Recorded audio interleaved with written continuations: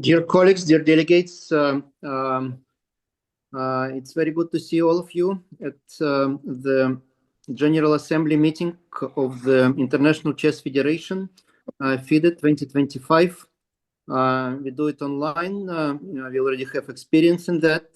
For those who didn't have this experience, who are newly elected presidents or delegates, I would like to reaffirm that things are working quite smoothly. It's important to keep attention to what I say, since I will chair the meeting, not necessarily to the content, but at least to the procedural things that I will mention, so that you can participate in the General Assembly meeting in the most efficient way. We'll have quite a few subjects to vote on. We have our partner Lumi, who is governing this framework. You all received the instructions, you all received the letters to that regard, but please keep attention to my announcement regarding when the voting will be started, and of course to the results as well, and what exactly we vote on. In some cases, we will vote on a few questions simultaneously. In some cases, just on one. And before all votings, we will have a test one. So you will have an opportunity to test how it works.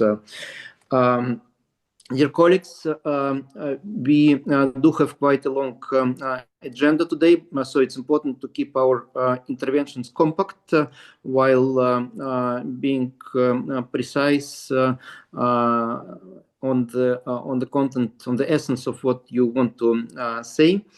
We have standard subjects on the agenda, including the financial matters, both reporting on what happened and the budget for the next period. We have quite a few administrative matters, including changes in the charter, bylaws, and electoral rules. We have administrative matters related to the new federations in particular, and federation activities, of course, calendar, and continental reports, as well as some subjects in the miscellaneous section. So it is quite long. We will have a short break in the middle of our session after discussing a few subjects, so you will be able to have a very short rest in between, but I hope that all will work smoothly. Before we start our discussions and before my report, I would like to thank you for all you did during this period, during this year. And I would like to stress that we have been seeing the increased activities all around the world, and this is thanks to your active involvement, your active initiatives and participation, collaboration between each other inside the continents, in the regions, in the zones, and across the world. We're able to attract new partners, and I would like to thank each of you personally for your contributions.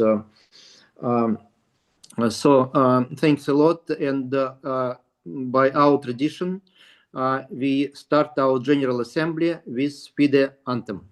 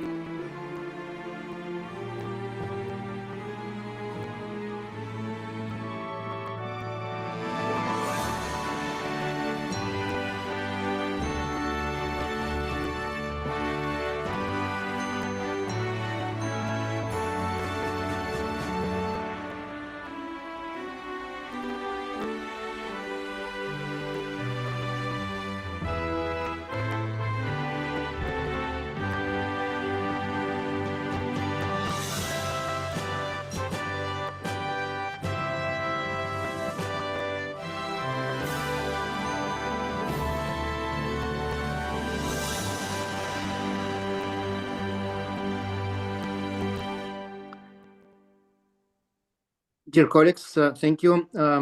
It is also our tradition to remember those who made great contributions to our world of chess, to our chess community over the past years, many years, in some cases, almost one century.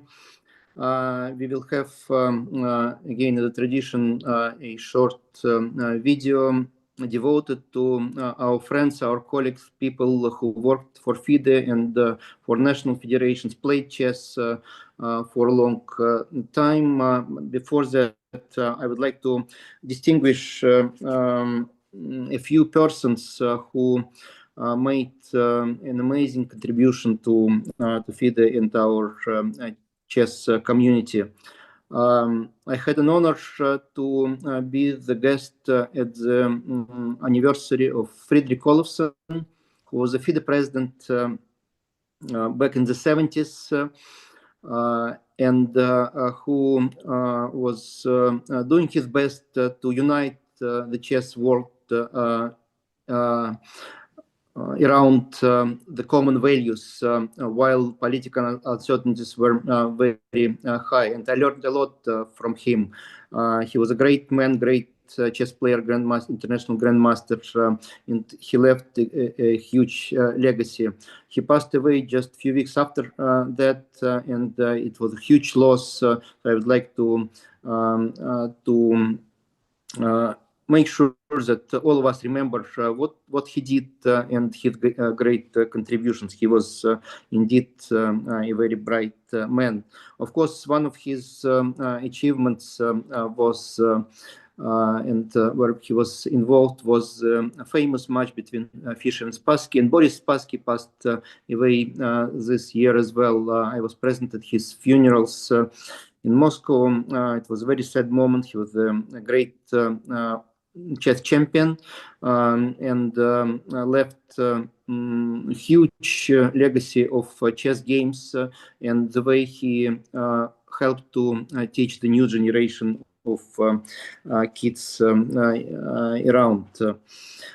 We had also the other huge losses. Mr. Junckert, the founder of the European Chess Union, passed away this year, and not only European colleagues, but all of us, all across the world, remember how big his contribution was as well. And this loss cannot be compensated by anything. But just a few days ago, our good friend, who many of you know, personally, Kasta Abunda, Toti, as friends called him, passed away in the United Arab Emirates. I saw him, just had a meeting with him in Al Ain a few days before that. We spoke about the development of chess. There were many plans. So it was completely unexpected, and his smile will always be with us. And I would like to mention also two other names. One very senior person, Stuart Royben, who was once the chairman of the English Chess Federation, great chess organizer, including of the World Championships, the chairman of FIDE Commission for Organization of Chess at some point as well. He contributed a lot to the development of chess, both in England and Europe and across the world. One of the most successful organizers in chess history. And on the other side, one of the youngest stars of the chess world, chess educator, was chess grandmaster, and the person who was able to promote chess in our digital world a lot, especially for younger generation of people, Daniel Narodnitsky. The loss that was, of course, completely unexpected and reminded us about how careful, how attentive we should be to people who are around us, especially in a brutal online environment where sometimes it's difficult to prevent prevent the things that create negative consequences. So we all remember all our friends, all people who did this for us. So let's see the video with more and more names of people who passed away recently.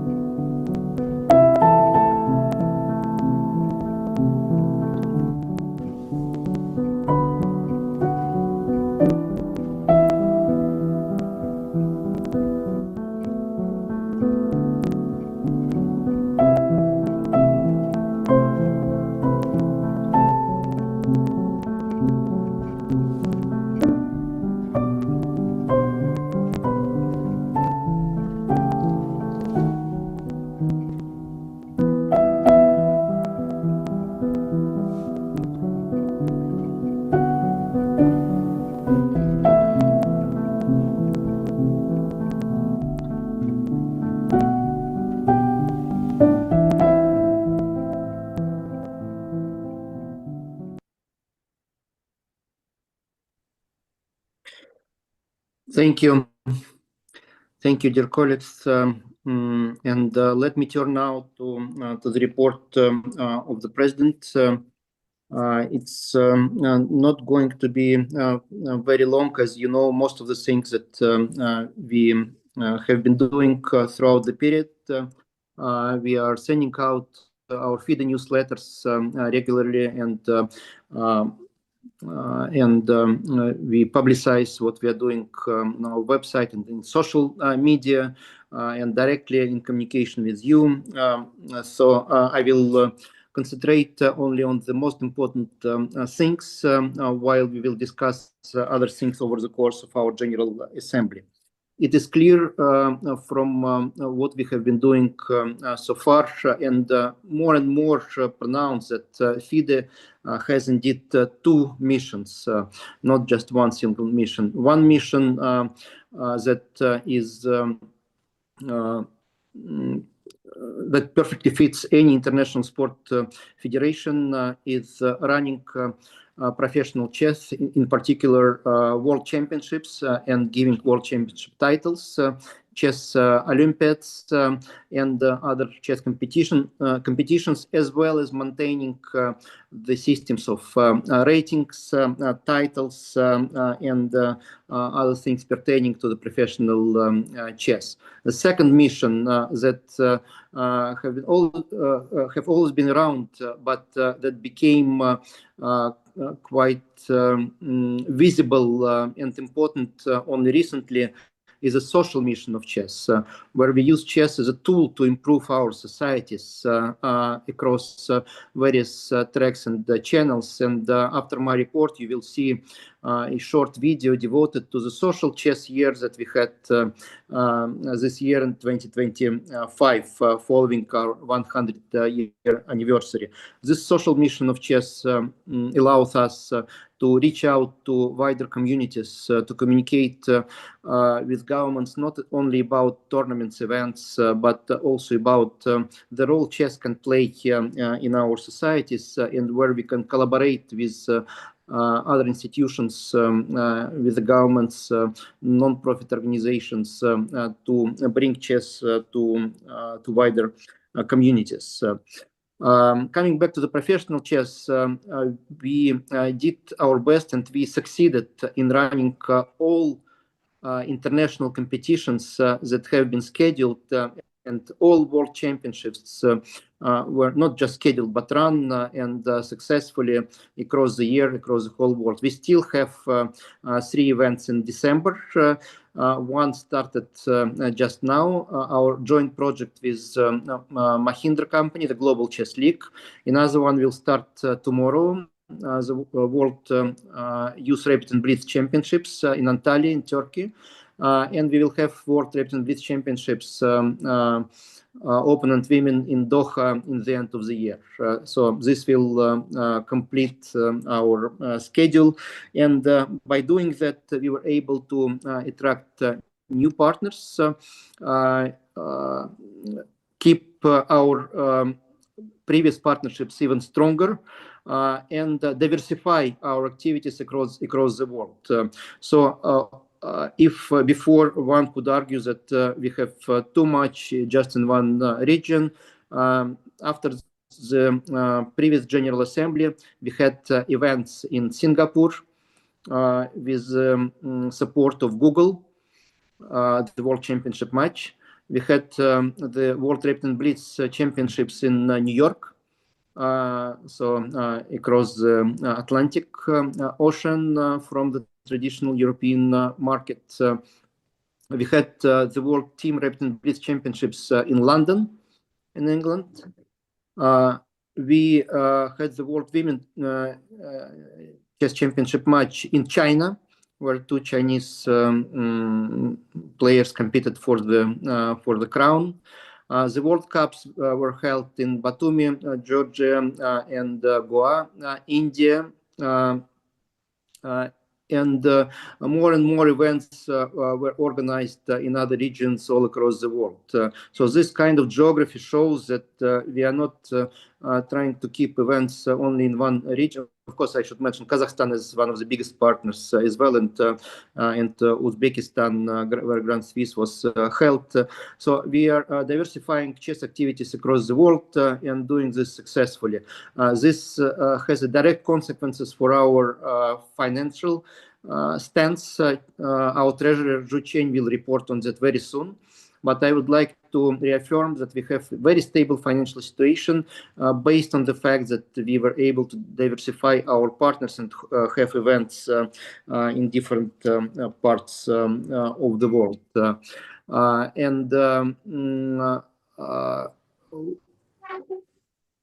And I believe that that's exactly how we should continue. We have more and more bidders for our events, for our major events, and that helps us to raise more funds. Those funds then are used to finance our development activities, social activities. So all those things that are important for national chess federations. Emil Sutovsky, who is responsible for the professional part, will add a little bit to my report after I will finish, and Dana Reznice will add on the social part of this. I will ask them to be very concise, very brief, but those contributions will help to understand you better what we are doing.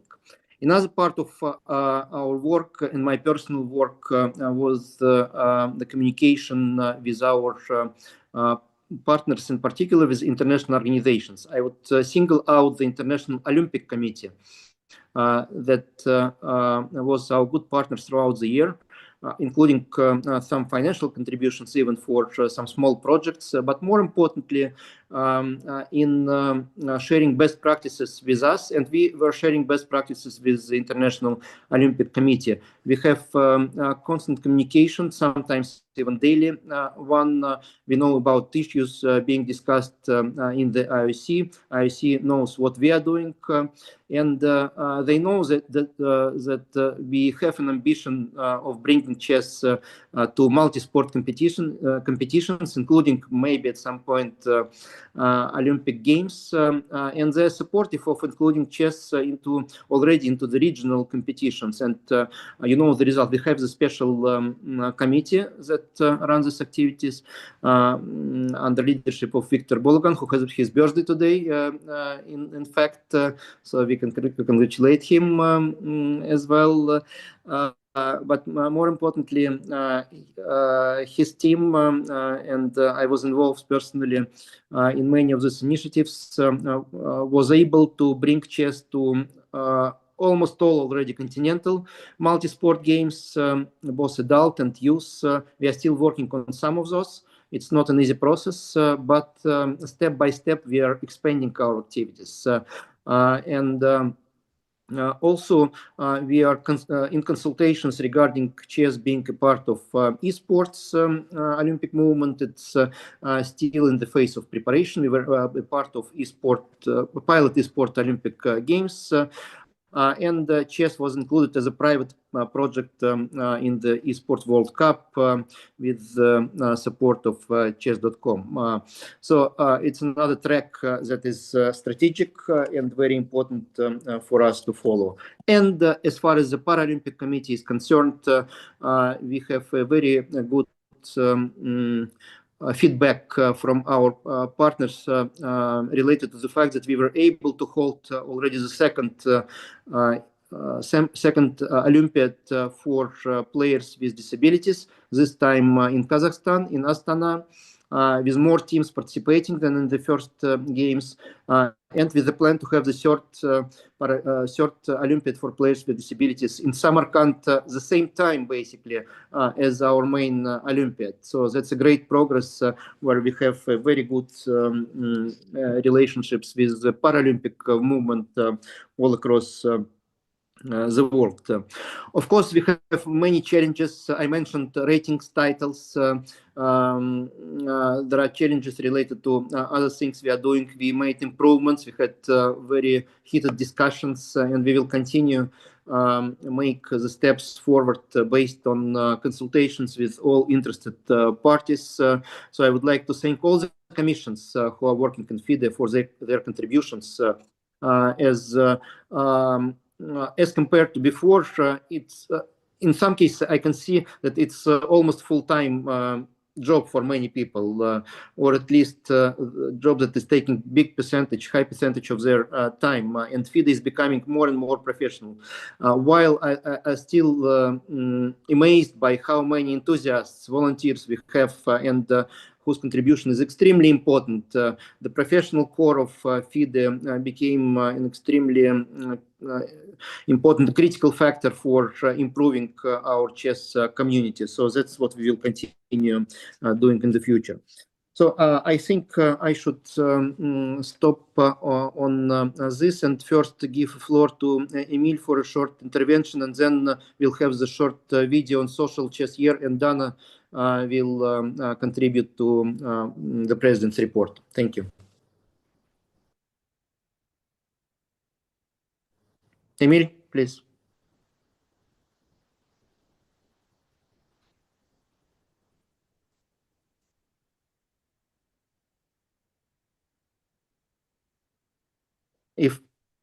If Emil has some technical issues, Emil, please. Finally, I got it. Yeah, good. Yeah. Thank you, Mr. President, dear friends, dear delegates. I'll try to be brief, and it's not easy because it was a very busy year indeed, and we had so many events. And as Mr. President outlined, it was a busy year, but not only busy, but also a year when we managed to raise a profile on a several events which we have been conducting, and the prize funds went up. And when I say the prize funds went up, it's not only that it's good for players and for fans who follow the events, because also top players take part, but also that means that we managed to raise more funds to implement all other programs and projects. We have been very successful in fields of women chess. There have been a lot of developments in this regards. The prizes in the tournaments, but also the very new tournaments have been established. But that's about the year which passed. I just want to focus on two major aspects of our work in 2026, and these are related to the World Championship match and candidates.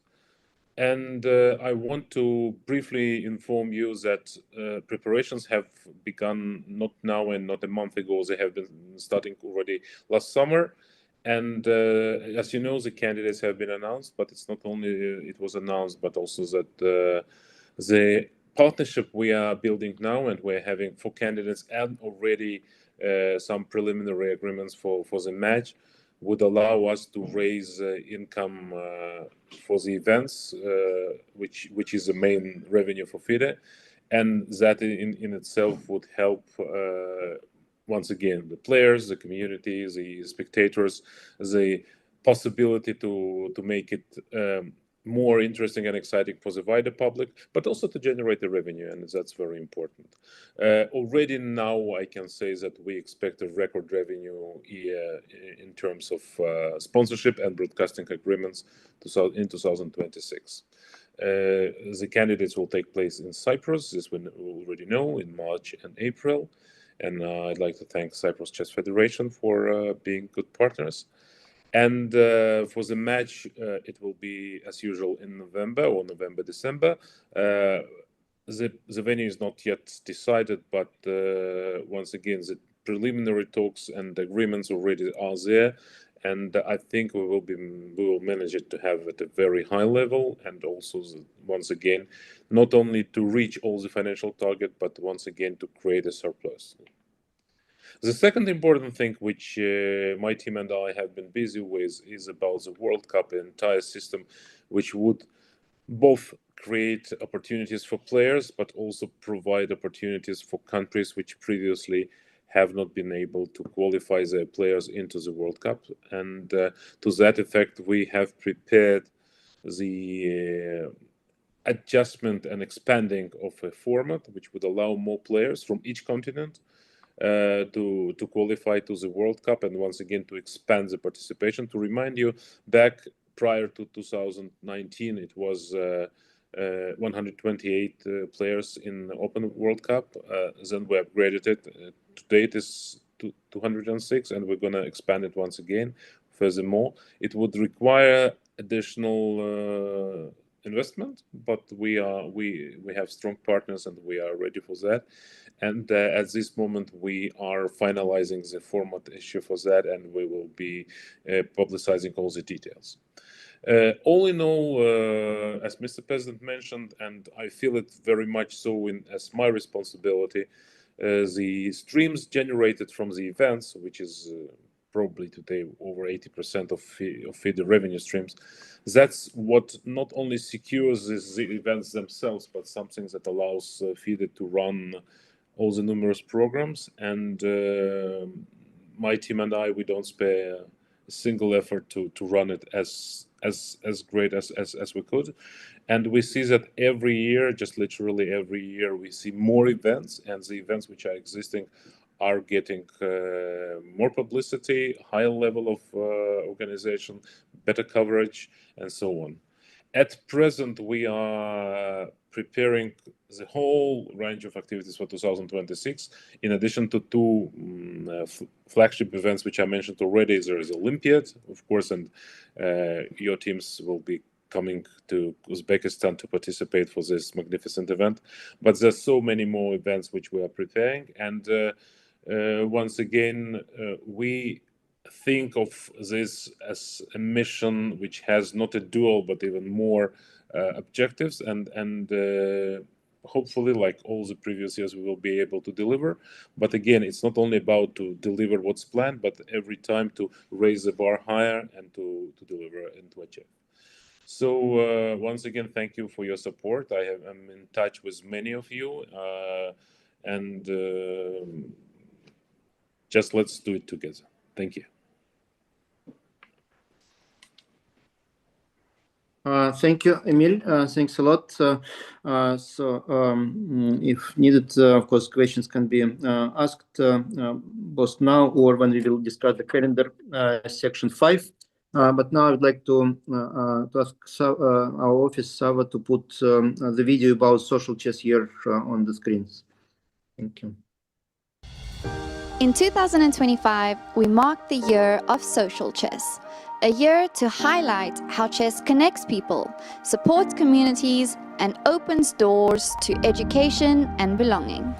We began in January with the World Social Chess Initiatives Marathon, bringing together organizations from every region to share their experience and build cooperation. In February, research and conferences helped lay long-term foundations for understanding the social impact of chess. March focused on Elderly Chess Month through the Chess for Longevity Roadshow, with activities and stories shared across continents. April highlighted infinite chess and autism inclusion, as families, teachers, and players work together to create supportive learning environments. In May, the Chess for Freedom workshop in Mexico united federations and correctional programs, with inmates from around the world competing in the Continental Championships. June highlighted Chess for Protection, with events in refugee communities, including Kakuma. In July, the Chess for Recovery sessions explored how chess can help rebuild focus and confidence. We also celebrated International Chess Day with a 24-hour online tournament where more than 20,000 players made over 5.5 million moves, showing how chess can unite people everywhere. In August, the Women's Chess Marathon sparked a month of global connection. And September centered on chess in education, where October promoted inclusion and health, including the Chess Olympiad for people with disabilities and the Intercontinental Championship for prisoners. In November, the Social Chess Storytelling Challenge concluded, sharing powerful real-world impact. As we gather in December, we recognize that the year of social chess is not a conclusion. It's a foundation we will continue to build on, together. Now we look to the coming year, 2026, the year of chess in education. Dana, I would like to ask you to add a bit to the report and what we just saw. Thank you, Mr. President. Thank you, Mr. President, for this opportunity. Honorable FIDE General Assembly and their delegates and their colleagues, it is really and indeed a great honor for me to address you today on the other, as Mr. President mentioned, dimension of FIDE, which is social and educational chess, as we reflect on the year of social chess 2025 and look ahead to the next year, which is the year of chess in education. With your great support, dear colleagues, the year of social chess was conceived really to demonstrate that chess is more than competition, that it is really a tool for inclusion, dignity, and social impact. And I believe that showing the life-changing power of chess, we also broaden our users and followers base far beyond the purely chess players and the chess world. We have managed, I think, starting already from the specially dedicated year for women chess and with FIDE 100 and last year with social chess, we have been attracting interest of general publics, officials, research community, major media, and also international organizations. Like, for example, tomorrow, our refugees project will be presented at United Nations Global Refugees Forum. So this is the way how through socials, through educational initiatives, we bring FIDE and chess to international community and allow people to appreciate that. But I also have to admit that none of what was achieved in 2025 would have been possible without active engagement of our national federations and also strong support of our continental leaders, who really translated our global priorities, our plans into meaningful local action, and who helped us to reach out to those initiatives that are there in place. Of course, as Mr. President also already mentioned, and as you see in the movie, one of the most powerful symbols of this year was the second FIDE Olympiad for people with disabilities that was hosted by Kazakhstan. And I really think that this event was not only a competition, but a clear statement of our values. And from now on, we shall have a tradition that the organizers of FIDE Olympiad will also host a Olympiad for people with disabilities. Uzbekistan is the next one, but already Abu Dhabi in 2028 have also engaged in this very important task. But beyond this flagship event, as you saw, federations across continents delivered social chess projects in schools, communities, social institutions, and humanitarian contexts. And these initiatives really strengthened our partnerships with governments, NGOs, and organizations. And as you saw, every month was dedicated to a special topic: prisons, women, mental health, refugees, allowing us as FIDE to develop these directions, but also motivating national federations and our partners to initiate new projects. And this is something that we also gladly see as the trend in our development fund, that it's not only about hosting chess events, it's about various social initiatives and educational initiatives that we see. You come with initiatives, and we are eager to support from our side as well. Every Monday we were telling a story on some of the global initiatives that were truly inspirational, and we want to get the national federations engaged. I just will show you this beautiful medal that we have also created for the last year. So this is the Outstanding Contribution Award that every federation has received or will receive in the nearest time, and we urge you to engage and help us in highlighting some of the social initiative project person from your side, thus acknowledging their work as well. So as you heard, building on this collective success, FIDE is now preparing for the Year of Chess in Education 2026, which we believe would be a natural and strategic step. Chess in education, as we see, is already a global reality. More and more experts acknowledge chess as a modern tool of contemporary education, and millions of children, hundreds, thousands of teachers are already engaged in school chess. You probably remember that in 2021, we carried out a global survey where we saw that more than 25 million kids and more than 300,000 teachers are engaged in school chess. So our ambitious target is to double these numbers, and this will be one of the activities next year.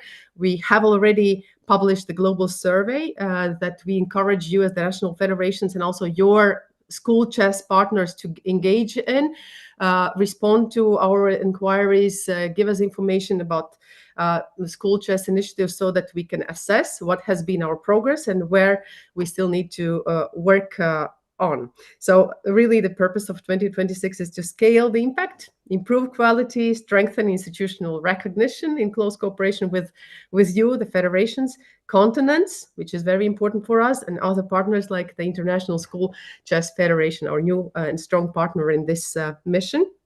We have several priorities. You have the whole action plan also attached to agenda as the material that you can flip through and have your impression, and probably also come with your further suggestions. But the first one is the institutional partnerships, including cooperation agreements with ministries, education, public institutions, and high-level educational summits, bringing together policymakers from different regions. We plan also a high-level educational summit being organized during our next Olympiad in Uzbekistan. So please engage with your ministers of education, motivate them to engage with FIDE by signing a special MOU, invite them to educational summit and also other conferences where they may learn from other countries that have already implemented chess in education, and get inspired and motivated to do the same in their countries. So second direction is the teacher development through structured training programs, professional courses, and also high quality education materials that our experts are now developing.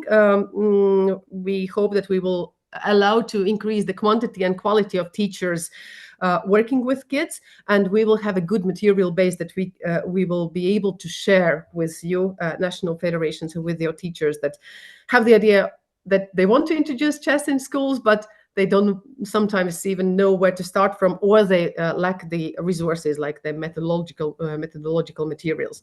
The third direction is research and evidence. I already mentioned the chess survey, but we are also expanding the cooperation with universities because we want to be able to present measurable results to policymakers and partners.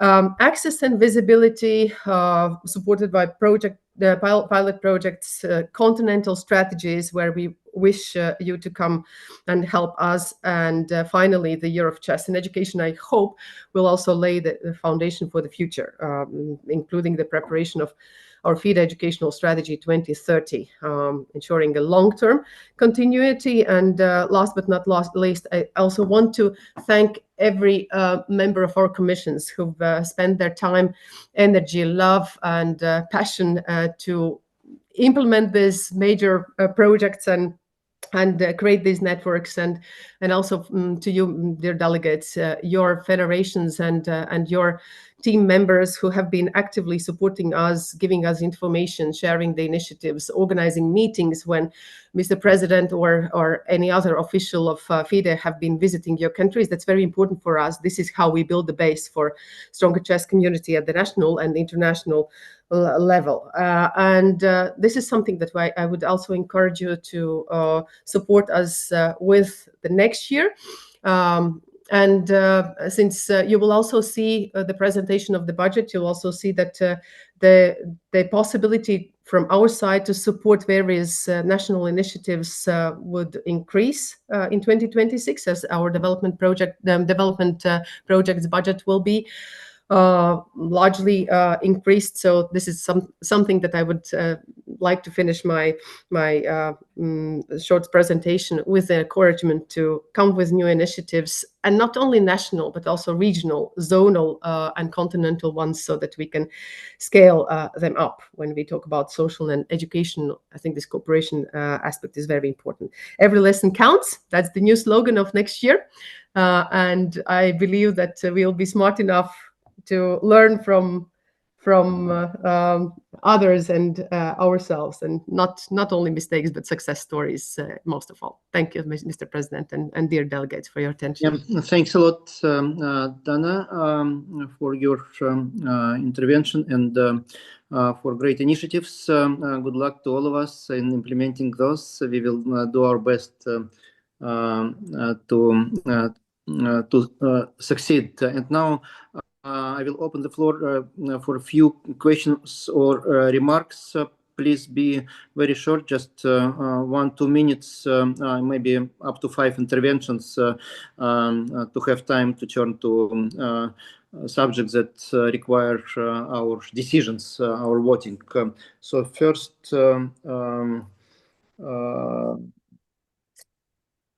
if I'm not mistaken, Guyana.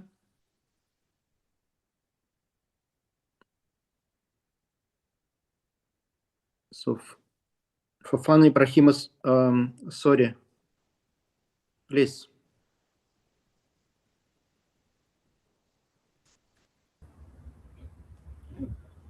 Good morning, Mr. President.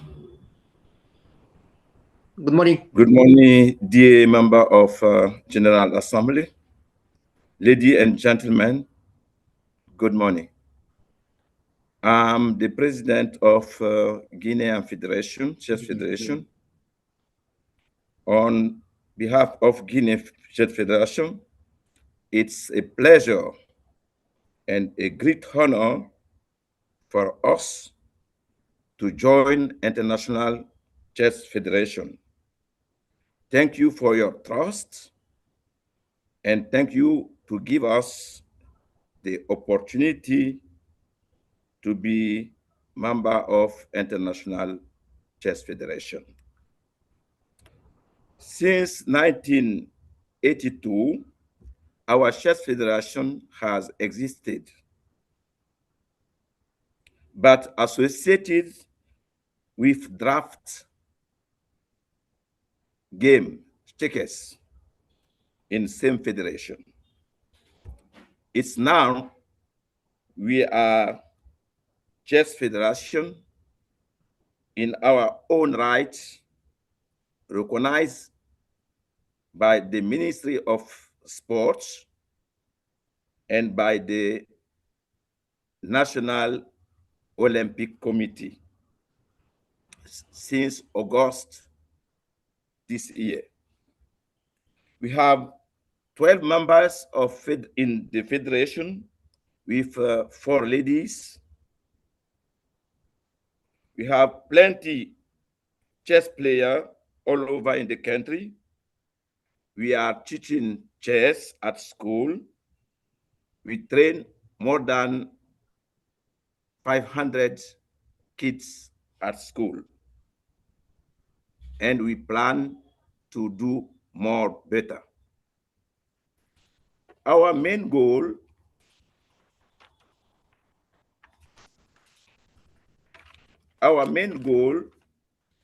is to promote chess in our country by training chess at school, by organizing the competition so that we can represent our country all over in the world. Each year, we organize more than 7 chess competitions in our country, national championship for senior, junior, and some opens, so. I would like to thank you for your help. Thank you for your trust. And especially, I want to thank Mr. Nigel Short, who come in Guinea, meet our authorities, and permit us to set our chess federation. Have a nice day. Thank you. Thank you, sir. Thank you for your presentation, and we welcome you to our family. Apparently, we will consider this subject and will vote when we will come to section 1.2.2, so a bit later. So I would like to ask also other colleagues, including from Marshall Islands and Burkina Faso, just to be patient a little bit and wait until we will turn to section 1. Now, any questions about the report and additional interventions by Emil and Dana at this point?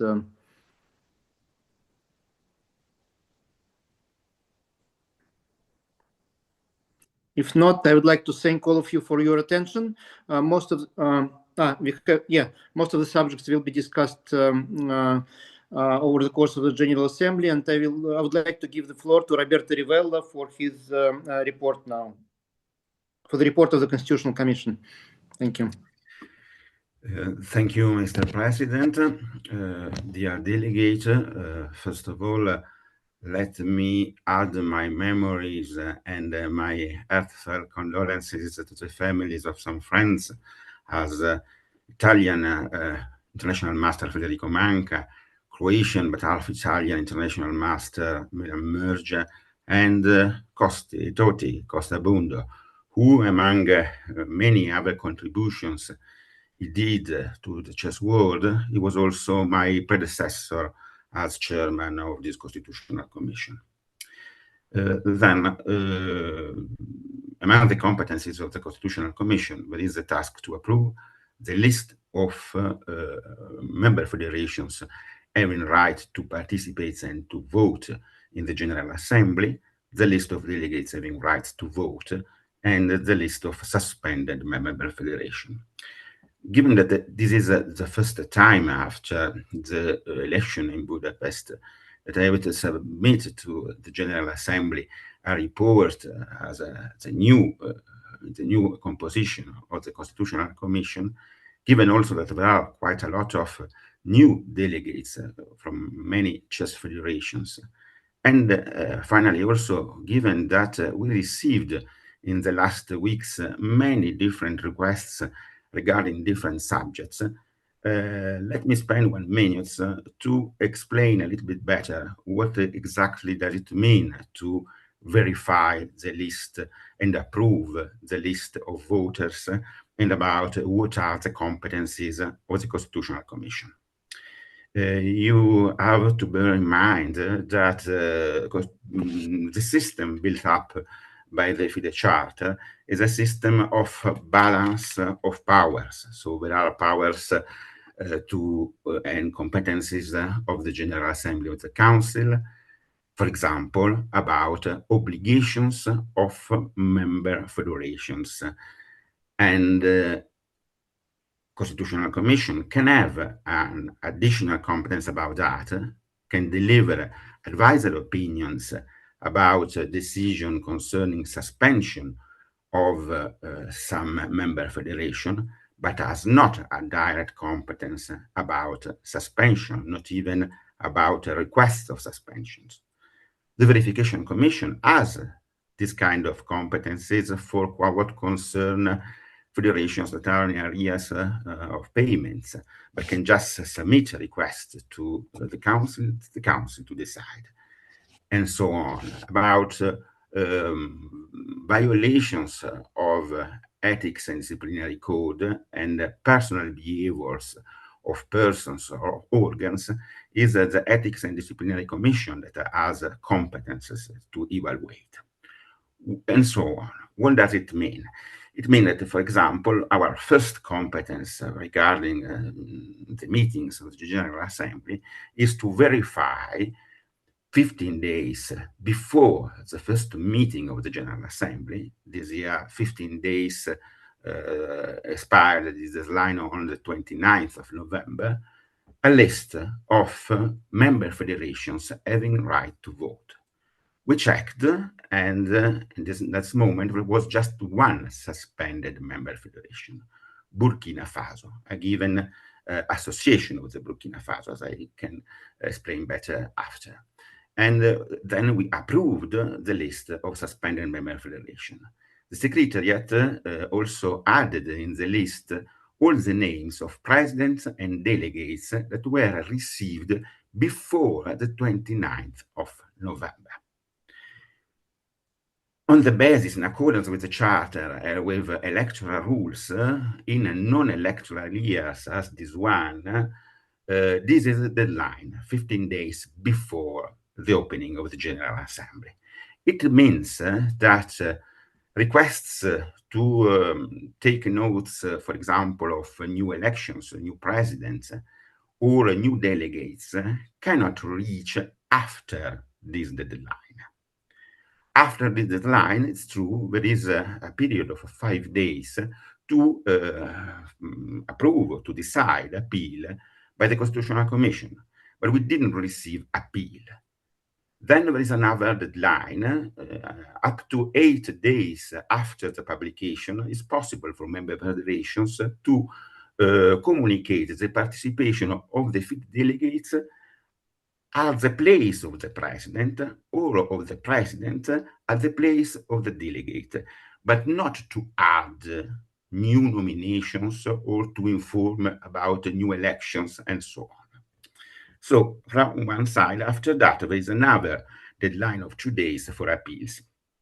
In the last week, we received many requests by many member federations to change name of delegates. Unfortunately, we couldn't accept this, except when there is a replacement of the president with the delegates, the already known delegates, or on the contrary, of the delegates by the president. So, for example, there were a couple of important federations that organized the elections after the deadline of the 29th of November. So we were obliged to say we cannot accept the name of the new president. However, you have to bear in mind that the meetings of the General Assembly are public. So all the new president and new delegates were approved as observers. And the chairman can also, the president in this case, can also give the floor to persons that have not the right to vote. This will be to the president to decide. But of course, they cannot vote. So the right to vote is only to the persons that are listed in the final list of voters that was published by the Secretariat after our approval some days ago. And this decision is final. So as not to be approved by the General Assembly. In the balance of powers that was previewed by the Charter, there are no other appeals. So this list is a final list. Someone asked, has the Constitutional Commission checked the legitimacy of the statutes of some member federations? Have they checked if they regularly sent the most recent copies of their statutes to the Secretariat? Well, from one side, they are fully right that it is an obligation of each one member federation, but it's not to the Constitutional Commission the power to analyze or check violations of the obligations by the single member federations. This is a competence of the Council, and the Council can maybe ask for the suspension of those member federations. And in this case, for sure, Constitutional Commission will be able to deliver an advisory opinion. And in any case, at the end, final decision will be by the Council. So I can, this is one competence. There are other competencies, and I can just link these competencies to the other issues in the agenda of the General Assembly.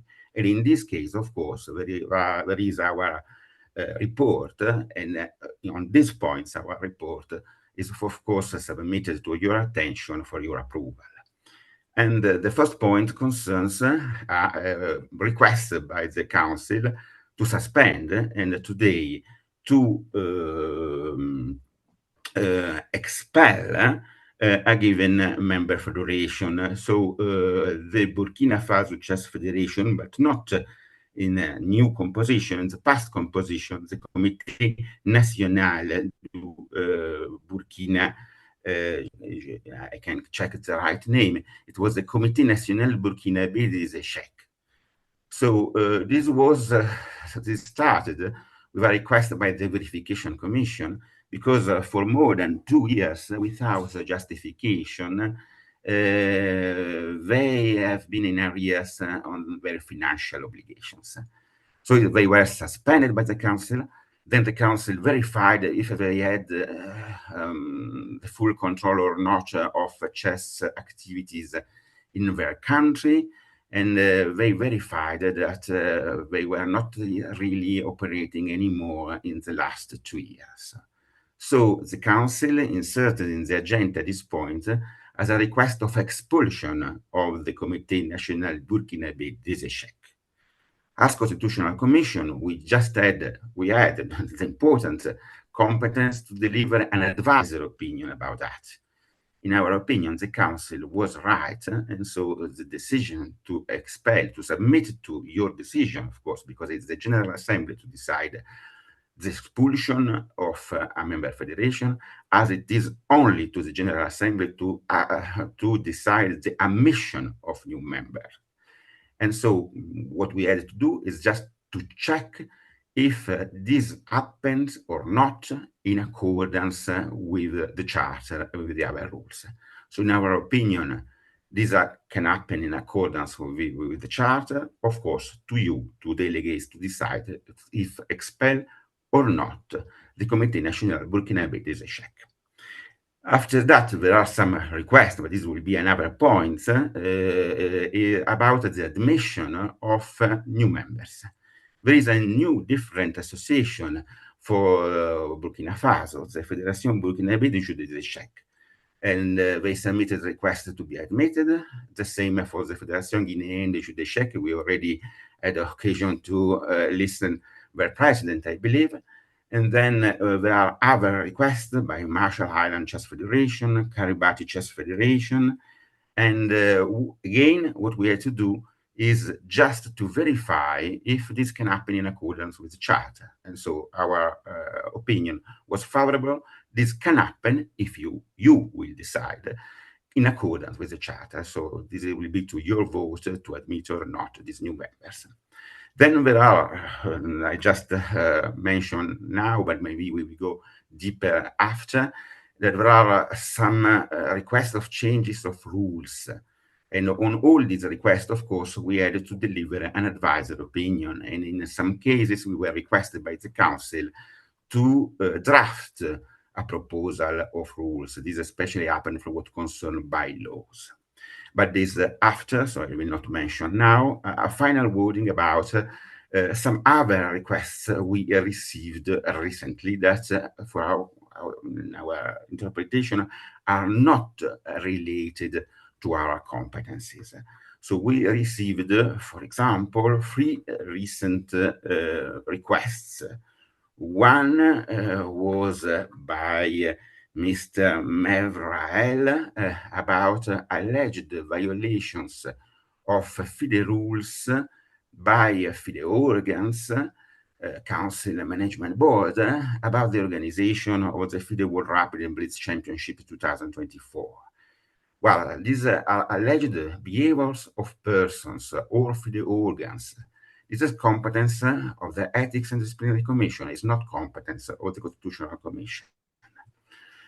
Then we received some requests by Margaret Murphy. So about Margaret Murphy, we as Virgin Islands, as Constitutional Commission, we delivered some advisory opinion, but then in the past. But then the Council took a given decision. And after this decision, there was an appeal. But this appeal was received after the deadline for the inclusion in the agenda of today's meeting. The Council gave another deadline that was not respected. And so finally, Margaret Murphy asked us if this was in accordance or not to the rules. Well, we have no competence about appeals. General Assembly has competence about appeal against the decision of the Council. But if this point is inserted in the agenda, given that this happened after the above-mentioned deadlines, it was among the discretionary powers to insert in this of the next General Assembly. So this happened in accordance with the rules, and in our opinion, we cannot decide today. And in any case, it was not a competence in this moment of our Commission. Finally, and this is a very interesting point, we received by Grandmaster Peter Heine Nielsen a request not to evaluate or to decide, but to report to the General Assembly about alleged breaches of the FIDE Charter by some FIDE organ and persons. So again, we had to clarify that it's true that among our competence, there is to report to the General Assembly about violations of rules, but only regarding new requests of new rules, not in general about all behaviors that can violate FIDE, Ethics and Disciplinary Commission, and other rules. This is a competence, again, of the Ethics and Disciplinary Commission. It's not the competence of the Constitutional Commission, especially in not electoral years. So from one side, we were very happy that many people submitted us some requests, because we hope they trust us, they trust our full independence, and we can assure you that we are fully independent. However, when this is not in accordance with rules, when this is not in accordance with our competences, we only can say this is not our competence. So that's all. And then just to be back to the list of decisions in the agenda, as I mentioned before, the first point of vote will be about the expulsion of Burkina Faso, and why there is a different point about the new membership. Exactly because for this reason, if you will decide to expel the current association that is member of FIDE for the country Burkina Faso, then it is reasonable to decide about the new members. But if on the contrary, you will decide against the expulsion, for sure, the expulsion is rejected, and the current member federation for Burkina Faso will stay as the official member. Thank you very much.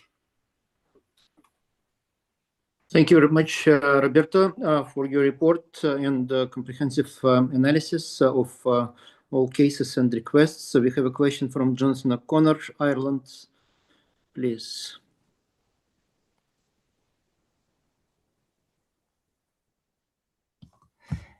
Thank you, Mr. President. May I ask Mr. Ravello, can you confirm that all federations have communicated their statutes to FIDE, thereby making them eligible to vote? Roberto? Yes. Well, as I tried to explain before, all members have the duty to submit to the Secretariat the last version of their statute. In the past, as Constitutional Commission, we underline these points very strongly and specified that it is an obligation, so they must do. And the Secretariat and the Management Board as well, I think, requested them sometimes. However, I can suppose, and it's very likely, that not all member federations respected this obligation. Then there are other persons, other gentlemen that raised some doubts about the democratic level of the rules of the internal statutes of some member federations. Of course, the internal statutes of member federations must respect FIDE rules, and among FIDE rules there are, for example, the respect of IOC principles and so on. And again, if a federation is not respecting these rules, can violate one of their obligations to FIDE. However, the competences about violations of these obligations is not to the Constitutional Commission. When this happens by a member federation, this is a competence of the Council. So, for example, the Management Board can raise the point, and the Council can maybe first ask to the member federation to answer and to add a new version of the statute and so on. And if the member federation is not fulfilling this obligation, the Council can decide to suspend the member federation. But it's not to the Constitutional Commission, I could say, by office to decide sorry, Mr. Ravello, or not. Sorry, Mr. Ravello. I absolutely respect that the Commission, your Commission, do not have the power to decide whether the statutes of a federation are following FIDE's rules or not. I just want to know if all of the federations have submitted their statutes to FIDE. And that is a competence that I believe your Commission does have and is able to do.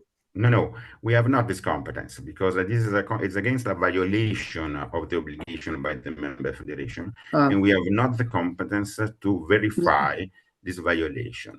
Yes, yeah, Roberto, may intervene? I have the competence to verify this process. Yes, Roberto, let me intervene. Yes, we consider this subject regularly at our meetings. To the best of my knowledge, we have less than 10 federations who didn't submit their statutes. I think 4, but I'm not sure. I need to check the latest number. We will review this situation at the next council meeting and make our conclusions. Since meanwhile, we are contacting our colleagues in the federations that didn't submit the documents, pushing them to do that, and hopefully by the next one we will have all. The original situation was much worse. We had dozens of cases like that. So, Mr. President, that is excellent news, but it still would seem to me that if there are 4 federations that have not submitted their statutes to FIDE, then they are ineligible to vote today. And I don't know the names of those federations. Presumably you do, or some of your staff. But those federations should not be able to vote, and that's the question I'm asking. I understand. As far as I understand the position of the Constitutional Commission, if the Council takes a decision about the consequences of not submitting the statute, then the Constitutional Commission takes this into account while determining the list of eligible delegates. Roberta, can you correct me if I'm right or if I'm wrong? Sorry.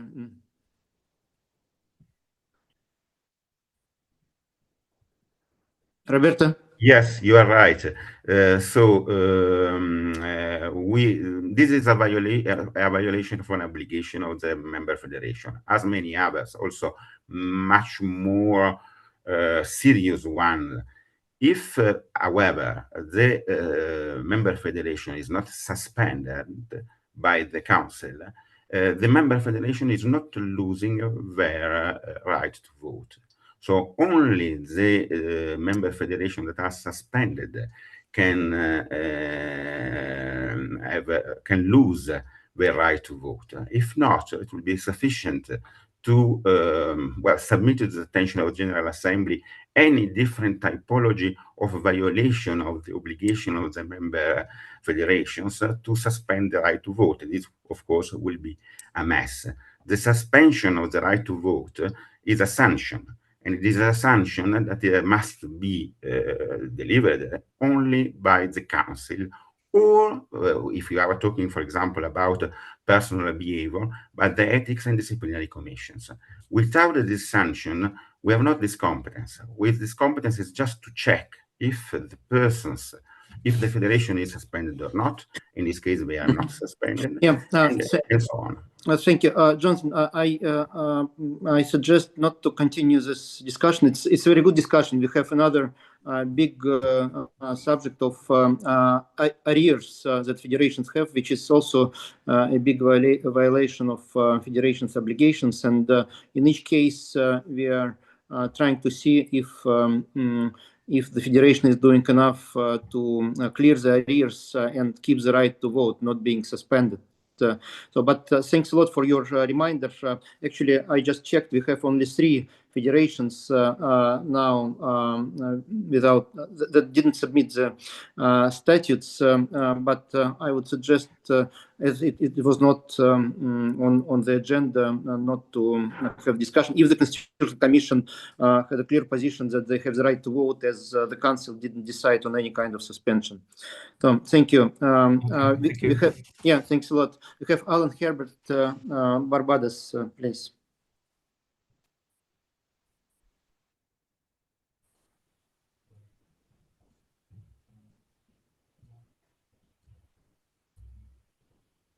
Alan? Okay, can you hear me now? Yes. Okay, so I just wanted to say good morning, Mr. President, and good morning, fellow delegates. I know, Roberto, this will not be part of your competency. I'm not sure, but I just wanted to just mark a caution. In cases where we have one federation being expelled and another one being admitted from the same federation, there always is a dispute over who's responsible for the arrears of the departing federation. And I guess that is being considered.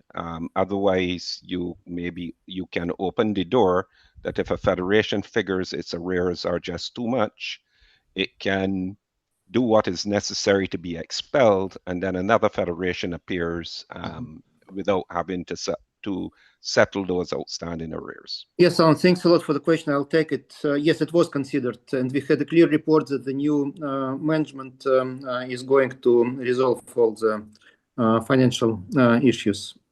Yeah, thank you. Okay, now we will have the roll call in our test voting. We will need to follow the instructions.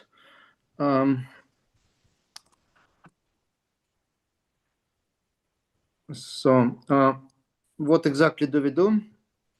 Alex from Lumi, please explain. Hello, thank you, Mr. President. Good afternoon, good morning, and good evening, everybody. Voting today will be conducted on the Lumi platform. Most of you are connected to the platform already using the Zoom integration. Most importantly, during the course of the meeting is to ensure that you have a good and reliable internet connection.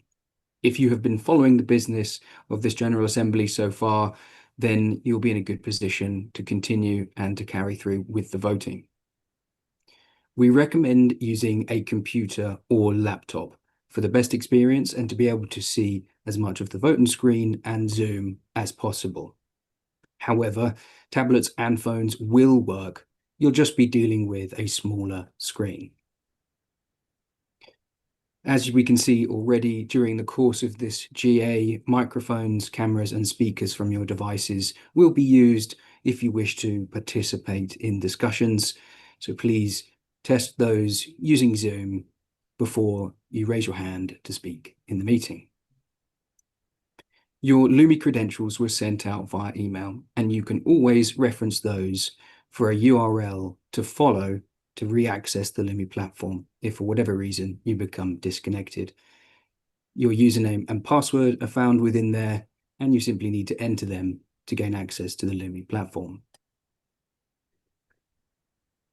On the right-hand side of the platform, you will see the Zoom window. This can be maximized, so you can see all of the content. This is also where you'll raise hand and use interpretation features that are available. And on the left-hand side, it's the home page, which will become the voting tab when a vote is announced open. And we have some test votes loaded up here today to ensure everyone can use the system. When a vote is announced open, it will automatically appear. If your Zoom is maximized, it will automatically minimize so that you can see the voting options. You'll see the voting question and the voting options. Simply click on your desired choice. You'll note that a vote received message appears to confirm that your vote has been cast. To change your vote, simply click on another selection. And as long as the vote is open, you can change your vote at any time. Once the vote is closed, your last selected vote will be submitted. And if you do not select any of the voting options within the prescribed amount of time, your vote will not be cast and therefore be considered as not counted. So just to summarize, use a desktop and laptop computer where possible. Use the Chrome browser if available over other browsers, however, others are supported. And try and make sure that you're connected to your best and most reliable internet connection. And also, we find that headsets are helpful for hearing the audio of the meeting and speaking more clearly. If you're having any issues with access to the voting platform, there is an email address available. It is fide@lumiengage.com as shown on screen. So with that, we can get to the test vote that we have loaded.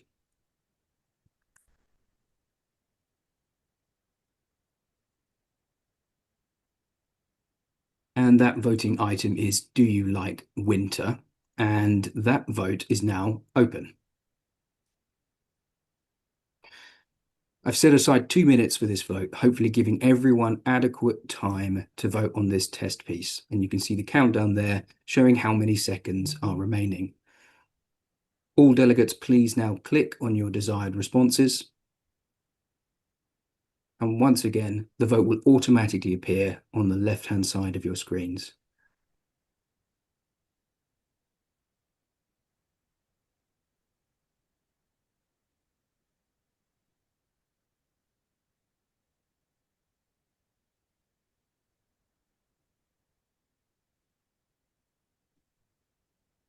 We've received 75% so far of those delegates present and able to vote.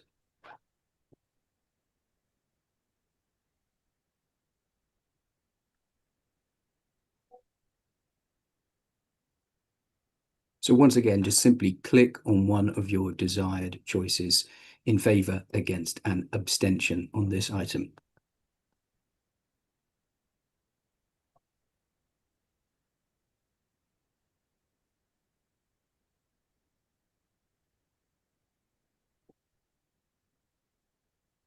The vote will close in 45 seconds.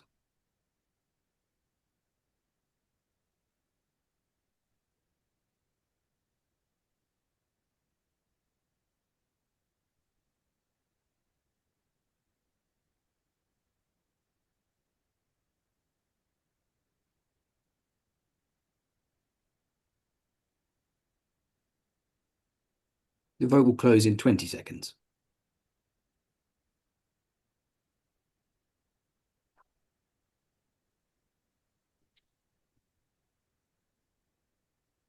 The vote will close shortly.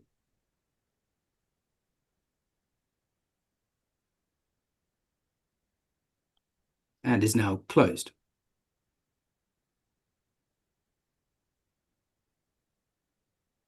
The results will be displayed shortly.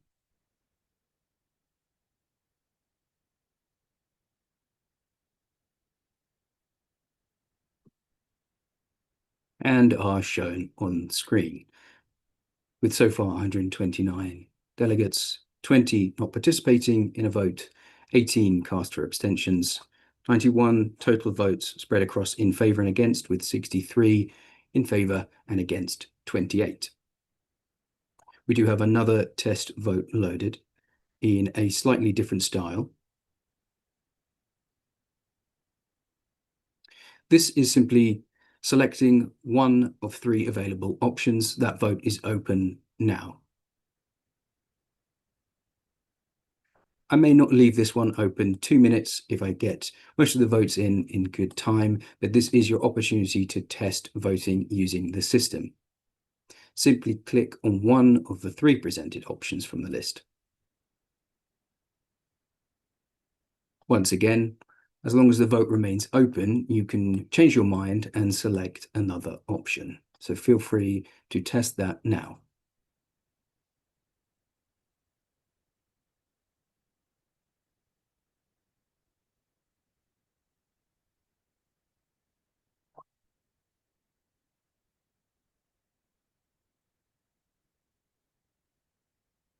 We've received a majority of the votes, so thank you for participating in this test vote.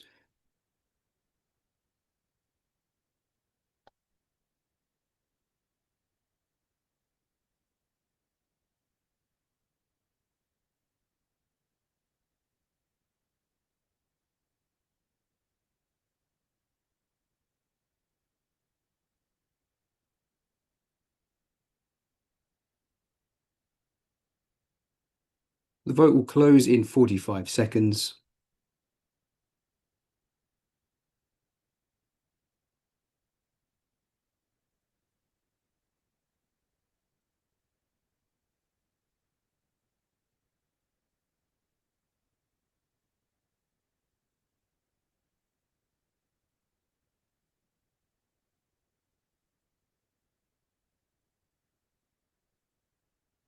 Twenty seconds.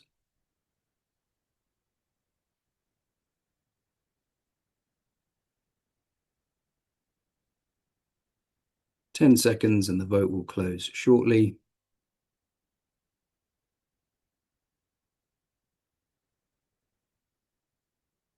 And that vote is now closed.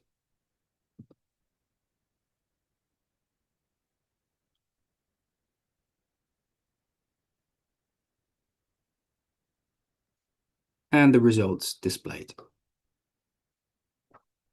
with 39 in favour of option 1, 34 of option 2, and 25 of option 3. So those are the test votes concluded. Hopefully you found that useful and are ready to participate in the upcoming votes. Thank you very much. I hand the floor back to you, Mr. President. Thank you, Alex, and thanks a lot to everyone who did a good job in answering test questions. Now there will be real ones, but before any questions to Roberto regarding the expulsion of Burkina Faso Chess Federation, besides the one that Alan Herbert asked, any others on Burkina Faso, as we will vote on both improving the report of Constitutional Commission and Burkina Faso expulsion. So any questions on Burkina Faso?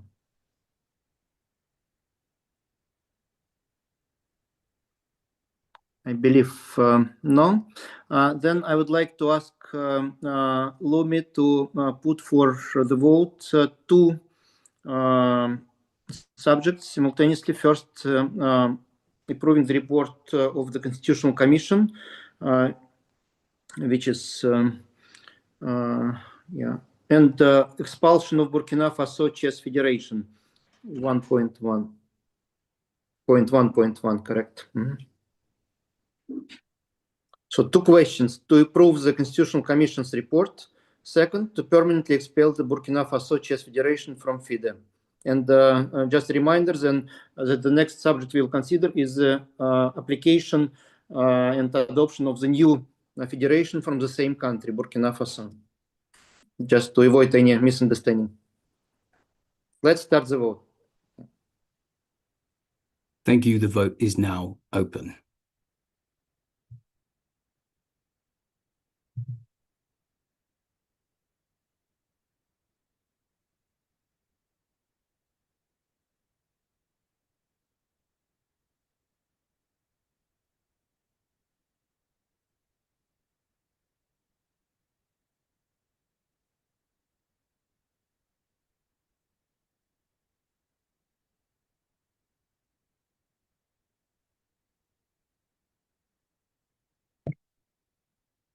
Apologies, the countdown is not available on this particular slide at the moment. We will fix that for the next vote. I can inform you that we have 3 minutes left of voting on this item, and we'll give you incremental reminders. And as a note, distinct from the test vote, 2 items are being polled here at the same time. You must make a selection for both. So please submit your voting direction on each of the 2 presented items. For those of you on small screen devices, you may need to scroll down in order to see both of the votes.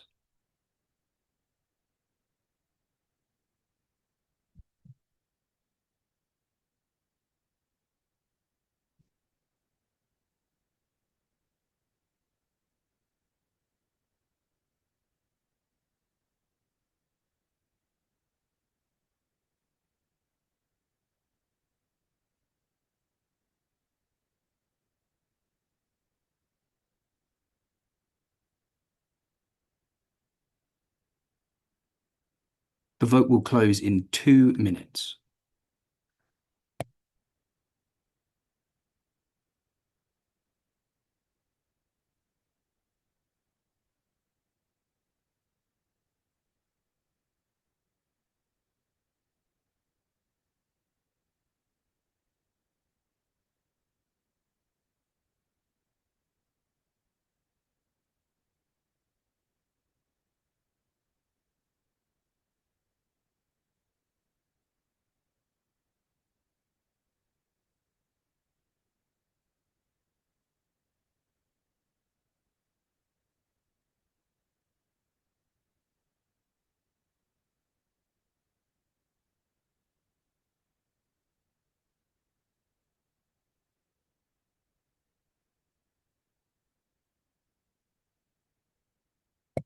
The vote will close in 1 minute.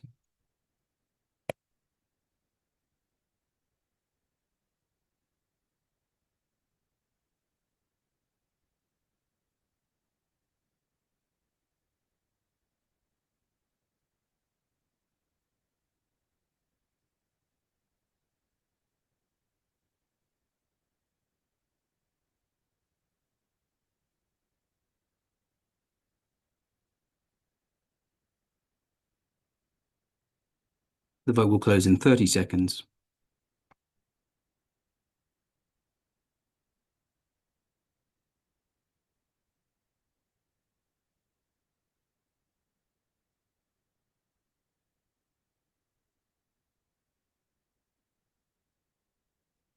The vote will close in 10 seconds.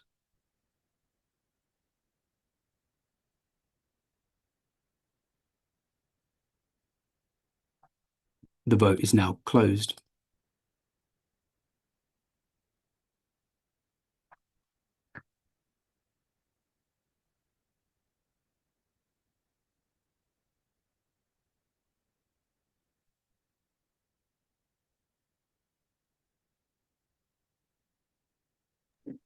I believe we can show the results.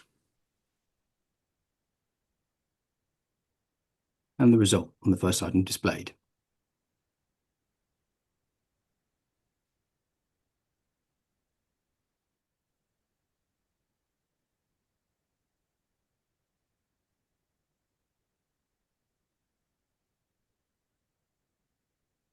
So I think it's clear that for the first one, the decision is yes, we approve. So next one. Yes, and for this one, the same. The decision is taken with 83.72% of votes. So we approve the expulsion of Burkina Faso Chess Federation from FIDE.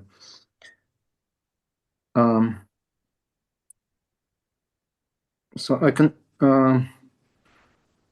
can see a hand of Norwegian delegate. Is it about Burkina Faso Chess Federation?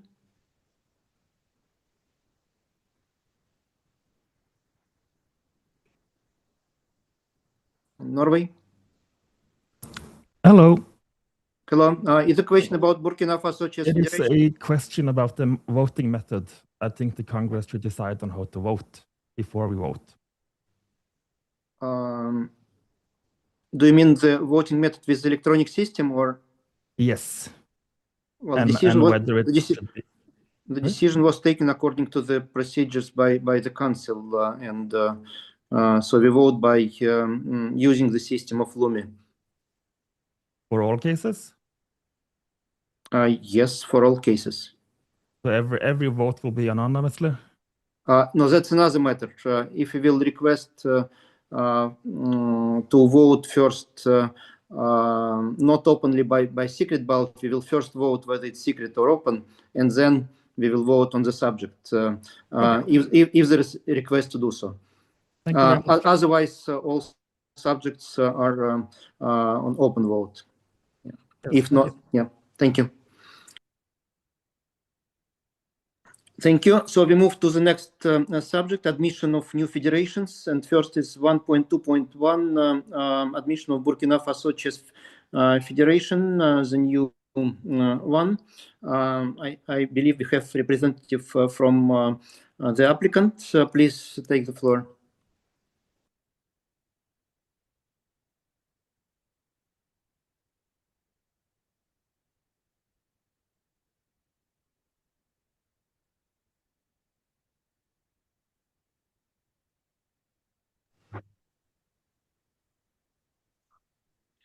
So Burkina Faso.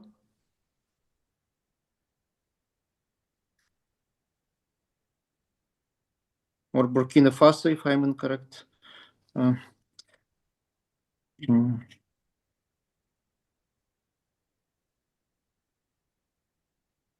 Yes, we have presentation. Do we have the representative?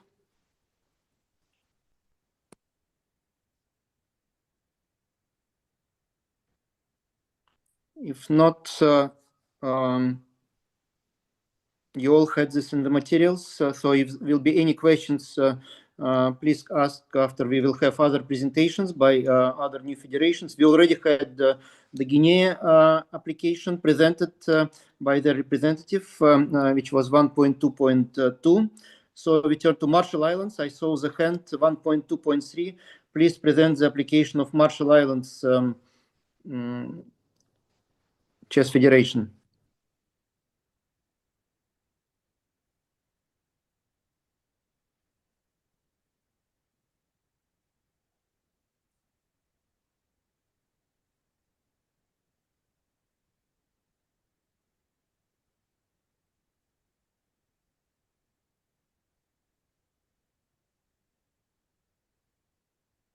Yeah, I think that we're also missing the representative. And do we have Kiribati?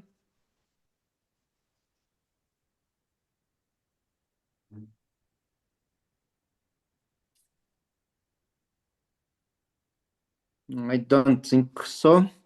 So let me report to you then that the FIDE Council carefully considered the applications of Burkina Faso Chess Federation, Guinea Chess Federation, Marshall Islands Chess Federation, and Kiribati Chess Federations. Their applications included all the required documents, statutes in particular, also the description of activities that are being held already by the potential member federations of FIDE in their respective countries, and the plans for the nearest future. Also, the documents related to recognition of the new bodies by local authorities, relevant authorities in various countries. It depends. Some countries the ministries or national Olympic committees, but we received all the necessary documents, and the FIDE Council, after its discussion and deliberations, recommends to approve the applications of 4 new federations: Burkina Faso, Guinea, Marshall Islands, and Kiribati. So please, any questions on those 4 applications before we will move to the vote?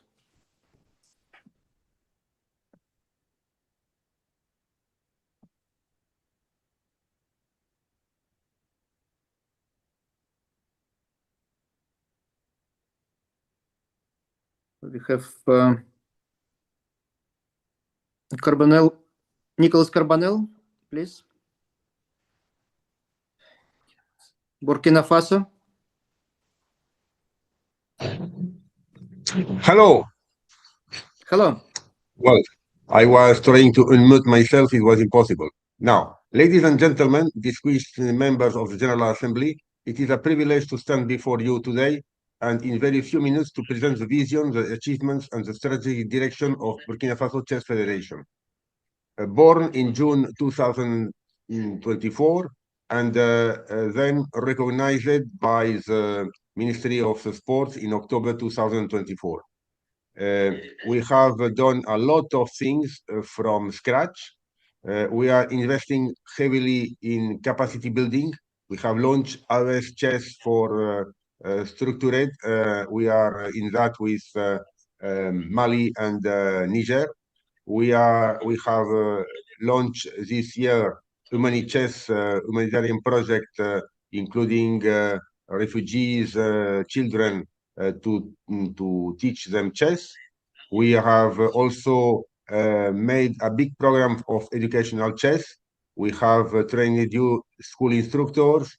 We have been also lead school instructors, and now we are 2 senior lead instructors. And today we were training people from Burkina Faso to go to different schools to start training in the schools. And of course, we are open to help in other countries. They don't have yet senior lead instructors in all the languages. I mean, we can train in English, in French, or in Spanish, because that is facilities we have. And we have organized the first national inter-schools championship, mobilizing schools, families, and youth players all across the country. And it was a very big success for many children that have come. And well, we are a young federation. We start from nothing. We want to develop ourselves, and we thank for you for your trust and for your support. Merci beaucoup. Merci beaucoup. And now Marshall Islands, please. Thank you, Mr. President. Yes, that was the picture of the children that participated in the first school inter-school tournament in May. Yes, thanks a lot. Thanks a lot for Burkina Faso. Now the floor is for Marshall Islands, please. All right, thank you, Mr. President Arkady. Dear honorable colleagues, international FIDE federations, Warmest greetings from the Pacific Island nation of the Marshall Islands. The Marshall Island Chess Federation is beyond excited to be part of the global chess family, and we hope for endorsement from FIDE. We are literally in our infancy stage. We just formalized this year. Although chess has been in our islands for many years, it's our first time that we are included in the international stage with the backing of our government this year. Our Pacific nation is only 60,000 people, but we cover a large area, more than 2.5 kilometers of ocean territory. Right now, we have 5 chess clubs in schools and in the community. And it is our desire and goal to grow this number. And we are literally seeking all the help we can get, asking for all federations out there, if you guys want to offer a capacity building or opportunities to grow, our federation is ready to engage. Again, the Marshall Island Chess Federation looks forward to engage with all of you, our chess family. Thank you very much. Thank you very much for your presentation and your ambition to build a strong federation at Marshall Islands in your country. Certainly, we welcome you in our chess family and other applicants as well. I hope that the delegates will support your application and other applications. If I understand correctly, the Kiribati Chess Federation is not present today, but all documents again are in good shape, and the FIDE Council recommends to approve it. So I would like to ask Lumi to start the voting procedure. Dear delegates, please pay attention. We vote to consider 4 applications to include 4 new federations into FIDE. And the FIDE Council recommendation is to support all 4 applications. Thank you.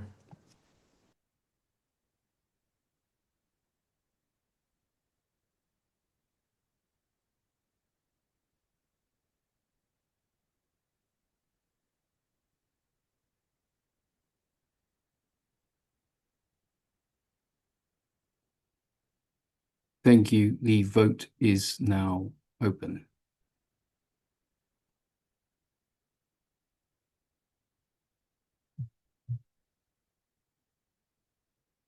There are 4 items listed on the voting platform, so please submit a vote for each.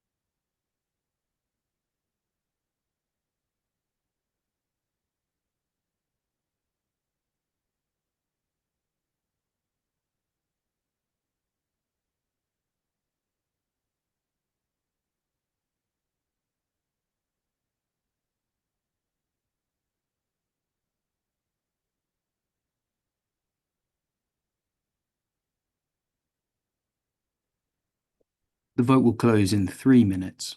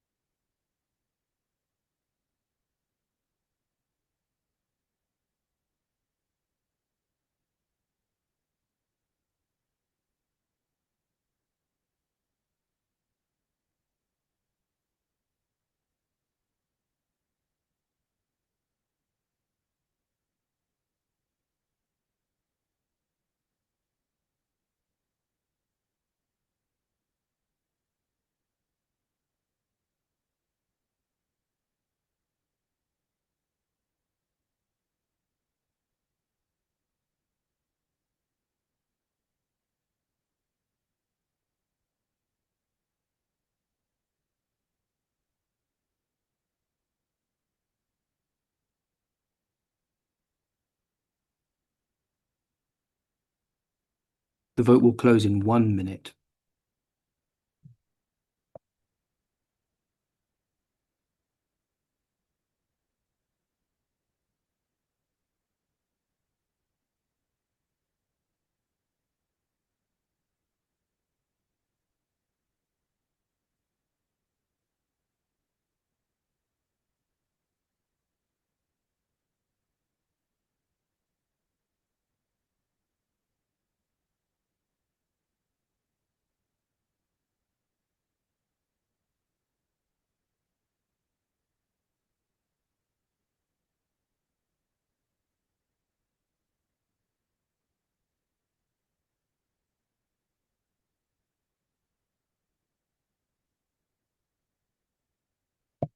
Vote will close in 10 seconds.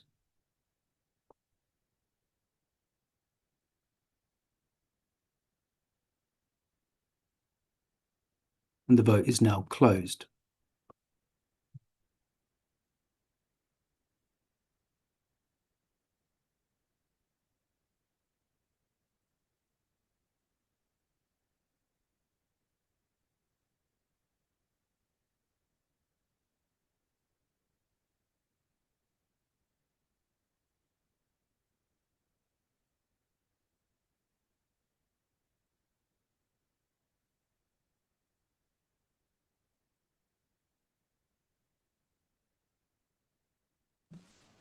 Thank you. You can show the results.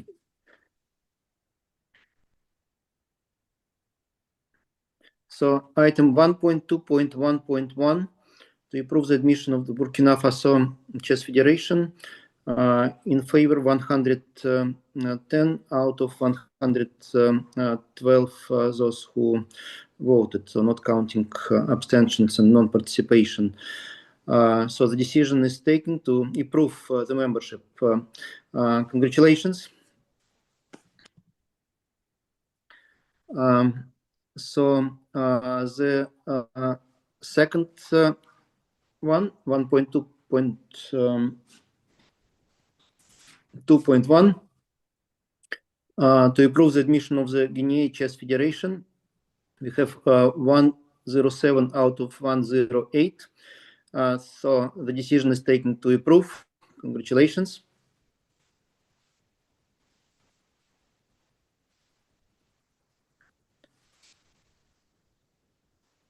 Okay, thank you. Next one.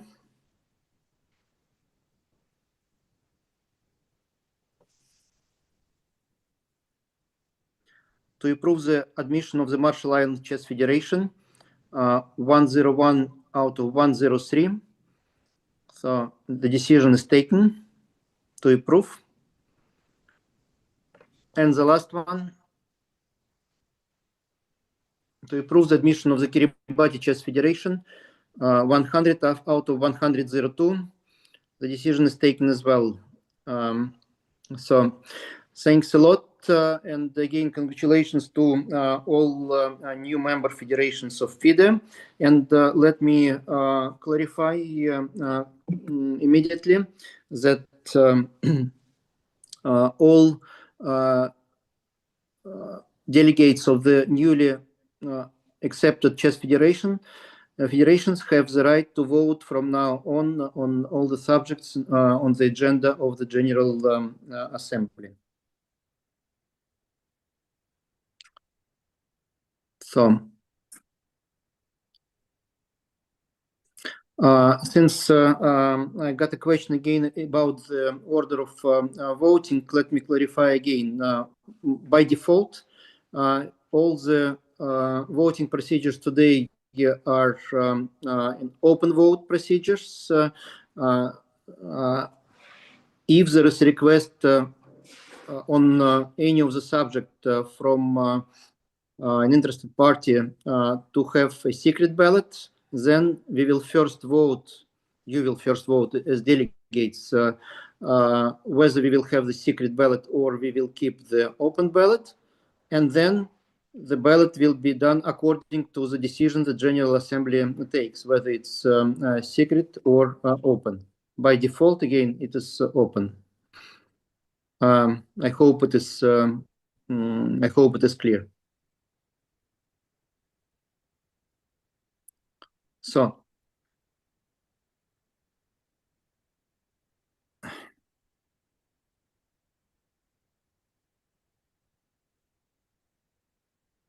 let us turn to the federation issues. The subject that caused a lot of discussions and different positions were formulated. Let me do a small introduction to make the introduction clear. I prepared just 3 slides to make it clear how the Council considered the subject of limitations regarding Russian Chess Federation and Belarus Chess Federation. I will not express my own position. I will just state the facts and give you the overview of how the consideration was done. First of all, let me mention that slightly more than 1 year ago, we had the General Assembly in Budapest where the decision was taken to instruct the FIDE Council to take decisions on the subjects related to the participation of teams of players from Russia and Belarus under neutral flag, based on the consultations with the International Olympic Committee, as well as the other vulnerable groups. Sorry, I cannot see the slide now. What happened?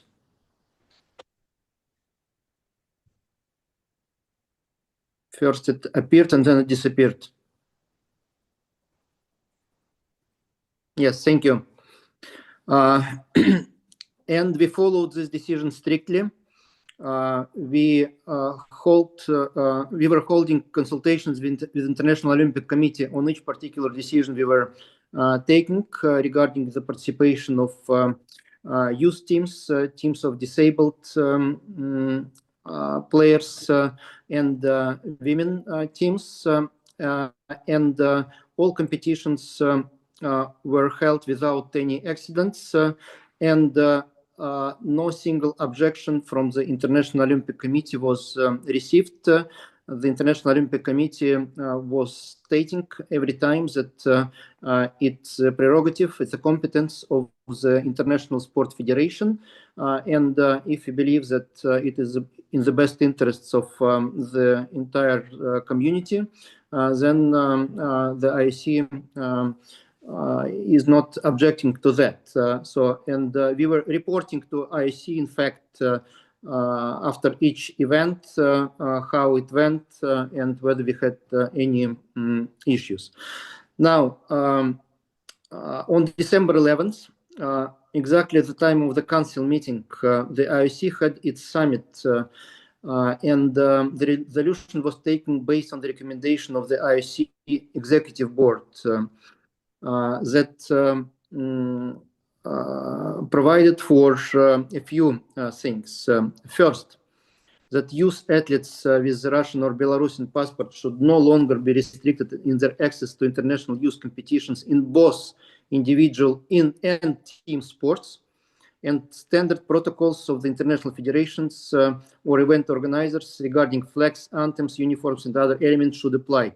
So there should be no special conditions related to any symbols of Russian and Belarus participants, either individuals or teams. So this is about youth athletes. And another direct recommendation was to refrain from the previous recommendation to refrain from organizing or supporting international sport events no longer applies to Belarus. So meaning in terms that Belarus can hold international events. Then, of course, another subject arises, and it is about the participation of adult teams in team competitions.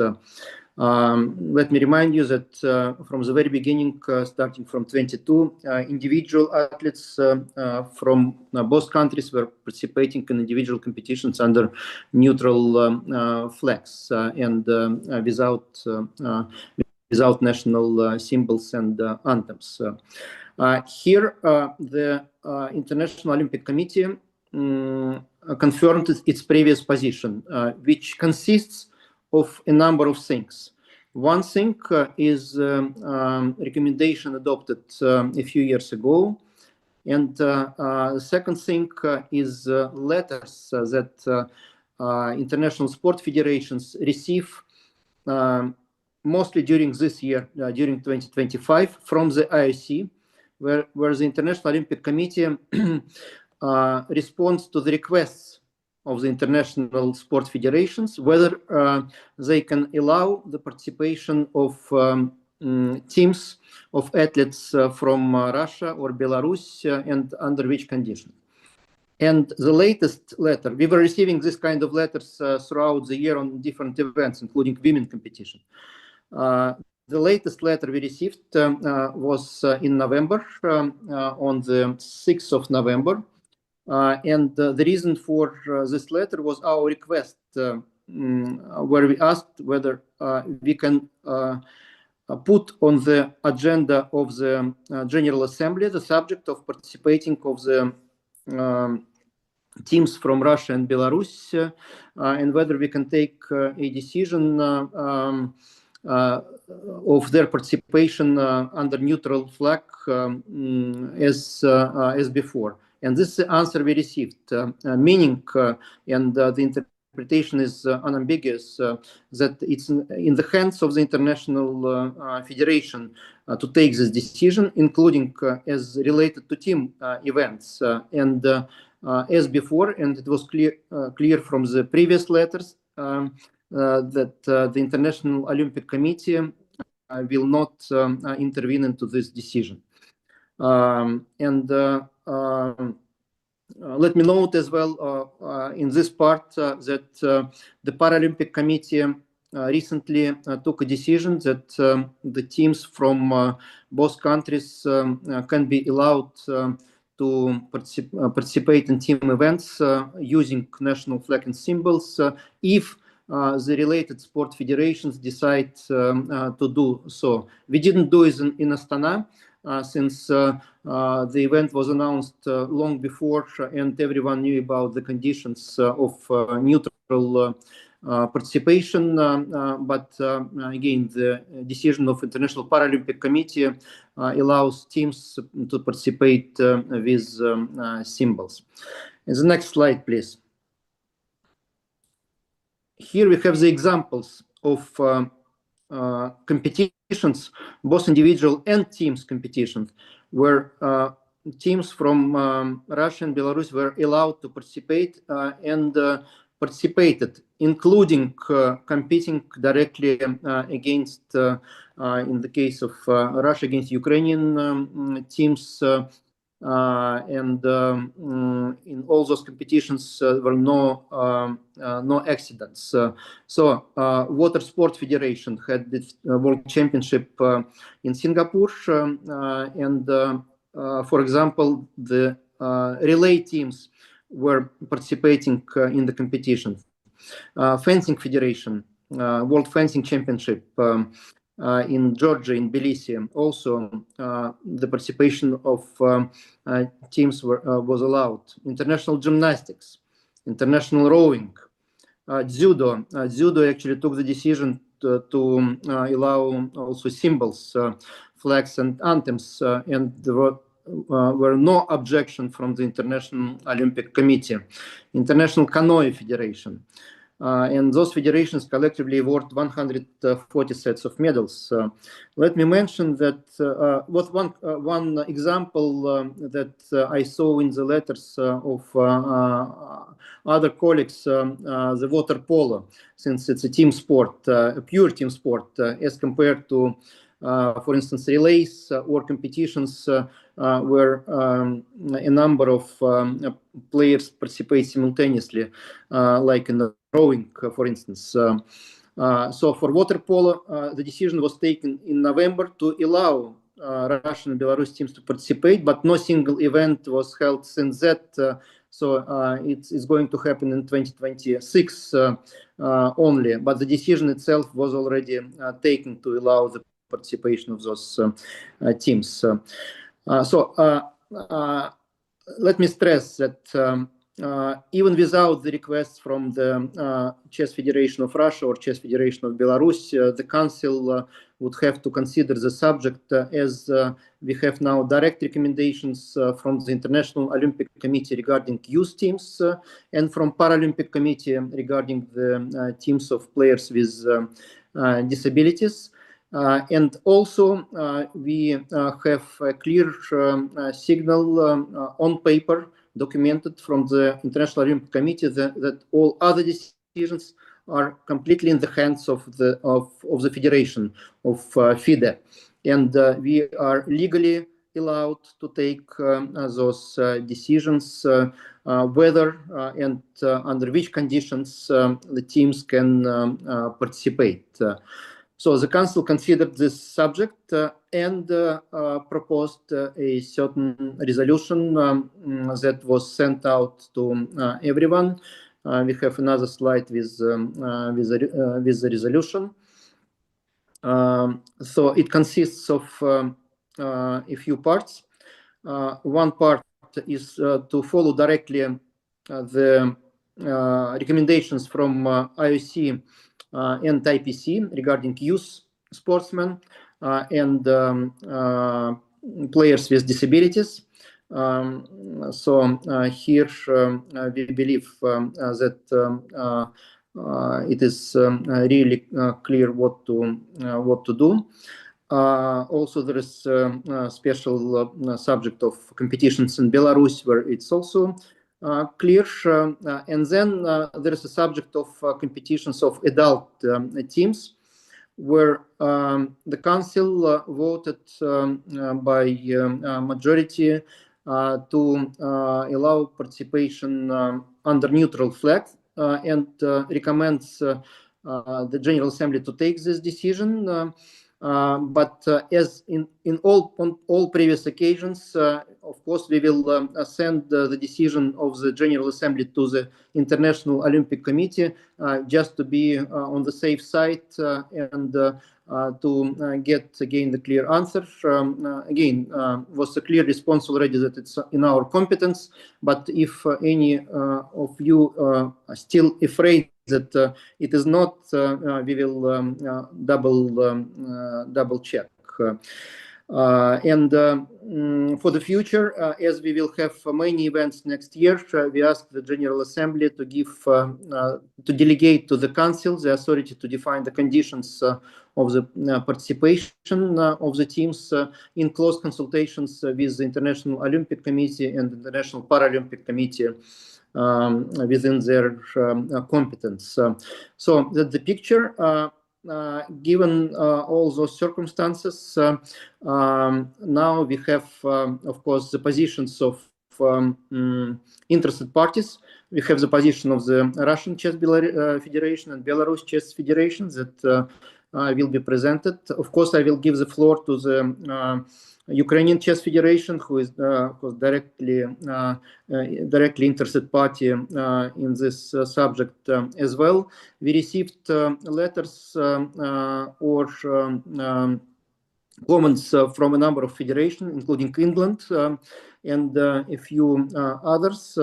So I will give the floor to those representatives to present their positions, and council members as well.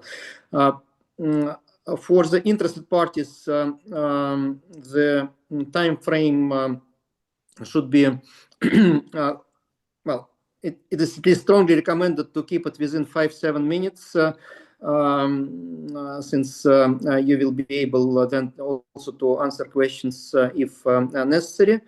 For the interventions from other parties, 2-3 minutes maximum, as we have many people who want to express their opinions, and we need to keep the whole discussion in the reasonable time frame. And then we will put the relevant options for voting for the General Assembly decision. So that's it from my side, and now I give the floor first to the federation who requested to consider this subject, the Chess Federation of Russia, and then we will turn to other colleagues. So please, as far as I understand, Dmitry Oleynikov, Chess Federation of Russia. Okay. Dear chess colleagues and friends, on behalf of the Russian Chess Federation, I ask you to consider the final admission of the Russian men's team to international competitions under the auspice of FIDE and to lift restrictions on the use of the flag and anthem.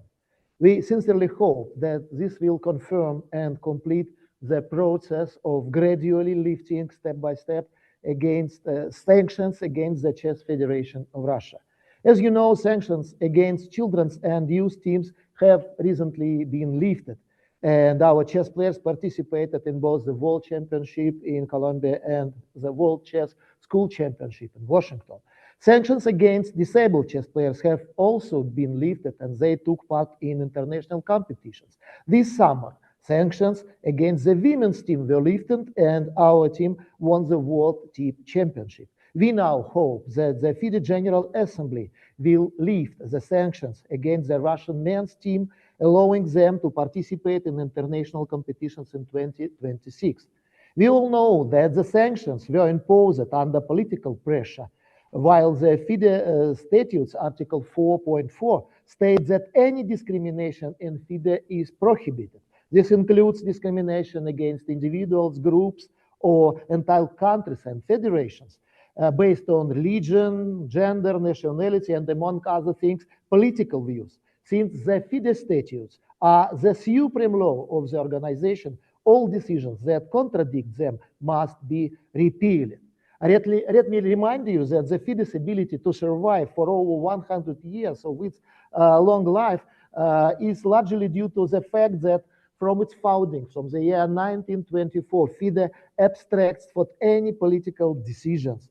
And even most sharp moments in world history, including the World War II, which started when the Buenos Aires Chess Olympiad were held, and including the Korean War, the peak of the Cold War of 1952, when the Soviet team firstly took part in the Chess Olympiad, exactly when the war in Korea was the place when Soviet, Chinese, and United States interest clashed. Anyway, our team took part and compete with United States team. And later in 60s, during the war in Vietnam, during the sanctions against the Cuba, FIDE allowed to provide the Olympiad in Cuba in 1966. And again, both Soviet and American teams took place. In 70s, one of the peaks of Arab-Israel conflicts, FIDE did not took part. And even in the very sharp moment, when in the year 1976, Olympiad is Israel has clashed with counter-Olympiad of Arab countries in Libya, and some countries, including USSR and countries those time we call the Eastern Bloc countries, did not participate. FIDE did not any movements in political side, and they survived after this very tension closes. And after that, in Malta Olympiad, already all teams took part in the same Olympiad, and FIDE became a whole organization. So I can continue, you know, this is a very long history. But anyway, we hope that this tradition of putting aside political interests will continue, and that FIDE will once again follow its guiding principle against una sumus. We all are one family. We understand that in 2024, a decision was made that FIDE should follow the approach of the International Olympic Committee. However, the International Olympic Committee repeatedly stated that it leaves the decision to leave sanctions to each individual sport federation. As Mr. President already informed you, there are a lot of different sport federations took decisions to return national teams to play, and some federations took decision to return anthem and flag to Russian Chess Federation. Just a week ago, the Sampo International Chess Federation returned the Russian men's team with its anthem and flag. As also was said by Mr. President, Russian teams at judo, fencing, rowing, canoeing, and other sports are now allowed to compete. On November the 4th, the water polo teams also allowed to compete. And as already Mr. President informed you, the International Olympic Committee decided that young athletes from Russia and Belarus will take part in international competitions and Olympic sports. And also it will be on the decision of federations to give them anthem and flag. International Olympic Committee understands that concerns that allowing our teams to participate would lead to excesses and conflicts and competitions, but nor in individual competitions, neither in team competitions. During 3 years, there were no any political clashes, and contrary, our athletes as other athletes of FIDE adhere the letter of FIDE and do not express their political affiliations. That's why there were no any conflicts. We therefore ask FIDE General Assembly to restore our men's team's equal status within our chess family in accordance with Article 4.4 of the FIDE statutes, which is all above all our decisions. And in the name of equality of all teams, of all countries, we ask you that our players will be allowed to play under the Russian flag and anthem. And then I would ask Mr. President and General Assembly to hold a secret ballot on these questions and vote anonymously because of great sensitivity on this question. And at last, I am asked, Mr. President, to give a vote to my law consultant, Mikhail Prokopets, for some minutes. Thank you. Thank you, Dmitry. Okay, he can take the floor, but 2 minutes, please.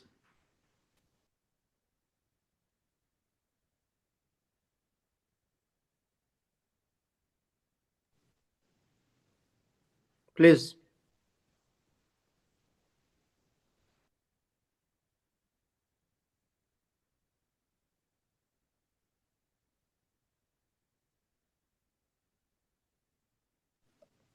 Well, there are some technical issues. You can do it after other interventions.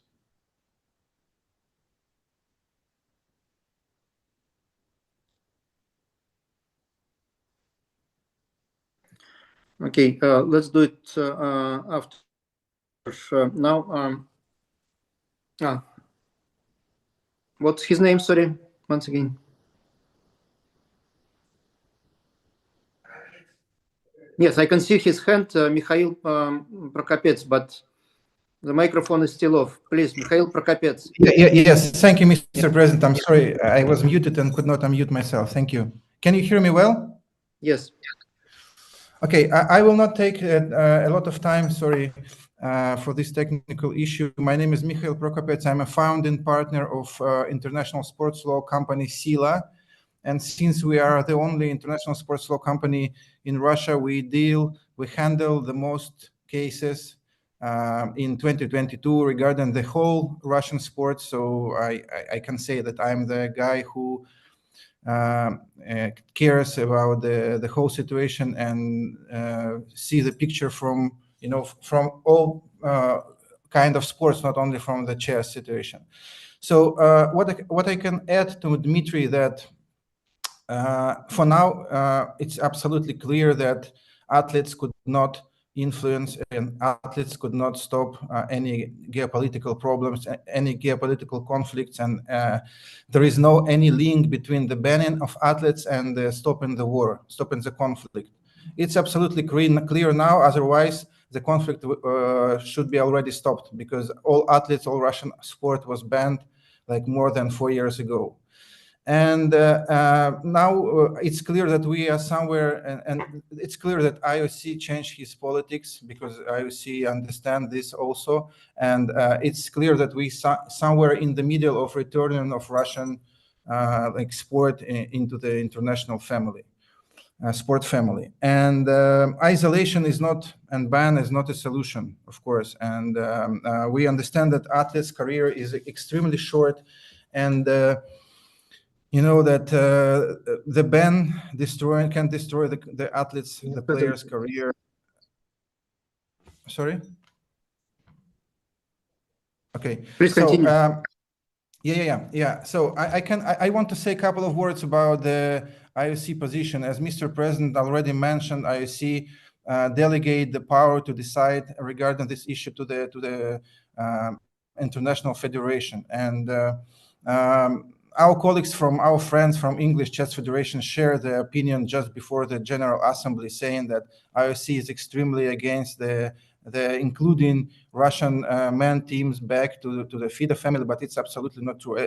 At the same very day as our colleagues from England share their opinion, we receive good news from IOC, which votes for returning the youth teams, including the individual and youth teams back to the sport events, including using the hymn and flag and any other national anthems. These actions of IOC speaks for itself. If IOC was against, IOC can answer to the FIDE requests in that way.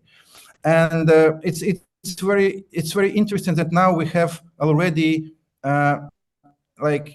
individual athletes from Russia. We have individual men athletes, individual women athletes, individual Paralympic athletes, and also we have women teams. So the last thing we don't have is a men team. And as Mr. President mentioned, we already organized a lot of events with no problems, with no protests, with no security issues, with no any incidents. So as a lawyer who participated in many case proceedings regarding the Russian sport, including the proceedings against IOC, I can say that a security issue was the main concern for IOC, the main concern for like FIFA, UEFA, and any other federations. And now we see that this concern, this problem is not on the table now. We don't have any problems like we have, for example, with another federation. And please conclude, since I will be very short. And what I want to say also that here we have the issue of discrimination, clear discrimination of Russian men team, not only in comparison with other teams in other countries, but also concerning his compatriots. So even I don't understand the difference between the men team and women teams. Why women teams is allowed to participate and men team is not allowed? And I'm finishing that. 2 months ago, we received a decision of CAS, it's Court Arbitration for Sport, you know, it's the highest authority in the sport, saying in a case between Russian Table Tennis Federation and European Table Tennis Federation, saying with a chairman, by the way, James Drake from London, UK citizen, who said that decision not to allow the participation of Russian and Belarusian teams is a clear discrimination, unlawful, it is disproportionate. So now we have not only the statutes of FIDE, IOC, but also CAS decisions saying that not allowing to participate of Russian teams is a clear discrimination. As you all know, FIDE is against this discrimination. And the only thing I ask you today is vote according to your own statutes and to allow Russian men team to participate and also participate having its national anthems, flags, and hymn. Thank you so much. I'm sorry to take much time. Thank you. Thank you. Now I give the floor to Alexander Kamyshin, representative of delegate of Ukrainian Chess Federation. Mr. President. Thank you, Mr. President. Dear presidents and FIDE delegates, for me it's kind of surprising to hear how some people call unprovoked full-scale invasion a geopolitical or political conflict. Nevertheless, I'm fully supporting the decision of 34 countries and the European Commission in response to the IPC General Assembly decision as of 27th of September this year, which explicitly condemns the lifting of restrictions of Russia and Belarus and reaffirms the state-linked teams of the official national representation must remain prohibited while the Russian aggression against Ukraine continues. I insist we stay inside IOC recommendations on the participation of Russian and Belarusian athletes. I'm happy that you, President, mentioned 6 sports, but out of 108 sports accepted by IOC, and it's not a good decision. In this context, any consideration of lifting existing restrictions would not only be profoundly inappropriate, but would also send a deeply troubling political signal. It would compromise the moral integrity of FIDE, undermine its commitment to human rights and fair play, and disregard the suffering inflicted upon my people every single day. We therefore respectfully urge the Assembly to reject the proposed voting and stick to initial resolutions made by FIDE in February 2022. I would address my last words to you, Mr. President. Last year, you asked your deputy to address this issue. Now you call us, Ukrainian Chess Federation, a direct interest side. Now you become a direct interest side as well, because this year you took the front line and you address this issue yourself. You engage not only Russian Federation, but your legal firm, which was connected to you before, as well as connected to FIDE before. It's also taken aside, and you promise to be neutral. I would kindly ask all the Assembly delegates vote as we believe is right.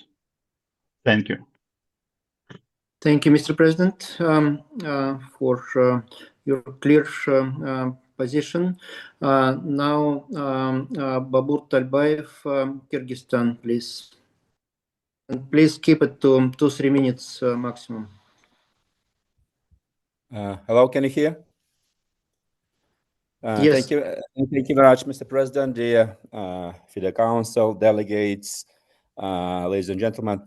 First I had prepared one speech to support lifting all restrictions from Russian, Belarusian chess players, but today after I had this, memoriam video, where we had a lot of dozens of chess family members passed away, we all just have one thing to say, just to rest them in peace. So chess is about peace, bringing peace. We're intellectual representatives of the sports, and I wish we were one of the first sport federations in the world to bring this peace to the table, and not number 6 or 7 or 10 or whatever. So that's why I think we need to restrict all the restrictions. You know, most of you remember me from the Hungary and from Chennai conference. I say that the sport federations, especially peaceful sport like chess, should stay away from politics. There were a lot of examples in the past. Conflicts before were there before this Russian-Ukrainian tragic conflict, and unfortunately the conflicts never end. But we are the ones to bring peace. Therefore, I kindly request all the chess family members, delegates, to bring peace. We don't want to raise this issue again in Uzbekistan Chess Olympiad. We have a marvelous, magnificent Olympiad planning in Uzbekistan, and I think we need to close this matter and remove all this discrimination which we have. Unfortunately, even International Olympic Committee is already going for that step by step, and I think we need to do the right thing and lift all the restrictions from all chess players from all countries. And for the future, we should never stay and get involved in it. Let's do the right thing. It's our opportunity for us and responsibility to do the right thing. Thank you very much. I am requesting kindly all delegates to vote to restrict all the limitations, because there were conflicts before and after, but only in this case, unfortunately, we had this decision. We can understand it, but now we have this opportunity to lift the sanctions. Thank you very much. Thank you, Mr. President. Now, Lasse Løvik, Norway, please.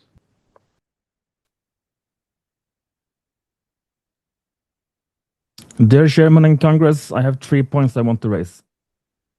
First, I would like to request that from this moment, the voting is open and non-anonymously.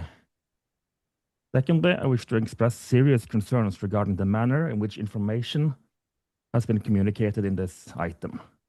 Norway believes the process has fallen short of the standards of transparency and clarity that this assembly expects. I believe this responsibility lies on the FIDE Council. Consequently, I feel it is my responsibility to formally raise these concerns and to question how the FIDE Council has handled this matter.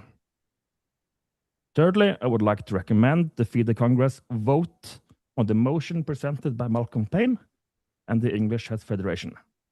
And we should vote against removing sanctions. Thank you.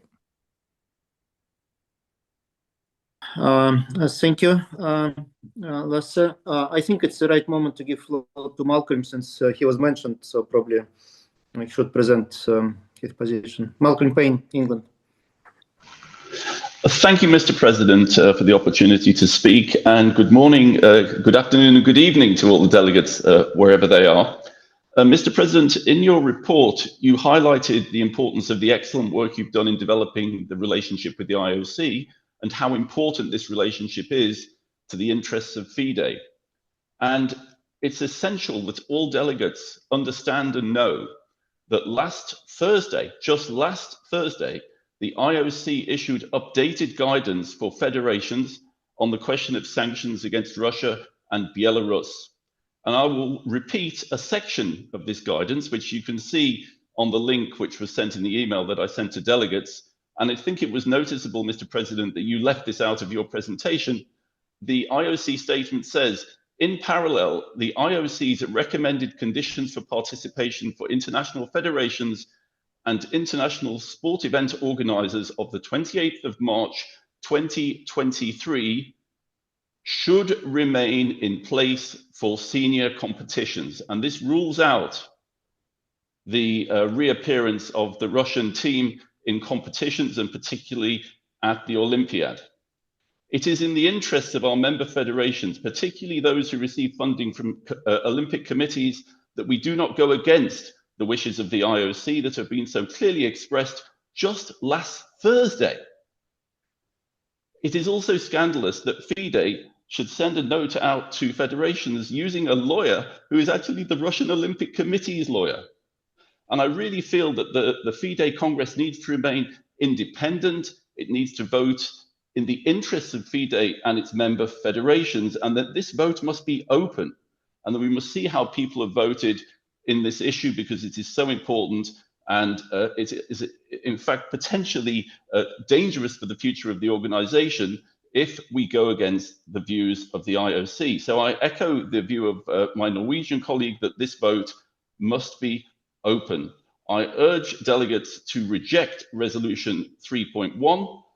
Please consider a vote, Mr. President, on my counter resolution, where I welcome the idea that Russian junior players should be back into competition as recommended by the IOC. Let's just keep in line with the IOC, and delegates should be in no doubt what the IOC's view is. It's up there on the IOC website, issued last Thursday. Let's vote in the interests of FIDE. Thank you. Yes, thanks a lot, Malcolm. Just one note, factual one again, not about my position. I didn't omit the thing. I said those recommendations should be considered in combination with all letters that have been sent to FIDE and other federations during this year and last year as well. And it's only up to IOC to interpret its own position. But it's again, it's not saying anything about what my position is on the particular vote, just facts. Next one, Mair Mamedov, Azerbaijan, please.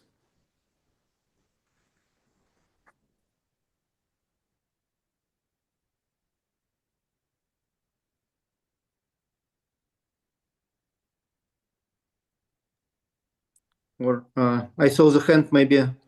Maybe Mair switched off for a second. Okay, we will move forward. And Bernard Vanjala, Kenya.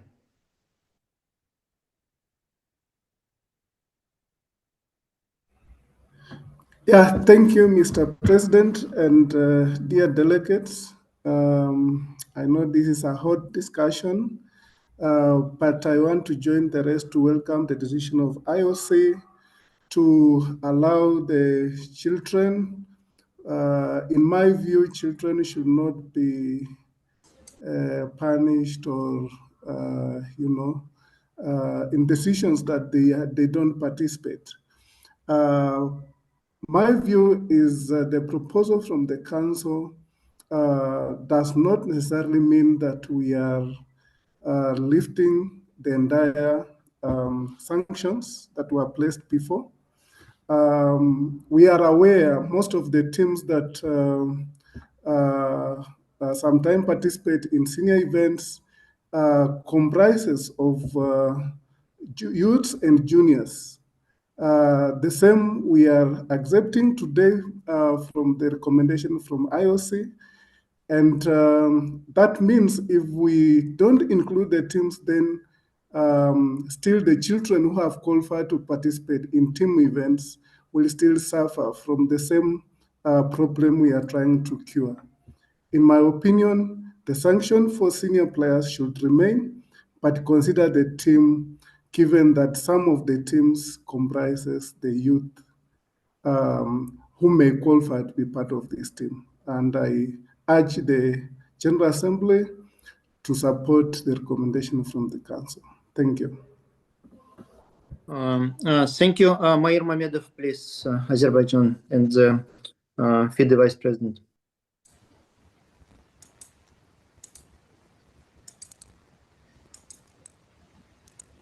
Excuse me? Yes, please, Mair. Thank you very much, Mr. President. Dear colleagues, dear delegates, and I am sure that all our previous decisions were correct, timely, and reflected that realities that existed at that time, during last more than 3 years. We have always, I'm sure, were in line with the IOC recommendations.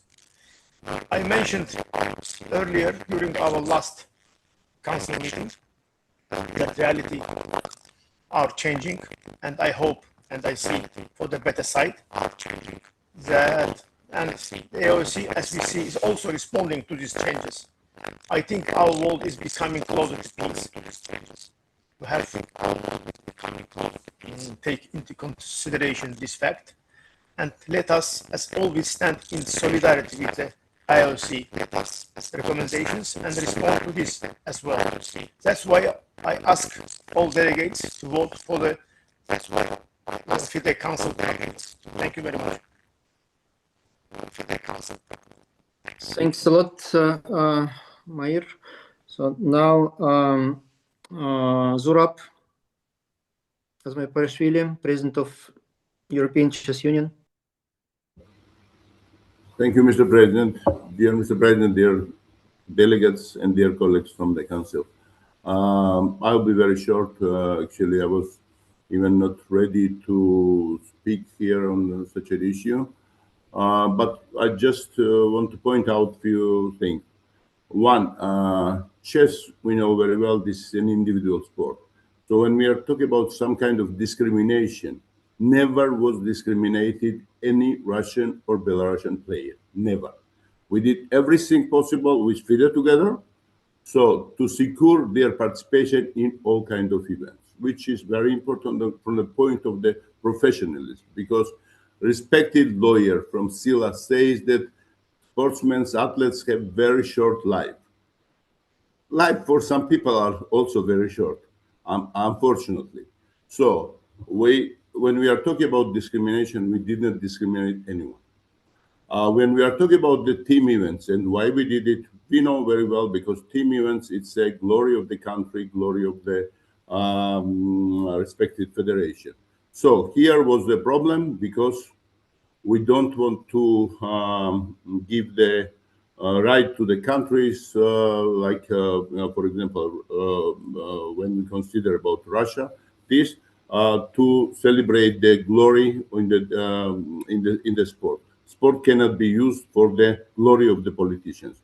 That's why it was from the team events, we followed the recommendation of the IOC at that time. And I will just repeat the same what I say in the board during the council meeting. We welcome the new decision of the IOC executive board regarding the taking out restrictions from the kids, from our youth teams from Belarus and Russia, and to keep the similar position about the senior teams, not to participate in the main events. That's our position of the ECU board, anonymous position of the ECU board, what I can say. Thank you very much. That's all. Thanks a lot, Zurab. Now we have the Deputy FIDE President, Anand Visha, please.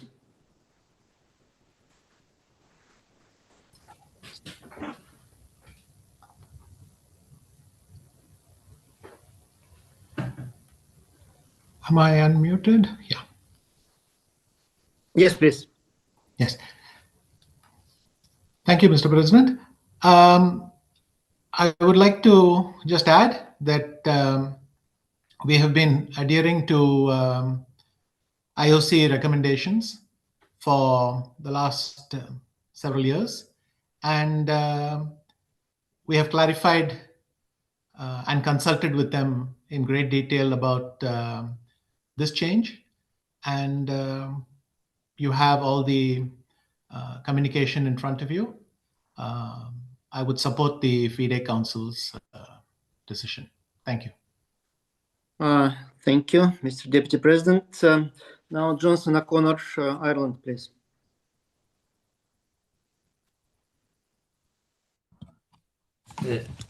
Thank you, Mr. President.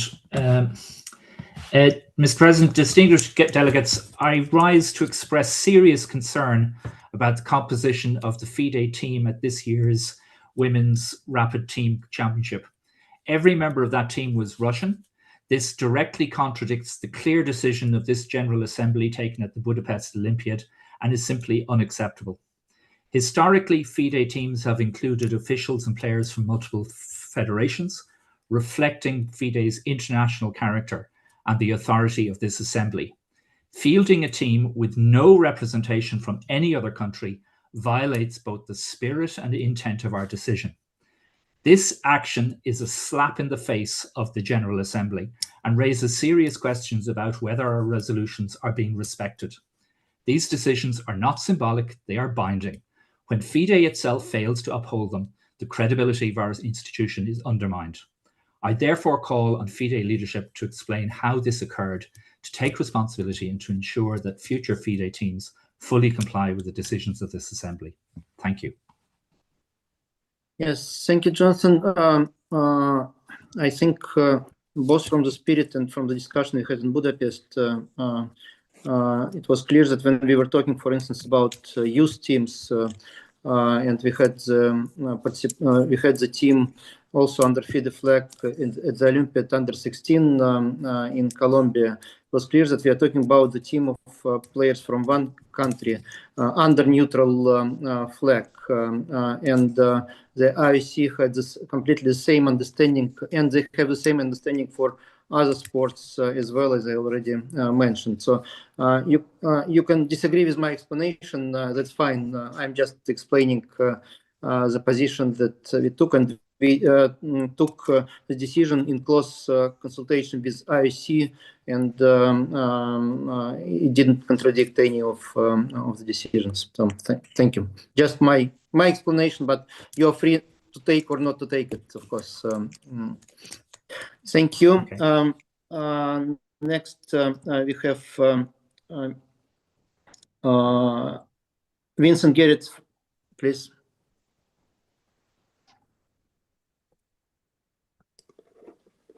Yes, thank you for. Yes, please. Mm-hmm. Yes.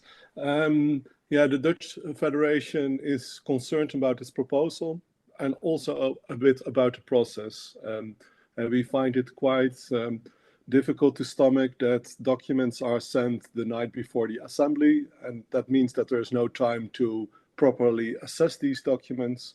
And there are also now serious doubts about what the IOC is actually saying. And that's not a good climate to have a vote in. And so the Dutch Federation would like to see this vote suspended till the next General Assembly, and that a proper investigation is conducted into what the IOC is actually saying. There are some federations that are allowing Russian teams to compete under their flag, but most federations are not. So in that sense, the Dutch federations does not see a huge change, and we also do not see a huge change in terms of what happens in the Ukraine. It's not that the war has stopped. In certain way, the war has intensified, so we do not see a reason to stop these restrictions. And we also find it difficult that there are representatives of Russia speaking here, and that they have so little self-reflection on their actions, and that they talk about discrimination. It's quite difficult to stomach. So that's the position of the Dutch Federation. Thank you.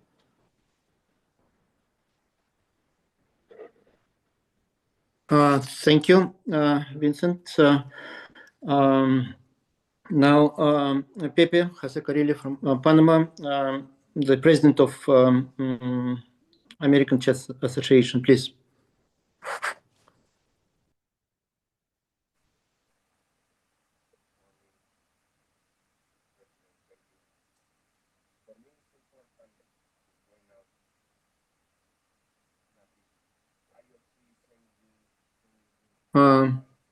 We cannot hear.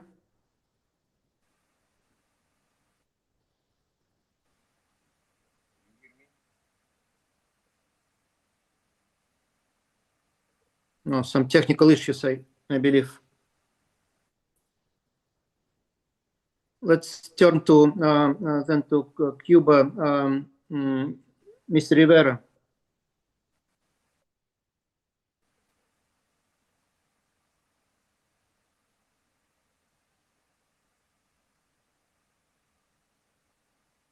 Can we turn to Cuba?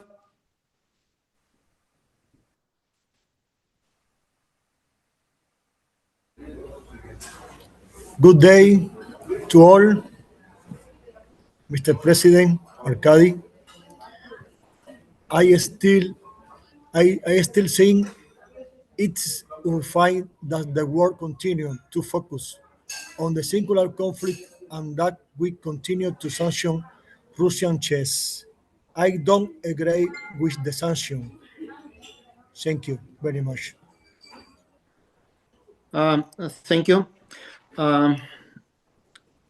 Next one is Luxman, Sri Lanka, please.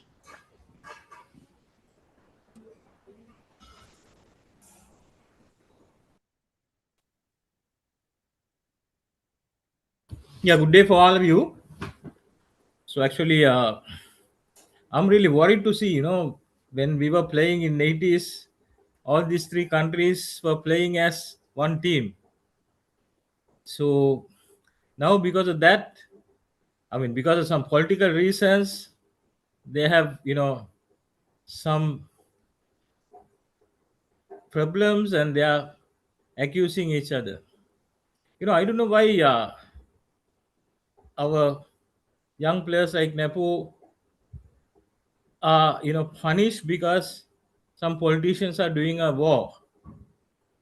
So my idea is that let the politicians do their politics and we'll play chess.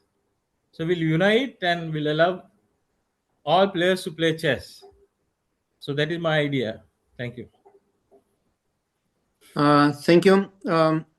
We have a few more. Please let's keep the list already closed since we still have, I think, 9 people to speak, and that's pretty much it. So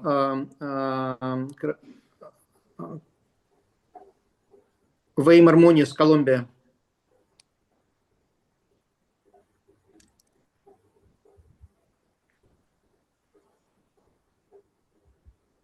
Good morning, Mr. Arkady. Thank you. Y en español, quiero saludar a todos los participantes de la asamblea, contarles que no estamos de acuerdo con las sanciones que hoy día se están imponiendo, y no solamente hablando de Rusia o Bielorrusia, sino de cualquier país en el mundo, toda vez que debemos separar la geopolítica del deporte.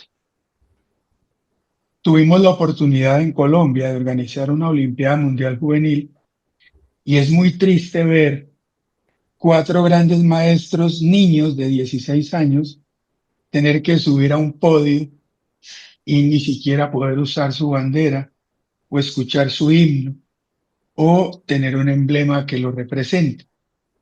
Eso es por lo que luchan los niños y les estamos quitando esos derechos, que es algo que no me parece. Pero no solamente son los niños, pienso que todos los deportistas tienen derecho a participar en las actividades deportivas y la FIDE debe dar ejemplo y apartarse de sancionar a cualquier país, porque es tan culpable el que está en guerra como el que la financia, el que la respalda o el que toma partido o el que hace silencio culpable. Entonces, por eso Colombia hoy dice no a las sanciones, sí a la participación de los equipos en todas las categorías, tanto en Rusia como en Bielorrusia. Igual respetamos las decisiones que se toman en el Consejo de la FIDE y que todo esté de acuerdo a la reglamentación que nos rige y nos determina. Muchísimas gracias, señor Arkady, y a los asambleístas por escucharme. Muchas gracias. Now, Hakan, Sweden.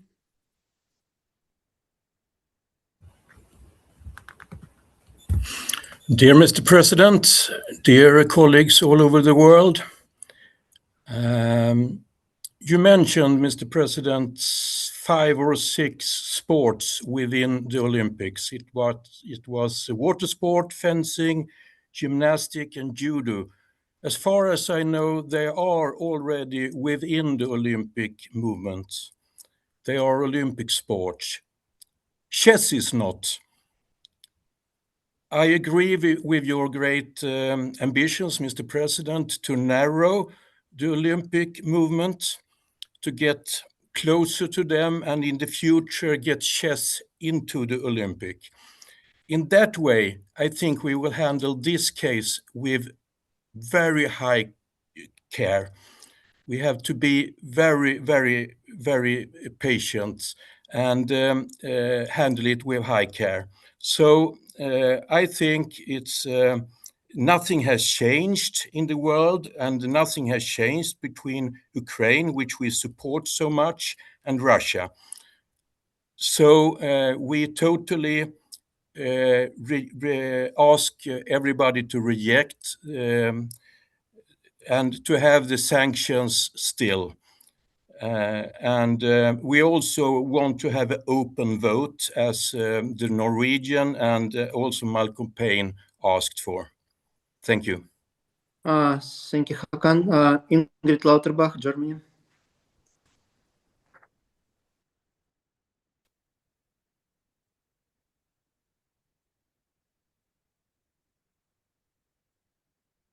So I hope you can hear me now. Yes, Ingrid, Yeah, please. okay. So I have 2 points to raise. The one point is about Budapest and what was agreed there, where we agreed that vulnerable groups are allowed. It seems that you now say the women's are a vulnerable group, which from my point of view as a female chess player, I would expect that the board and the council thinks about it if they really want to call the female chess players a vulnerable group. I think this is really not appropriate. The second point I want to raise is also in Budapest, I provided you and the delegates with a statement from the ARSF, which is the Association of IOC recognized international sports organizations. We are a member, FIDE is a member of this organization, and they have clearly stated that they expect us to follow the recommendations from the IOC, and they continue to expect that. You spoke about multi-sports events like World Games or other events. If we want to have a chance to be participating there, we have to follow the international sport community, and we have to make sure that we do not violate IOC recommendations. Therefore, my clear statement, please, every delegate, make sure that you support our international sports and the IOC recommendations and follow the counter proposal from Malcolm. Thank you. Thank you, Ingrid. Shadi Paridar, please. Iran.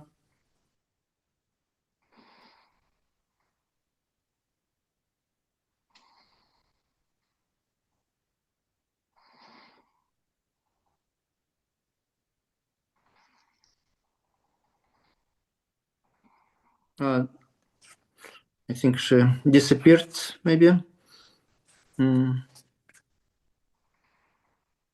Voice? Yes, please. Yes,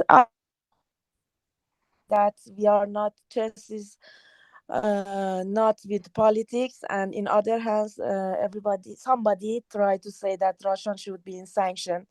I have a question that Russian or Belarus, they are war with Ukraine. There is only 2 countries. But in Israel, we had 6 months ago, Israel attacked Iran, and they killed 5,000 of our people. And they attacked.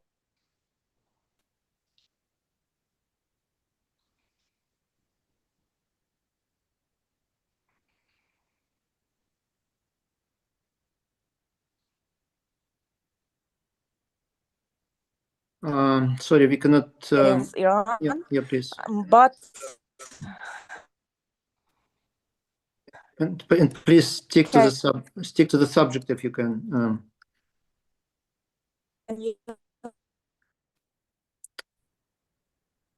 No, sorry.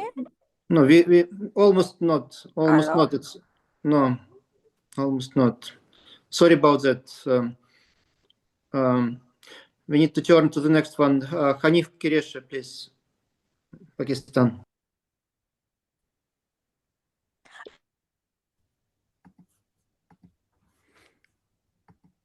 I hope everybody can hear me. Yes, please. Dear Mr. President, everybody, first of all, I want to say the great work by all the team, all the colleagues around the world. We have seen a revival of chess. Coming back to the subject, I will not categorize it as a political problem. I've spoken last year at the floor. I think all the human suffering is, a tragedy anywhere, anywhere. But we need to understand to what extent we can go to sanction the players of chess who are our family. Another point I would like to point out is that and I am very sensitive to all the sensitivities here. I understand all the situations, a very difficult situation to deal with. But if FIDE gets into all the conflicts and decide based on that, will be a very difficult situation for FIDE. Another point I would like to say is that when we're talking about junior and women competitions, I don't understand why not senior competitions? Why not, why are we saying that junior and women competitions, they can use all the symbols, but seniors, they cannot? I don't understand exactly the logic behind that. So I would say that with all the sensitivities, FIDE try to stay away as much as possible with all the conflicts and use a general understanding to include the chess community as much as possible. Thank you very much. Thank you. Alan Herbert, Barbados.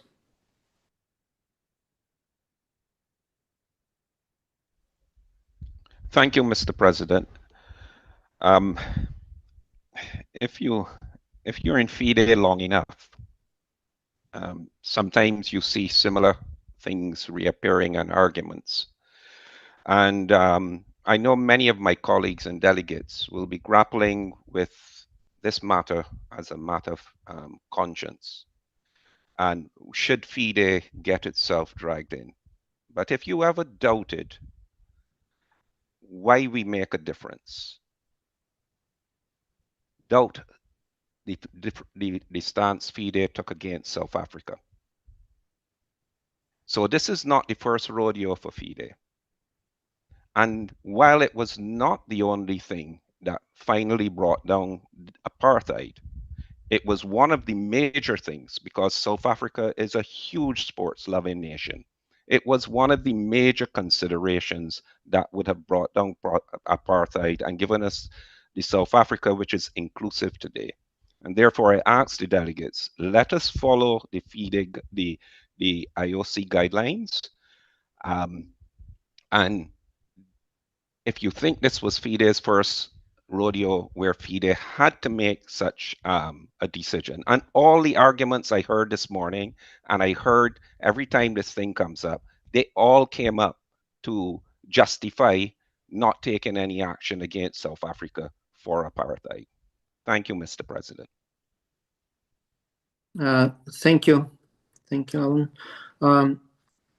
As I said a few minutes ago, we had a number of people already registered, and I cut off there. So we have 4 more speeches, and that's it. Sorry to those who could not speak. So we come back to Jose Carrillo. Pepe, please try again.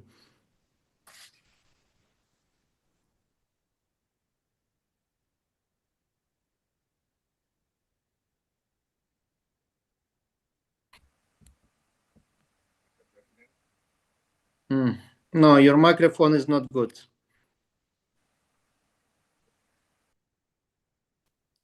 Sorry about that. So, Mr. Carbonell, Burkina Faso.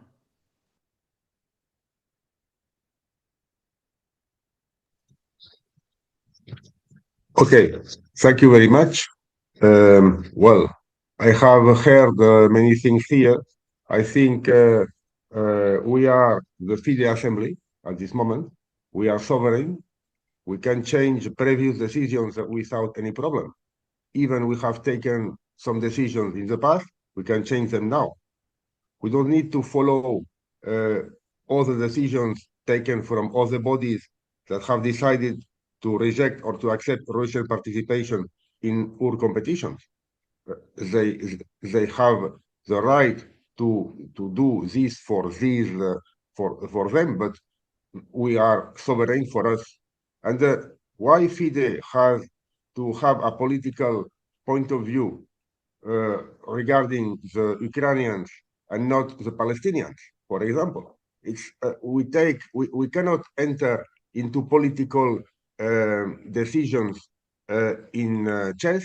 We have to go to sport decision, and first of all, the respect of the players that have any fault, and especially the young people have any fault of the decisions taken by the government. That's why I support completely the proposal of the council, and it is I am sure the decision that will take all the country I represent, because I'm not taking this position without knowing the feeling of my country. Thank you. Thanks a lot. Yes, Pepe just wrote me that Enrique Selly will deliver his message. Enrique, Uruguay. Good morning, all. Dear Mr. President, as our continental president cannot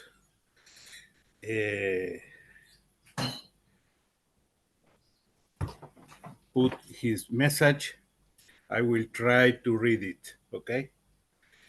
Pepe said, for me, it's important to point out that the EOC is changing stance is for the reason. There is a growing trend toward understanding that any federation, regardless of discipline or sport they represented, should not mix politics and sport. Unfortunately, we live in a world where invasions, conflict between countries can happen at any moment. Why should we penalize athletes for this? What do the citizens of any specific country have to do with it? Sometimes, even if they themselves are against any actions. With all due respect, I urge the delegates to consider these points. Pepe Carrillo. Thank you. Yes, thank you, Enrique, and thank you, Pepe. Now, Nitin Narang, All Indian Chess Federation, please.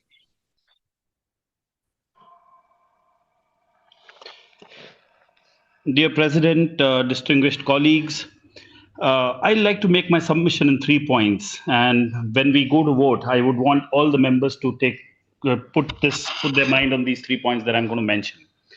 Last year, when this House was deliberating the question of participation of the Russian and the Belarus chess federations, I had taken a very clear stand and supported that we should go to the IOC and seek their opinion on the same.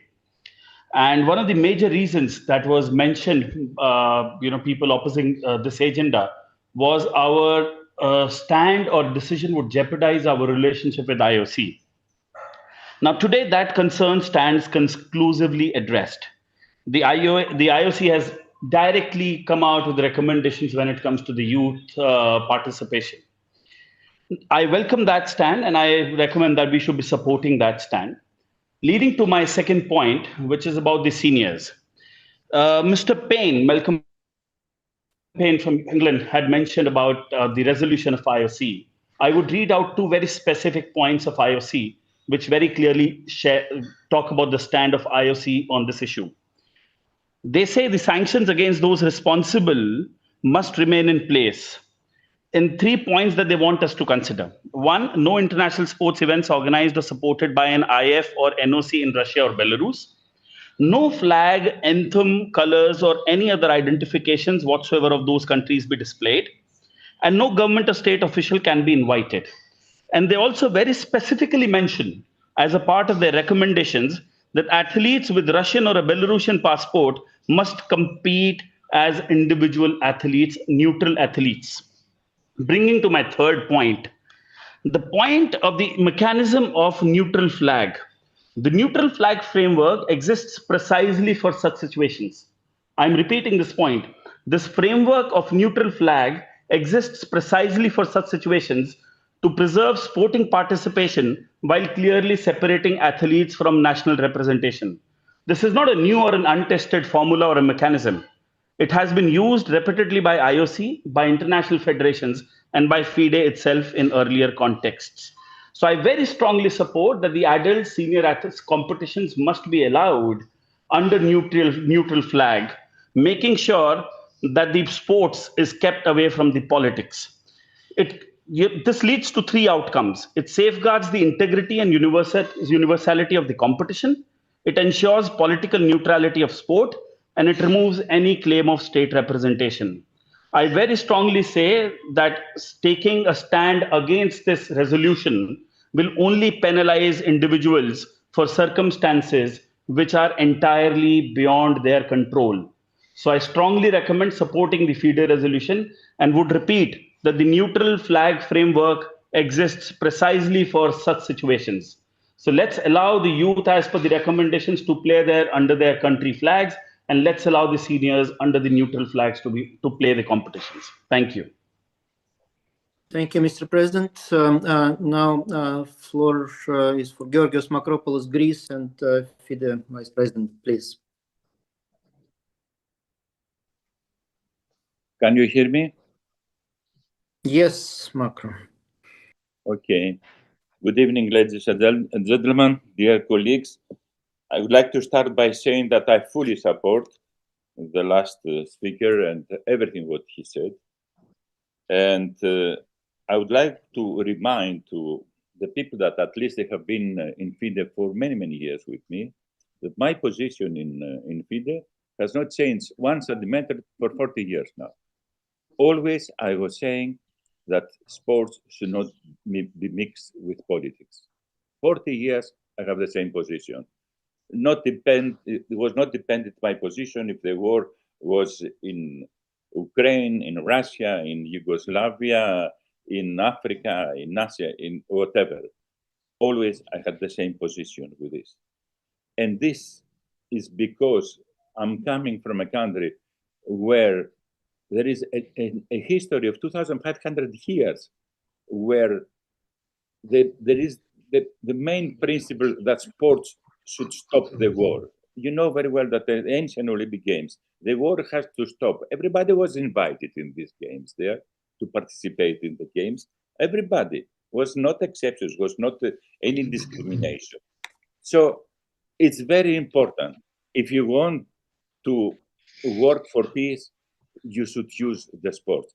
Sports is the last frontier for the relations of the people to develop friendship, solidarity, and peace. This is our last frontier. We should not lose this. For me, IOC made an important mistake because, of course, they are sharing the ancient principles concerning peace of the Olympic Games and the sports around in the world. And IOC suppose is working all these years for peace. For me, they made a mistake. They include in the dozens of sanctions that they have been against Russia, they include sports.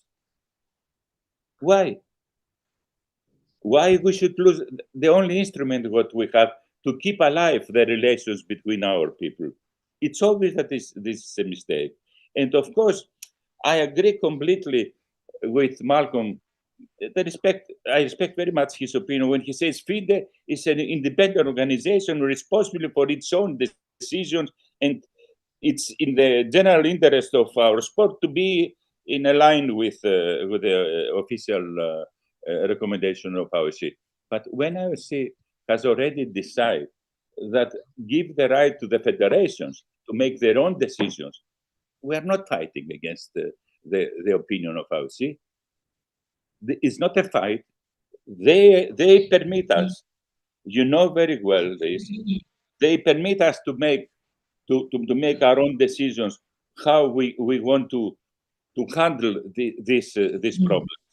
And this means that there is not any threat, and it's completely wrong if we are threatening the federations here that they can use the support what they have, financial support what they have from their national Olympic committees, or FIDE can lose our status, or our recognition as an Olympic sport. It will never be done because of this situation today. I have been for 40 years in discussions with IOC. It's not important what decisions we are making to be recognized by IOC. Other are the important problems. And in any case, what is very clear by FIDE, we are not going to fight with IOC. We are going to be in a cooperation with them, in an harmony with them, to try to develop what we believe is important for peace, and to have chess, use chess for peace. This is very important. And of course, it's a discrimination if we say that we don't allow Russian or Belarusian teams, but we have done everything for individual chess players. Yes, but there are players that they are hoping that by playing in a team, they have an extraordinary result, and this extraordinary result is going to help them to have a better life in their countries. Why we are taking this right from them? Of course, everybody can understand that the players of Uzbekistan, they won a lot by winning the gold medal in the Chess Olympiad. The same, of course, applies for the players of Russia, of Belarus. So let's stop playing with the words. Let's stop threatening the people that they can lose their rights, because this is not true. If you want, we can be open. And open position, it can be that we believe that we should use everything against Russia. Sports, everything, all sanctions, everything. This is a honest position, not to hide behind the IOC. This is an honest position. Use everything against Russia. But if this is not our target, if we understand that sports are very important for peace, then let's work for peace. Let's bring back these people. Try to develop such a situation that really peace will be possible. The last decision of IOC has surprised everybody. Nobody was expecting that IOC will go so far. There are people that they say IOC can see a possibility that peace will come soon. This is one reading. The other reading is IOC has realized that they have made a huge mistake and start taking back all these sanctions little by little. And by allowing teams from Russia and Belarus to participate with their anthems and with their flags. So if IOC will not object to our decision, which is going to be sent to them, then we should make our own decision. That's why I back the recommendation of the Council. Thank you very much. Thanks a lot, dear colleagues, dear delegates, presidents, everyone. That was a long but very, I think, very insightful discussion with all the positions being presented. I couldn't give floor to everyone, but I think all the main all the main points have been clearly expressed. So now we need to make a procedural decision, as the Chess Federation of Russia asked for the secret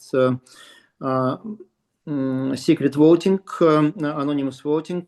We need to first to vote whether to have secret voting or continue with open ballot, as was suggested by other colleagues, other federations.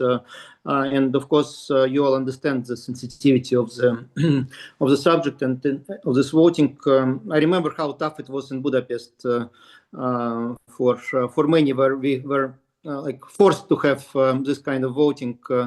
Now the systems work. So of course, it's up to the General Assembly to decide. There are two options: either to have secret ballot or open ballot. So, dear delegates, please think for a few seconds, and I will ask Lumi to put this item for voting, whether to have secret ballot or open ballot. So the vote is that all votes on limitations regarding Russian and Belarusian Chess Federation shall be conducted by secret ballot. So if you put yes, that means that this subject will be then voted for anonymously in a secret way. If you say no, then we'll continue with an open ballot. So please start the voting. Thank you. The vote is now open.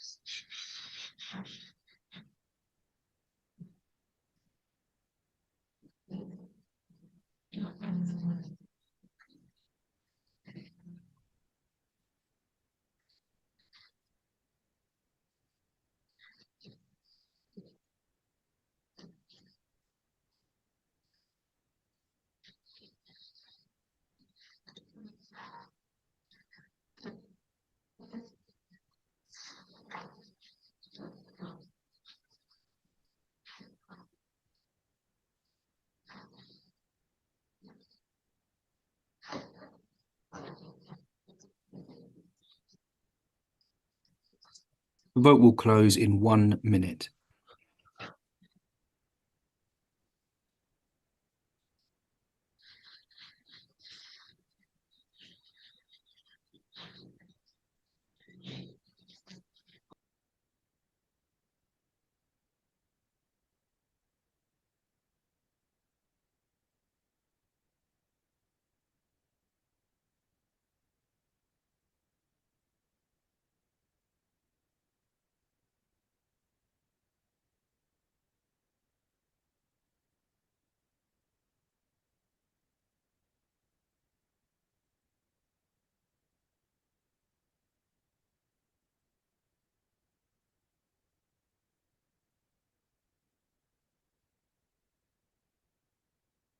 The vote will close in 10 seconds.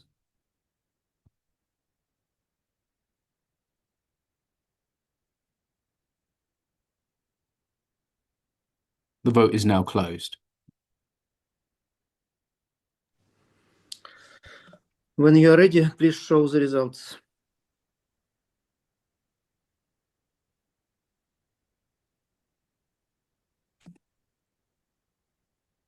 And the results displayed.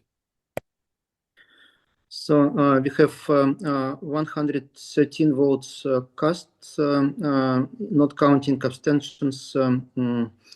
and without non-participating, out of those 65 or 57.5% in favor of secret ballot, 48 or 42.5% are against the secret ballot. So the decision is taken to have the secret ballot for the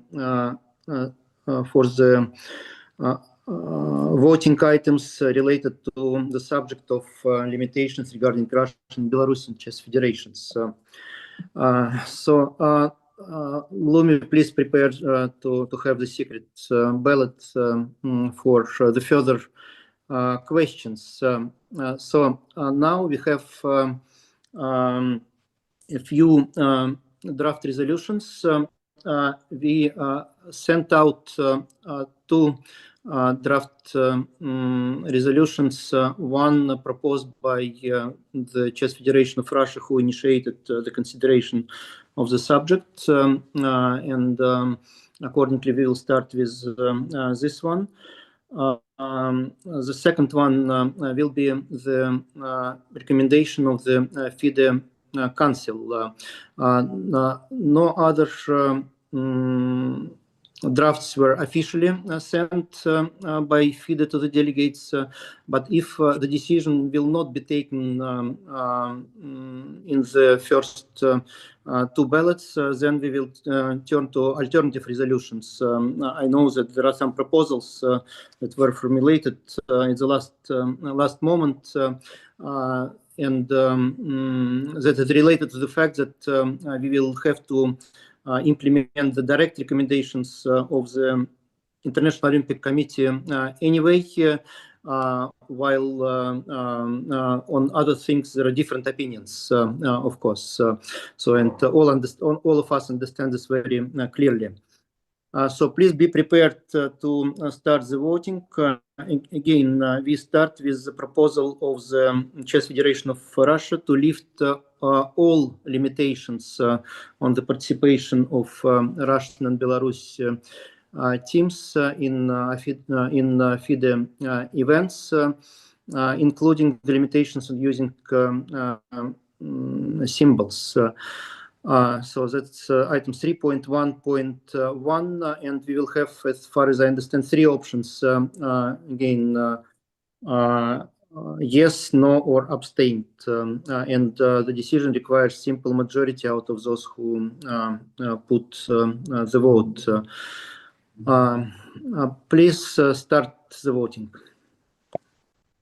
The vote is now open.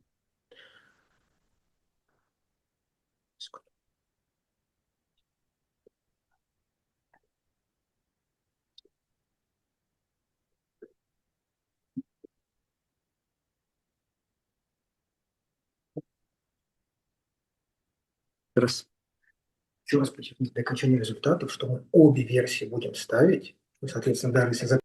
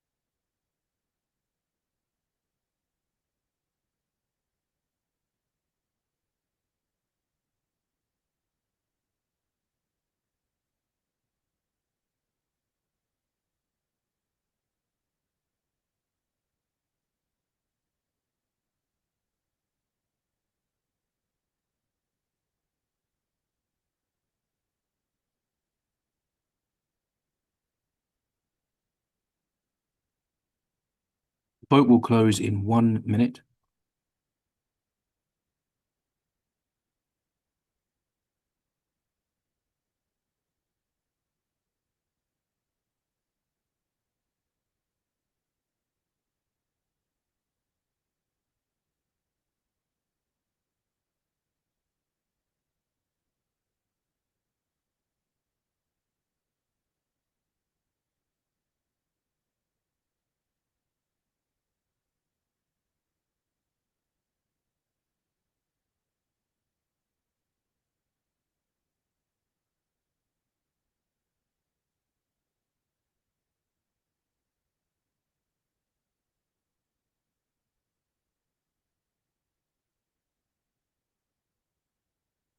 The vote will close in 10 seconds.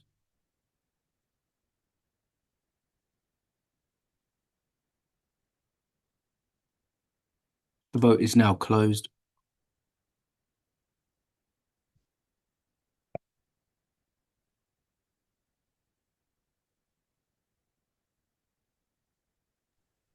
So if the results are ready, please show the results on the screen.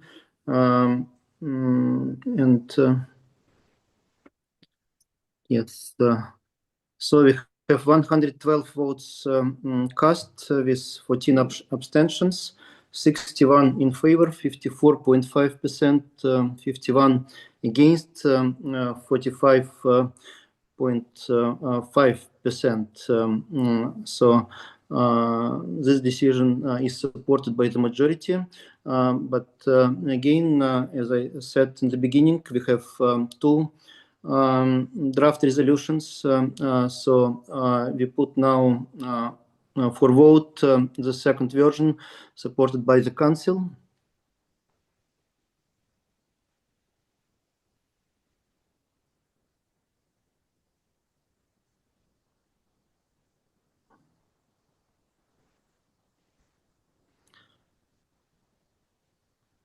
So the Council resolution is to follow the IC recommendations, plus to recommend to hold consultations with IC regarding further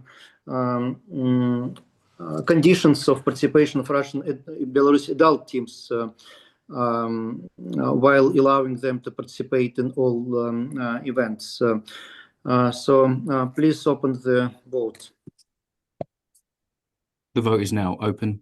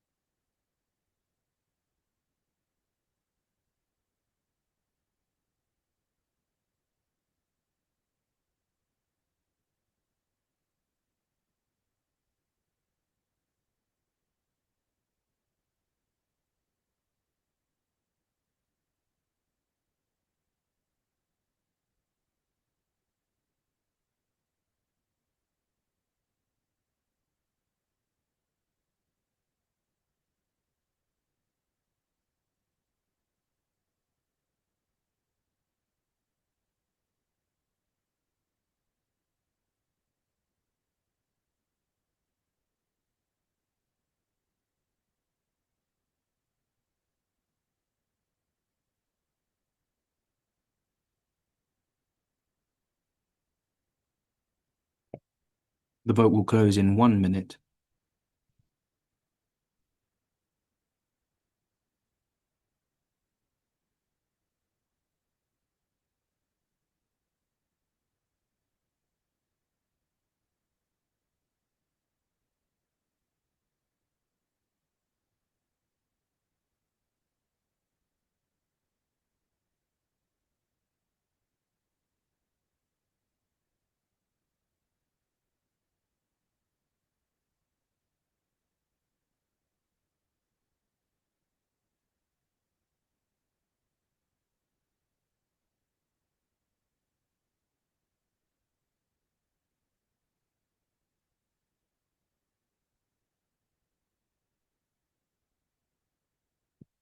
The vote will close in 10 seconds.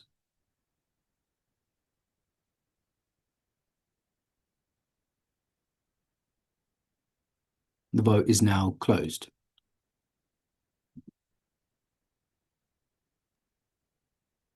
Please show the results. And the results displayed. So we have 69 or 63.3% out of 109 votes in favor, and 40 or 36.7% against. So I believe we should compare the two.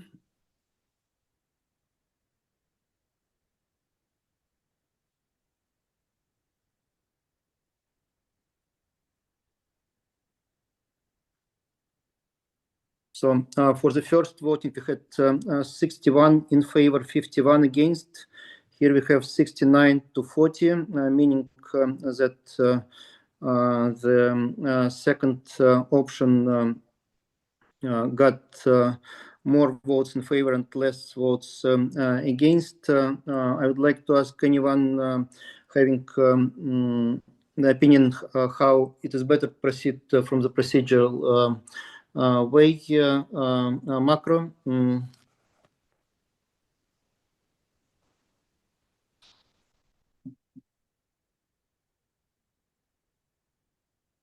For me, Mr. President, it's clear that the recommendation of FIDE has got more votes than the other one. So it is clear that this is which pass from the assembly. Okay, thank you. And Sean Press also had an opinion. If it is not too late. Yeah, no, it's not an opinion, Mr. President. No, not opinion, but suggestion probably or whatever. Yeah. There's one order I wish to raise. It's been informed to me that under 17.15 of the FIDE Charter, apart from votes for office bearers, other votes must be carried out in open. There's no secret ballot provision unless the Charter is changed or a 75% majority for the decision to hold a secret ballot is held. I would ask Roberto Rivello to confirm that, but at this point, I believe the risk here is that because these votes were carried out in secret under the FIDE Charter, they're actually invalid at the moment. Yes, thank you, Roberto Rivello. Please, if you're here, since before doing that, we of course asked for the opinion of the Constitutional Commission that interprets the charter. Roberto, please. Well, it's you have to bear in mind that the General Assembly has no direct competence on this subject matter. So, for example, if it was an appeal against a council decision, there will be a binding decision by the General Assembly. On this matter, it's just a question of a general political address that usually the council must follow, but it's not binding. So in my opinion, the vote that received the most number of votes is the proposal that has to be approved. Given that the second one has received the most votes, more votes than the first one, it's the second one that can be considered as a general opinion about the majority of voters. So I think this is the point. There is no differences between quorum for secret or for open votes. The quorum is always the same. So there are some subject matter, for example, changes of the charter that received a different quorum. But for this kind of vote that is just not binding, but is a political indication by the delegates. I'm not sure you understand my question. Is there a requirement for these ballots to be held openly? That's all I'm asking, according to 17.15 of the Charter.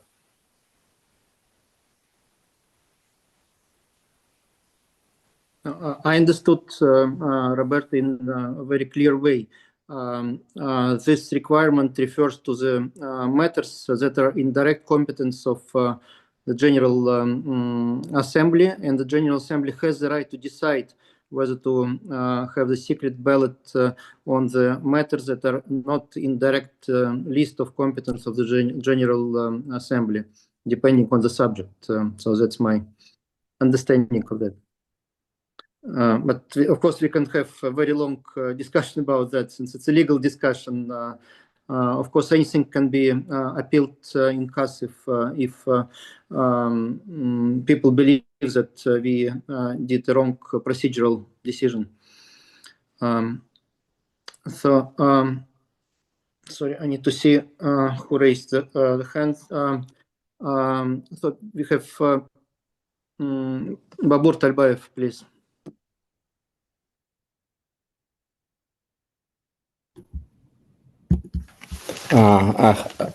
Hello. I think I got a little confused because the General Assembly, with a majority, decided on the first matter to lift all the sanctions, and I think it was a done question.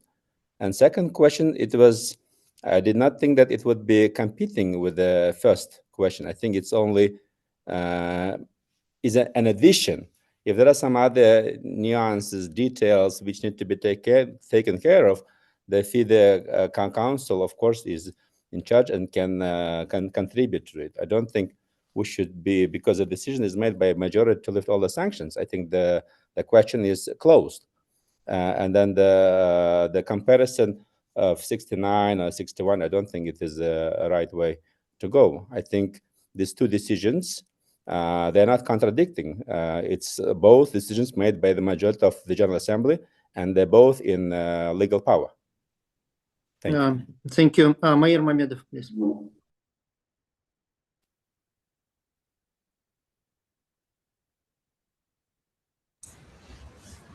I am unmuted now. Yes. I am fully agree with Mr. Ravel, of course. Council decision has an initially preferential right, of course. It's absolutely clear, and in addition has more votes. Thank you very much. This is my opinion. Thank you. Malcolm.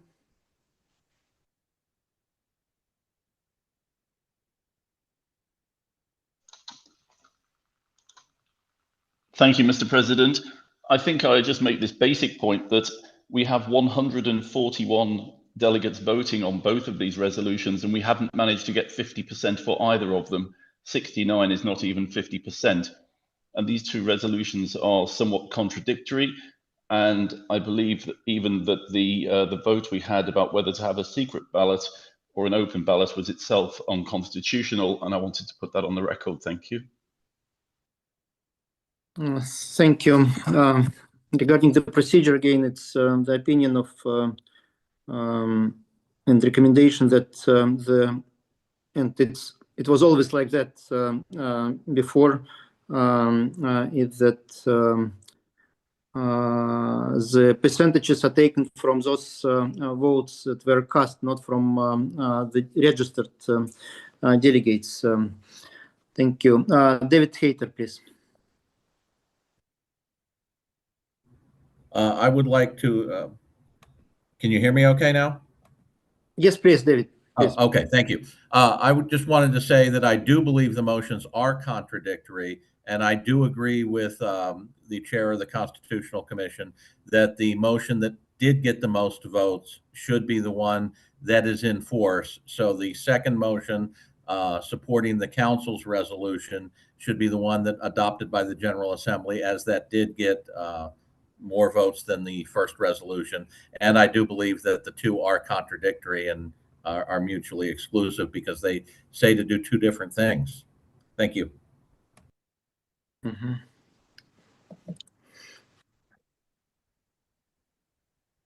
Okay, Georgios.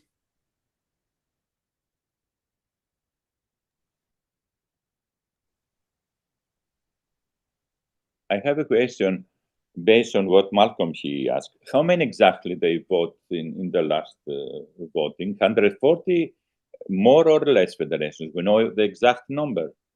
109, out of which 69 in favor, 40. 109 they vote. Yes, votes cast, not So counting. 69 is then is majority. Of course, yes. Yes, we count on those who participated in the voting, not the registered delegates, as usual, as always. So there is majority then. Yeah. Yes, it is a majority.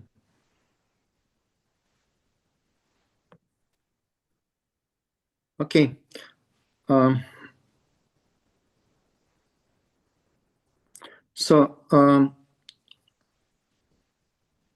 Okay, the last one, Enrique Sely, please.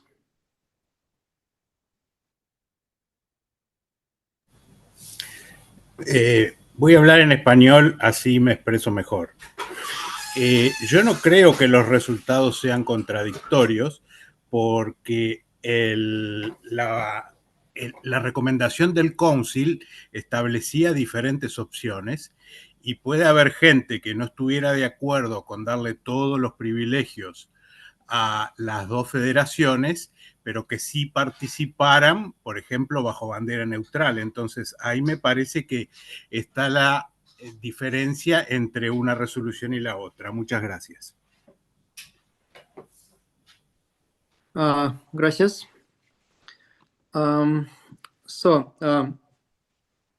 Again, as far as I understand from Roberto Rivella, it is clear that one resolution got, well, and from the arithmetics, of course, got more votes than in favor than the other, and less against than the other, and that's why the respective decision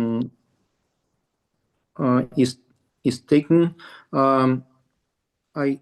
Sorry, I missed one hand. Shadi Paridar, please, briefly.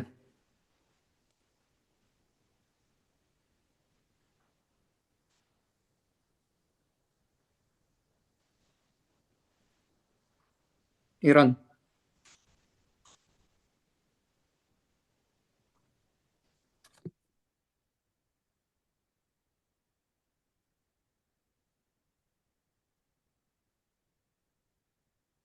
You can speak.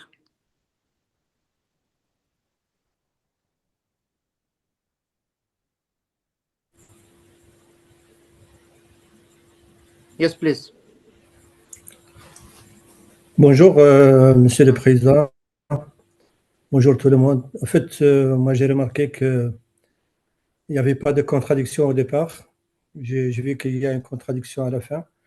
Je pense qu'ils auraient mieux eu le vote avec deux options. L'option 1 où il y a la première question et l'option 2 où il y a la deuxième. Comme ça, on pourrait savoir et voter correctement parce que je n'ai pas vu la contradiction sauf à la fin. Merci. Merci. So, can you try last time, Shadi Paridar, Iran?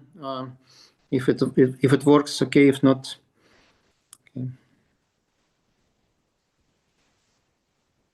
Hello, thank you very much again. Mr. President, shortly I wanted to close my previous subject that I am happy that the remove of sanction of Russia happened, and my opinion was this, that all politics should be apart from sport, or for all the countries should be same. For the moment, I offer that I feel that most of General Assembly like to remove sanction from Russia. So please, if it's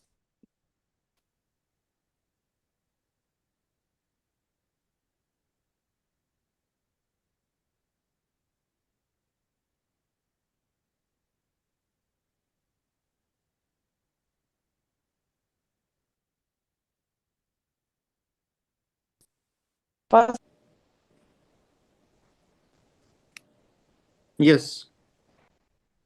Can you hear me? Yes, but yeah, please conclude.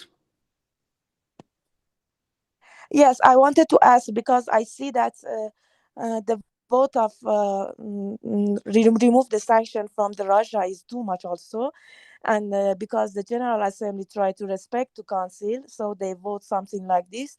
So if it's possible, make another vote between the council how to say letter and Yes, I understand. So, thank you. Thank you. I suggest the following. Let's make a break now. Since to decide the General Assembly by voting between two. yeah, I understand. Thank you. Thank you. Yes. Okay. Thank you. Thank you. Thank you. Yes, let's make a 15-minute break. Since if we will, even if we will accept this proposal to have the comparison, we need to prepare this voting. But if it is up to the General Assembly to decide whether to have this comparison or just to take the resolution where the Council's recommendation is supported. So 15-minute break, and then please come back in time. Thank you.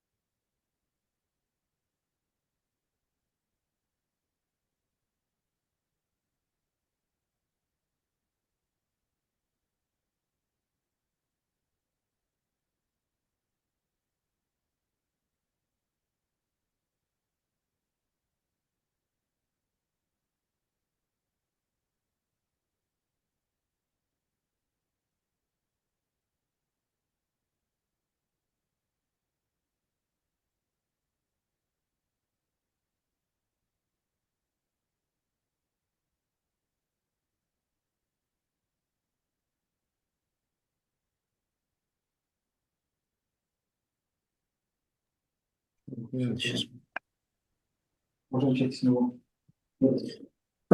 once again. Can we resume?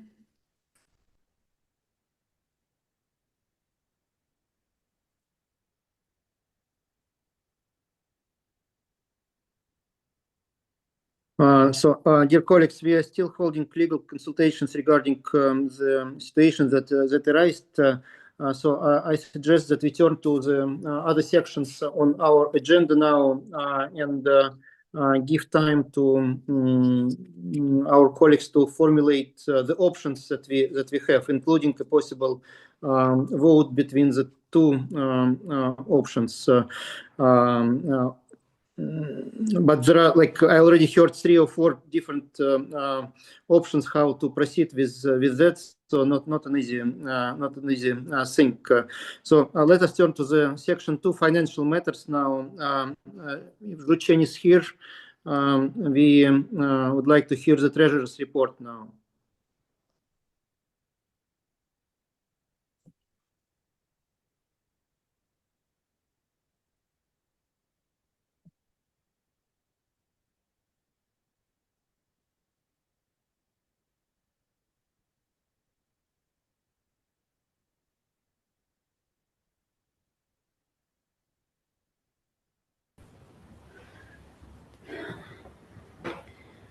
Dear Mr. President, dear council members, dear delegate, dear chess friend, good afternoon and good morning.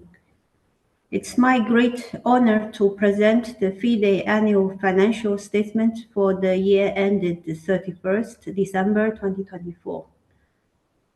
In line with our long-standing commitment to transparency, the financial statement for year 2024 have once again been independently audited by Ernst & Young. Our financial team has consistently adhered to principles outlined in FIDE handbook, managing FIDE finances in a conservative manner to ensure the long-term financial sustainability of organization. You have all received a copy of the complete audit report. Should you have any questions regarding specific figures or details, I will be delighted to address them following this presentation. The year 2024 has been a period of exceptionary achievement for chess worldwide. A series of landmark events have not only enlarged our global community, but also showcased the dynamic growth of our sport, including Chess Olympiad in Hungary, World Championship match in Singapore, candidate in Canada, World Rapid and Blitz Team Championship in Astana, Kazakhstan, World Chess Rapid and Blitz Championship in New York, FIDE 100th Anniversary Global Celebrations Worldwide, World Senior Championship in Portugal, World Cadet Tournament in Kazakhstan and Italy, World Junior Championship in India, and so on. This prior event collectively generate a total event income of 12.5 million euros. With associated total event operational cost of 10 million euros. These figures increase global appeal and commercial value of chess, as well as our efficient and professional operational capabilities in organization major events, providing strong our future chess development. Guided by the principle of conservative financial management and despite some challenges, we are pleased to note that most of 2024 actual financial figures were largely in line with budget projections. However, we concluded the year with a shortfall about 700 euros against initial project surplus. On the revenue side, one of the reasons is that the sponsor income fell short of expectations during the budget preparation. We were in advance negotiation to establish a regional office in China with anticipated local sponsorship of 3 million euros. Although this partnership did not materialize with this cycle, the experience gained has laid a crucial foundation for future strategic expansion. On the expenses side, our investment in development fund is around 1.35 million euros, reflecting our commitment to fertilize the global growth of chess. As we approach to the end of 2025, I'm pleased to report that we are on track to close the year with strong financial stability. Our 2025 budget is well balanced. Currently, forecasts indicate the final result will be close aligned with our planned target. We expected to conclude the year with a cash balance exceed 5 million euros, while our reserve fund or net asset is projected to remain at a solid level of 1.5 million euros. This marks a solid financial position as we emerge from the difficult phase.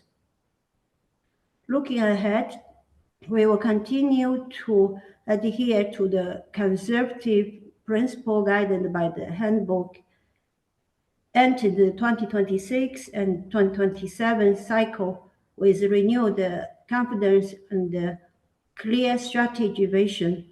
I look forward to presenting a detailed budget and plans for the upcoming cycle at the budget review. Finally, I would like to extend my sincere gratitude to the FIDE President, all council members and the verification commission members, and my colleagues from the management board, and the Chess Fund for your continuously support and invaluable cooperation over the past year. This concludes my formal report. So thank you, and I'm happy to take your questions.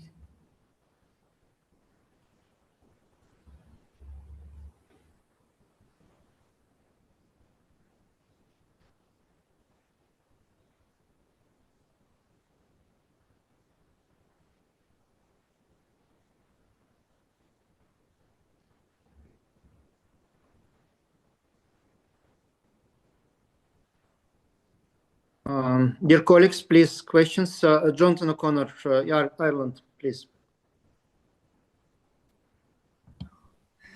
Thank you, Mr. President. I'm just very curious to know, we had a budget of 3 million euros in expected sponsorship and donations, and we've only got 166,000 for 2024. Is there some explanation for that very large discrepancy? Okay, here that I was just reported that we had advanced negotiation with established regional office in China, and we will anticipate the local sponsorship of 3 million euros. And then so the discussion is still continue, but probably the with the current world economic situation, it will be not easy to allocate the total amount of the funding, and that was one of the reasons that we amended the budget the end of last year. Okay, thank you. Thank you. Please, other questions?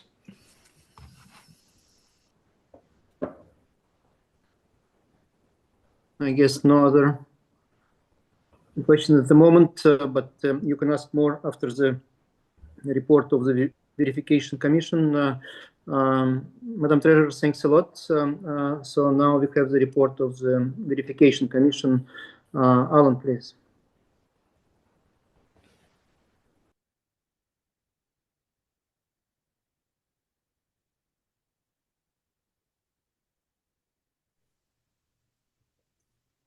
There we go. Now I've been unmuted.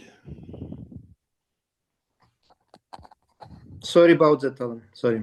No, it's okay. It's okay. Took him a minute to unmute me. We had good morning, good afternoon, good evening, good night, wherever you are. I know that this meeting has run long, and I know also how excited most people are to speak to finance. I mean that with some sarcasm. So I will try to be brief. However, there are some important things that the Verification Commission needs to communicate to the delegates because the delegates have elected the Verification Commission to provide some independent oversight to FIDE finances. The Commission would like to thank the FIDE finance team, Treasurer Chushen, financial consultant Alexander Volshin for their help and their cooperation, along with the FIDE office staff and bookkeeping team. They've been very open with us, and we've had access to documents as we've requested them, which is very important for us to be able to do our work. The Verification Commission this year was new. For the last 6 years, it had been the same. With the change in the charter in 2020, our terms were extended. And last year in Budapest, there were 3 new members to the 5-member Verification Commission. So we spent some time getting those new members oriented. It also meant that we had our Verification Commission meeting in Lausanne in the FIDE offices as we met to discuss the 2024 financial results so that our new commission members could see where FIDE operates from. It is important that the Verification Commission provides some guidance to the auditor. And as you see here, we had a pre-audit meeting with the Ernst & Young auditors prior to the start of the audit so that we could share our concerns and the issues that we thought were important. It is, I'm pleased to report that the Ernst & Young audit team was largely unchanged in 2024, which helped them to be more efficient. There will be a new partner in charge of the 2025 audit because of mandatory partner rotation. So that will be different, but we're expecting the audit schedule to stay the same. You can move ahead to the May meeting side. The important thing I want to address here is that the audit opinion that was issued by the Ernst & Young external auditors is what we in the business call a clean opinion. It means that they did not find anything in the FIDE financial statements that was materially different from the requirements of Swiss law. That does not mean the statements are perfect. It does mean that they are close enough for readers to be able to draw an accurate opinion of the financial condition for FIDE. This is the type of opinion that you want your auditor to provide, and we are glad that they found that the FIDE financial statements were accurate enough for that opinion. They did make some comments and some concerns about the FIDE financial statements or the accounting system, like they do every year. This was not different than they do every year. They did note a couple of things that have improved. One of the key improvements is the adoption of a standard accounting system. FIDE abandoned its old spreadsheet-based system that had been in use for some years that did not provide a proper audit trail so you could see how transactions may have been changed over time, and moved into using QuickBooks, which does contain such an audit trail. That's a significant improvement in the way that FIDE does business. It's significant enough that I believe that Ernst is reducing their audit fee for 2025 as they feel they can reduce the amount of work they have to do on that part of the system. There are a few adjustments and there are a few notes that Ernst & Young made and that raised. One of them regards the for-profit subsidiary. FIDE formed this for-profit subsidiary a few years ago. It is associated with the Tech Mahindra chess league in India. To date, that has not returned any investment to FIDE. FIDE has a minimal amount of money tied up in it, but it has not really generated much to date. We have expressed our concerns that if it becomes significant, that it get audited. To date, it has not been significant enough to be audited. We've also said as it gets bigger and more significant that we need to do a consolidated financial statement with this entity. To date, that's not been necessary. We were concerned about our exposure to Russian banks. If you look at the financial statements, you will see that the exposure to Russian banks is actually minimal. We do have to have, as an organization, ruble-based accounts because we have Russian employees who need to get paid in rubles. The finance team has found a way to get money in to the payroll system for those people to be paid if necessary. It's important, the last paragraph here on this page, that the rights and obligations between World Chess and Aegon for the return of the tournament rights has been completely satisfied, and that organization is making payments to FIDE for the online arena, and that contract will be up soon. But the interaction with World Chess Aegon is close to being done, or is done, except for the online arena. Next page, please.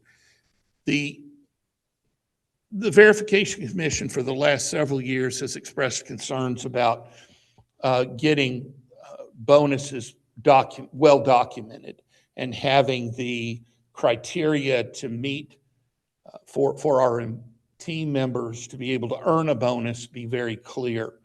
Some progress has been made in that. Some of the items that are paid as bonuses are well stated in contracts. Some of them are a little less so. And we think it's important to get those criteria in writing ahead of the year, while we recognize that there may be a purely discretionary portion of it. But if we're trying to encourage our team members to engage in certain behavior, then we want to get that documented ahead of time.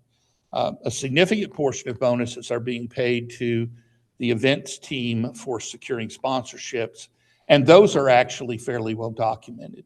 Those are in the contracts for those people as to what they will receive from that. So that's not the concern as much as some of the general ones. I think in discussions with the FIDE president, he's been in agreement with us that getting key performance indicators in place would be a good thing. I think he has also expressed that that's hard to do, and we recognize that that is hard to do. So we will continue to encourage FIDE to do that.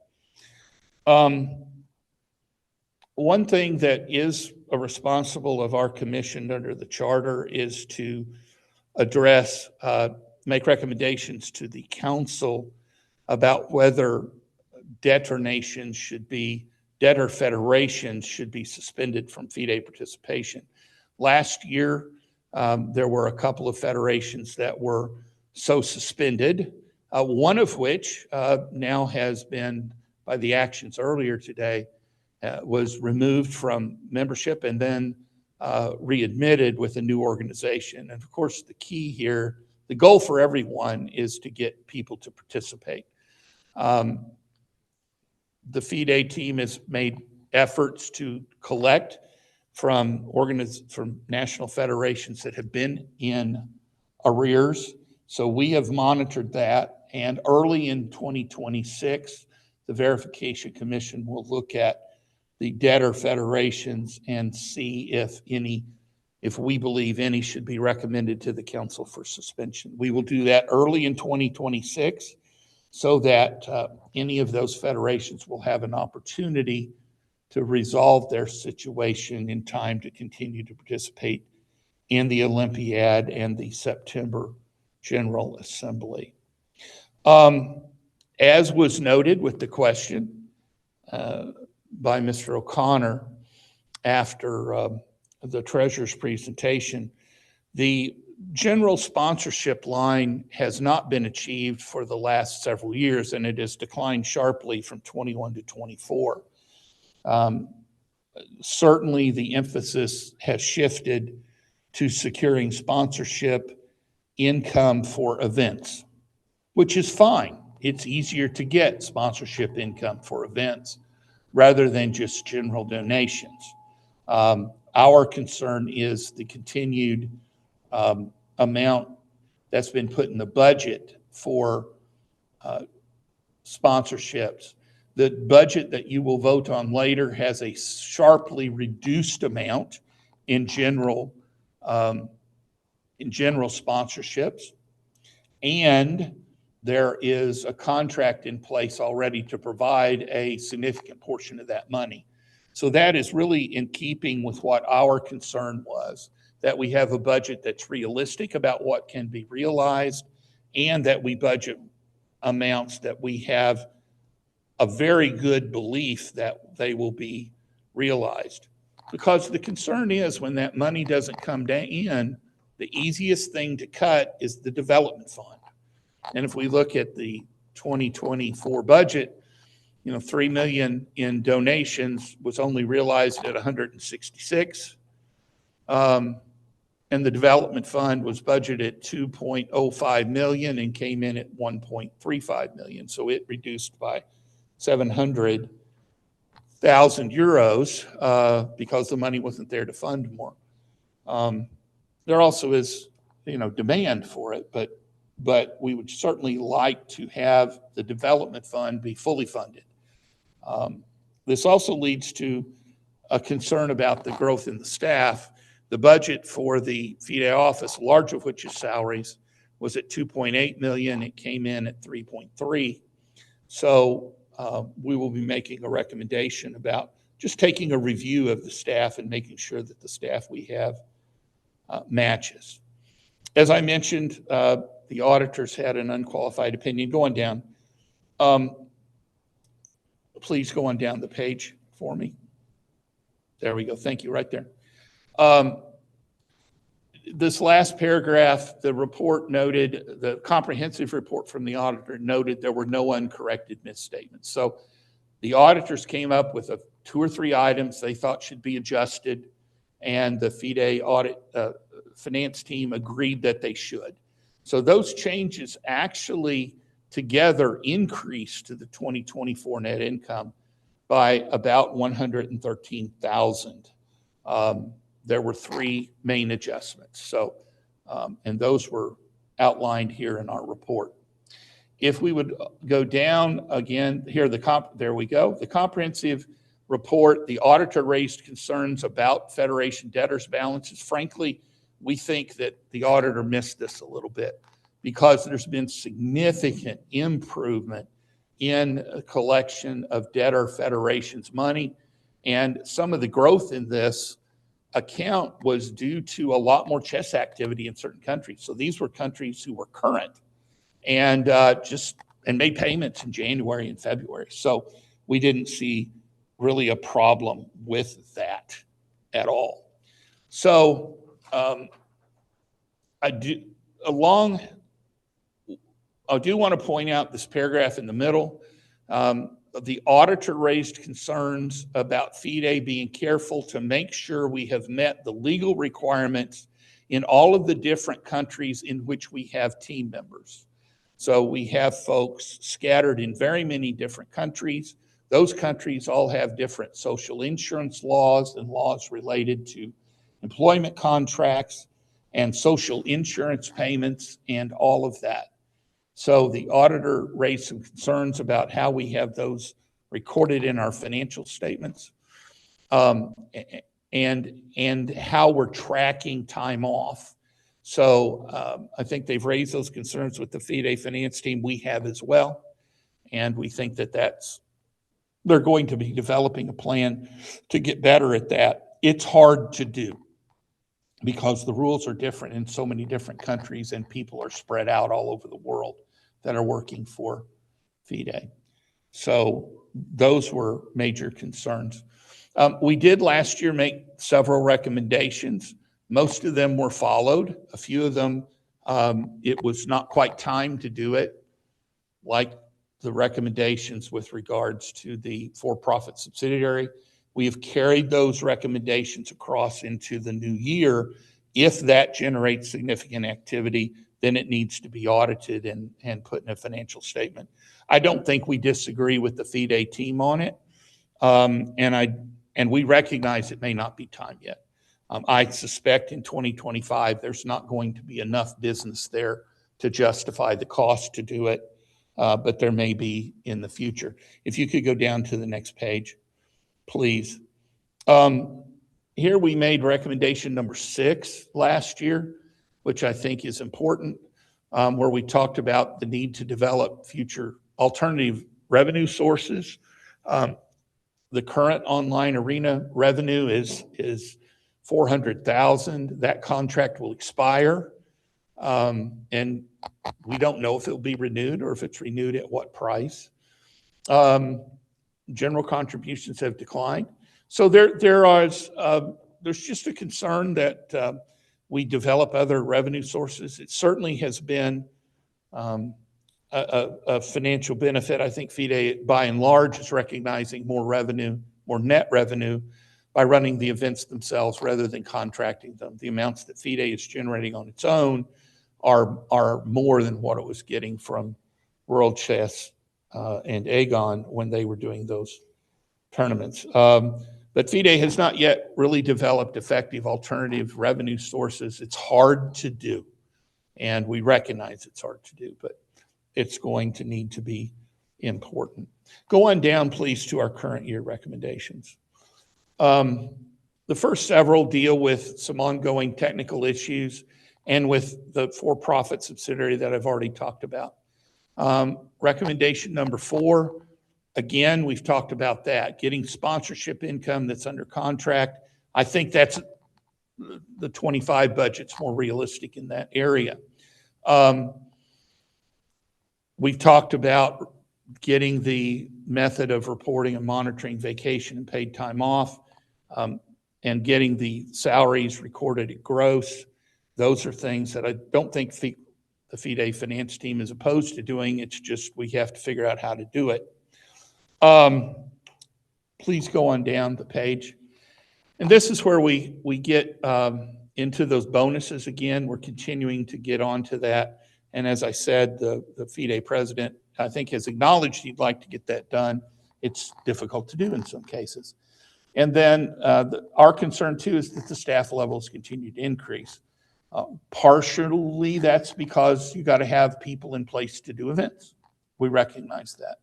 But we are calling for there to be some strategic planning around the growth in the staff so that management has made some very conscious decisions about where the staffing level needs to be, and to make sure that we, as a body, have the right people that we need in the right positions.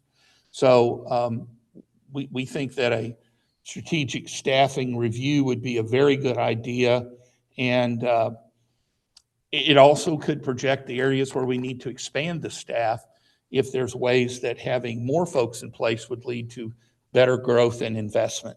So in addition to where we might need fewer. So those are our, I think, of our main points. We did provide you some graphs. If we could skip down to page 8 for just a minute. Just, you have this available. The next page, please. There we go. We sort of give you a picture of how the income has developed over the years. That big red thing in the middle is event revenue. Now, the problem with that, if you go to the next slide, next page, that big orange thing in the middle, that's event expenses. So, you know, event revenue and event expenses tend to track. If you have a lot of event revenue, you have a lot of event expenses usually. And so the main thing we're concerned about is looking at net income from events. So those are our main issues that we're concerned about there. I do want to point out one issue just to expand on what the treasurer said, and this will be my last point. On the 2024 financial statements, FIDE finished with about 5 million euros in the bank. But FIDE had liabilities, money that either it could not recognize as income or that it owed to people, of a little better than 5 million. So now the 5 million in the bank wasn't the only FIDE assets. There was money owed to FIDE from member federations. There were other items that were still to come in, and of course FIDE has some other assets. But the fact that at the end of the year FIDE had 5 million in the bank does not mean that 5 million was available to spend. Just like having 8 million in the bank right this minute doesn't mean that's available to spend. Some of that money is already spoken for. For example, right now, cash balances are kind of high. Why? Money has come in for the World Rapid and Blitz that's going to get paid out as prizes probably right after the first of the year. Same thing happened at the end of 24. Money has started coming in for events for next year, for the candidates tournament, for the Olympiad. Some of those funds are starting to flow into FIDE, but they will be expended later. So it's very important to look at the cash position and consider it as we look at also what FIDE is obligated to pay out, and not be comfortable with just looking at cash. You've got to look at the net situation as a whole. Mr. President and the General Assembly, that largely concludes my report. Again, I want to thank the treasurer, the financial consultant, Mr. President, for their help and their openness in allowing us to obtain the information that we need. And I think our commission looks forward to continuing to work with that team in the future. The last item that I want to mention, the General Assembly is going to consider the appointment of Ernst & Young to be the external auditor again. The Verification Commission would encourage the General Assembly to vote yes on that proposal. There were concerns that the financial consultant and that I shared about Ernst performance in the past. What they've done in the last 2 or 3 years has been very responsive to our concerns, and they've done a much better job about getting their work done very promptly. They've started their work earlier, and I think they've been willing to work with us to do the audit in the ways, particularly the Verification Commission feels are important that they cover.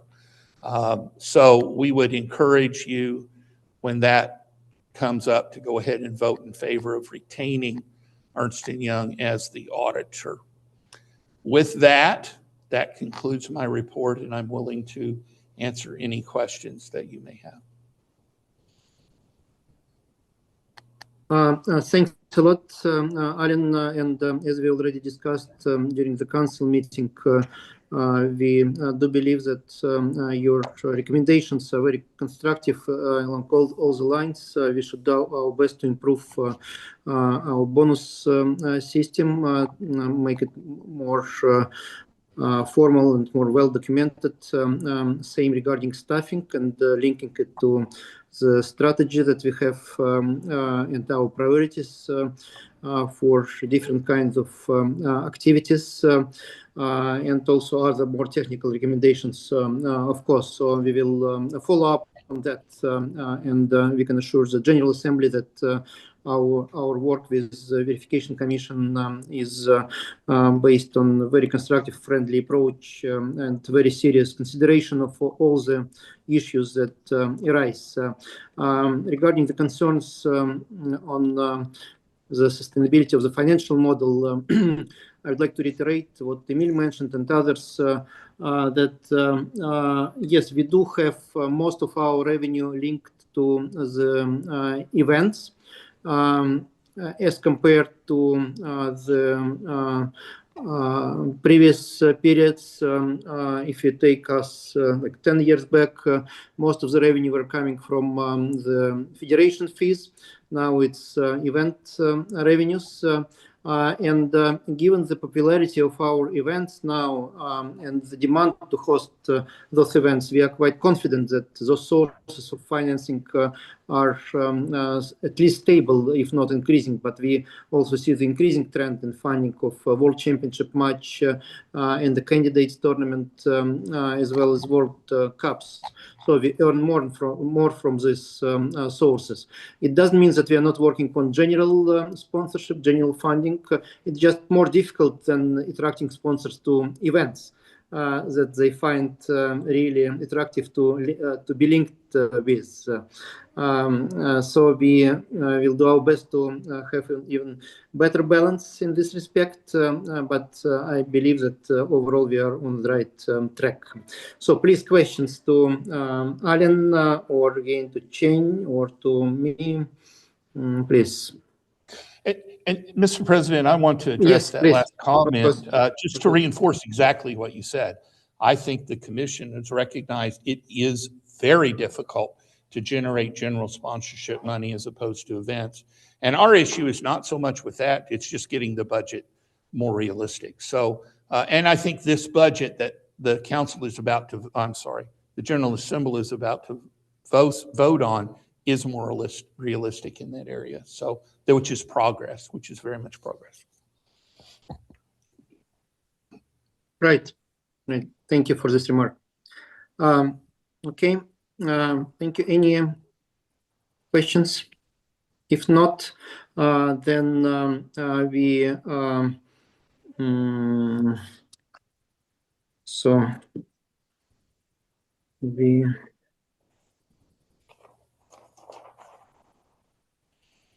sorry, I'm just checking my notes not to make any mistakes with any voting. So now we shall discharge the treasurer from the responsibilities for the financial year 24. Any questions, comments on this item? And we will have voting on all items in this section after we hear all the items. So discharging the treasurer. Okay, no questions. Then the next one is the budget 26-27. Madam Treasurer, please return to the budget for the next 2 years. Thank you, Mr. President. Dear President, dear Council members, we should share the budget. Okay. Dear delegate, let me present you the budget for the next 2 financial years. I already said that during my report that 2024-2025 cycle, there were challenges for us. The good thing is that we managed to navigate through it. The 2026 to 2027 cycle is expected to be much better. Most importantly, we have much better visibilities on our income and expenses, which makes me feel full confident that the numbers presented will be achieved. I truly believe that our financial result will be even better.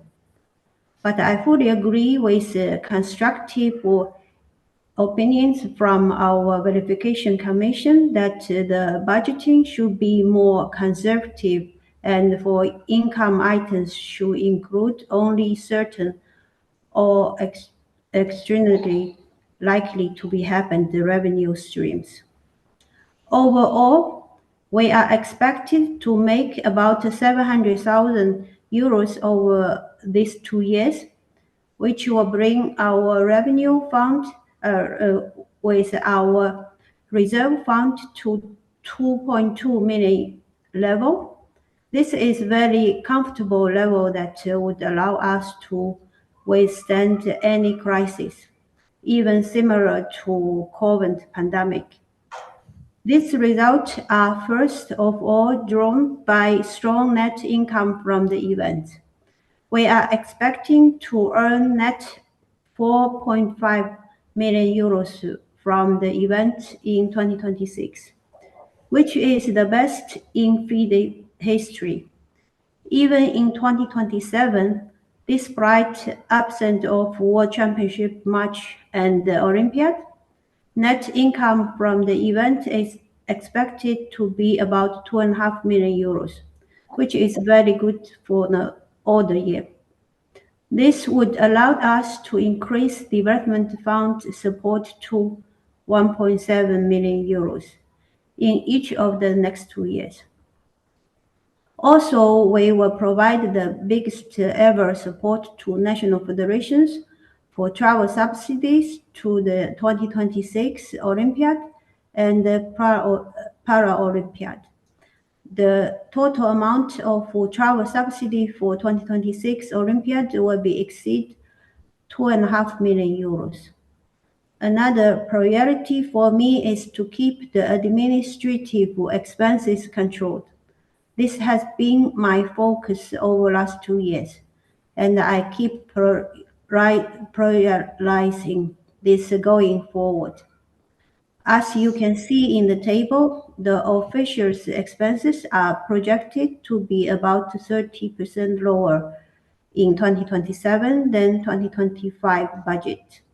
And the office expenses are projected to stay pretty much at the current level. I and my team are happy to answer any questions of if you are interested from this budget plan. Thank you for your attention, and I'm looking forward for your question. Thanks a lot, Chen.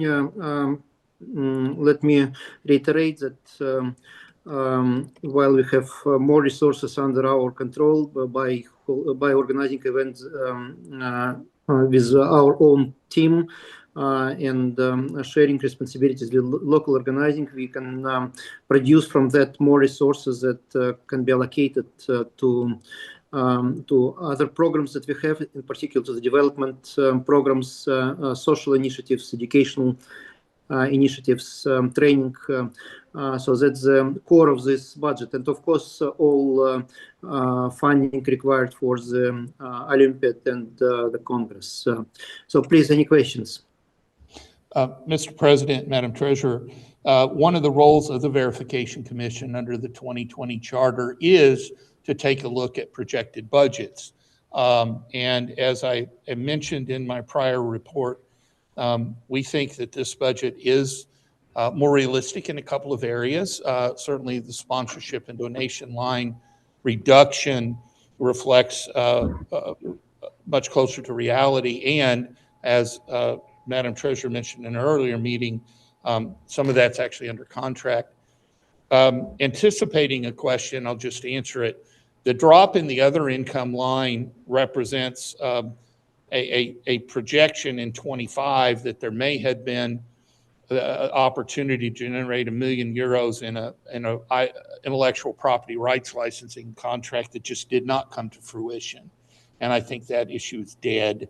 So that goes away.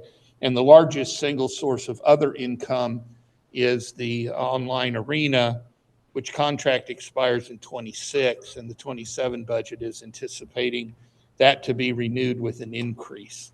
And then you've gotten a detailed budget that shows all the different events from year to year. And so that's important that you, for delegates to understand, you know, there's some events that are every other year, and they generate income only in a specific year. So that's why you're going to see that fluctuation in the event income and expenses from one year to the next because of the 2-year cycle. And that's why there's a 2-year budget. That was a recommendation of the Verification Commission about 5 years ago to adopt that, which the FIDE finance team has. So those are the things I wanted to add from the Verification Commission. I think we as a whole encourage the adoption of the General Assembly. The last item, the General Assembly did set a goal in a prior, some time ago, to maintain the net assets at about 2.5 million. We're below that now. And the 26 budget anticipates getting us above that and then going backwards a little bit in 27, because 27, this 2-year cycle, the way the events fall, 27 will be a little more difficult year. But if we can realize these budgets, we will make significant progress moving toward that 2.5 million level and keeping it there. Thank you, Mr. President. Yes, thanks a lot, Alan. Yes, thank you for that very useful remarks to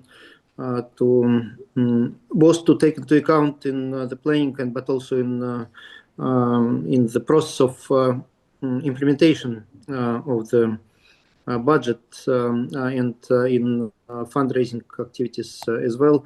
And I do hope that, well, not just hope, but we will work hard not to allow the risks that you mentioned to come true. Of course. So thank you. Any other remarks or questions on budget? Looks like no.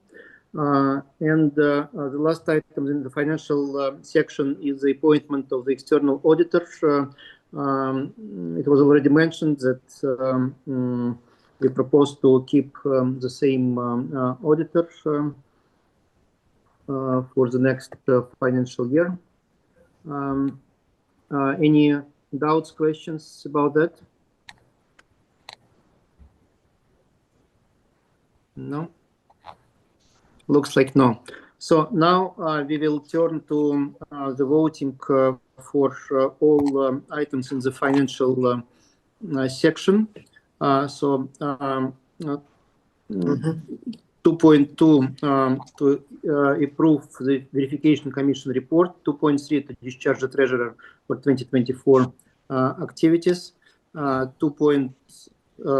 in 2.4 one special item is included where we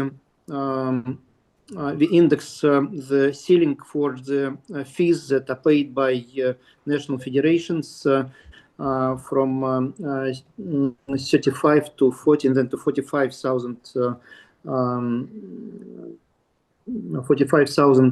euros per so from 40 to 45,000 euros for the next 2 years. And this is the assumption that was used for calculating the total fees and the total budget. And finally, 2.5 to reappoint Ernst & Young as external auditor for annual audit of FIDE account for 2025. So those 5 items are put for voting now. I would like to ask our Lumi partners to organize the voting now. Thank you. The vote on those 5 items is open.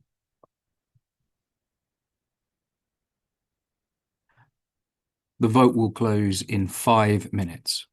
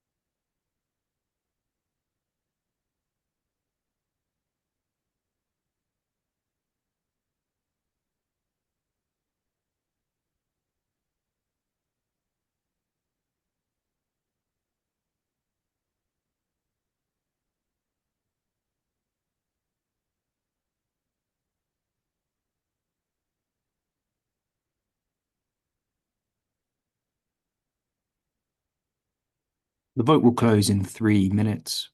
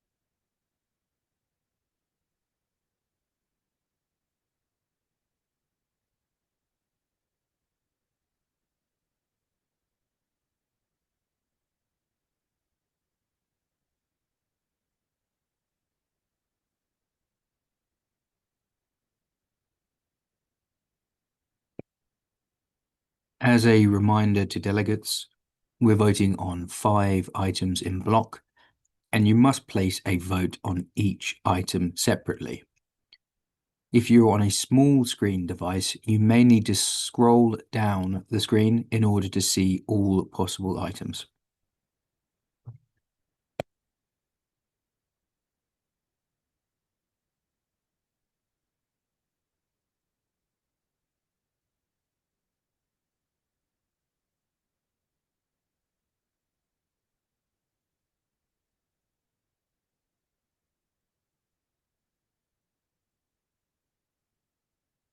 The vote will close in 1 minute.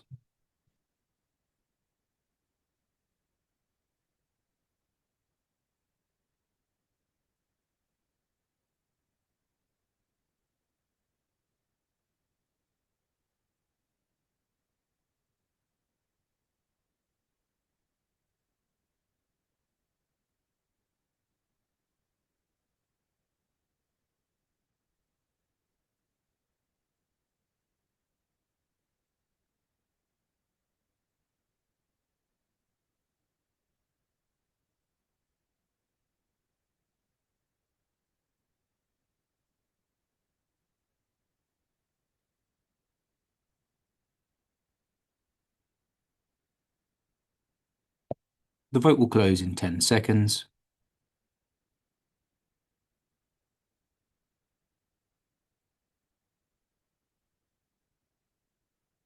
The vote is now closed.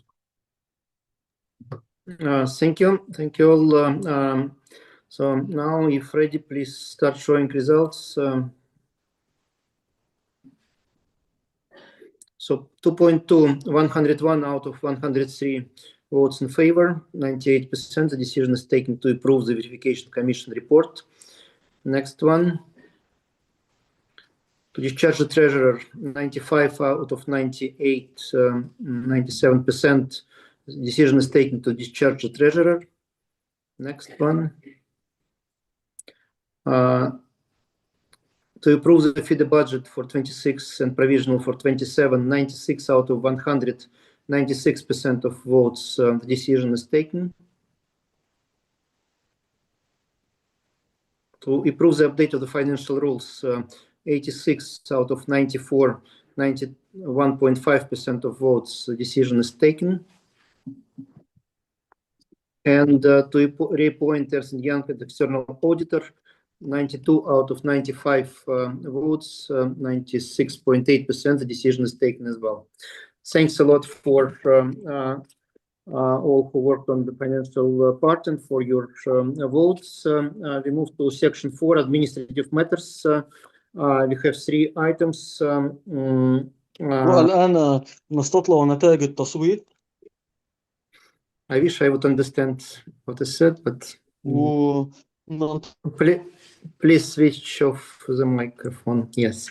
First is charter, then electoral rules and bylaws, and we start with Alexander Martynov, who will present the proposal. Alexander Martynov, تفضل. Thank you, Mr. President. Dear delegates, I will be very, very short because I understand that we all exhausted. First proposal regarding charter. Currently, there are 3 possible requirements to the delegates: to be citizen of the relevant territory or country, to be resident at least 2 years, or also there is a possibility to be at least 1 year member of the board or any governing body of this federation. It was some kind of transitional period, and it was approved in 2020. And now the FIDE Council believes that we may delete this option. So the president or delegate may be only citizen or resident of the respective territory. We consulted with Constitutional Commission and follow their advice. Also, if this amendment will be approved, will be interim period. It will be approved only starting from 1st of January 2028, so more than 2 years. So all federations, now only 3 or 4 federations may have problems with this amendment, will have enough time to resolve all issues. So the FIDE Council proposes to approve this amendment. Now, a few words about possible change to the electoral rules. May I open the electoral rules? Yes, thanks. Few amendments, mostly technical, in my opinion. I will clarify. First amendment about rights of the new member federations of FIDE, and in current versions they may vote only after 12 months after the approval as member of FIDE, and it's proposed that they may vote not 12 months later but at the next General Assembly. Otherwise they in practice should skip 2 years from the electoral voting, and it's unfair. It's the first proposal. Second proposal, just clarification, is Article 3.7, 3.8 regarding publishing of the lists of delegates and possible compliance to the Electoral Constitutional Commission. You may see it's just technical amendments in which time complaints should be filed and so on. And last amendment, Article 27.1, about continental elections. Current rules require that continental elections were held at FIDE Congress, but sometimes in some it's necessary to have the continental elections a bit earlier, maybe for the relevant continental body meeting or something. So it's proposed to add that continent may ask FIDE Council to approve held earlier elections if these elections will be in line with all main legal principles, and also anyway they should be please switch for 27.1, sorry. It's electoral rules. Yes, 412 at 27.1. Yes, this one, please. That and anyway, date of the election should be made public not later than 6 months before such announcement. So we don't discuss that it will be some new for the respective continent, but it will be known well in advance. And so FIDE Council proposed to approve all these amendments. And the last part, but for last part I will delegate to the chair of the Constitutional Commission, Mr. Rivella, to explain to delegates is bylaws regarding the reverse delegates. Dear Roberto, will you inform delegates about these bylaws? Because it mostly is were developed by the Constitutional Commission.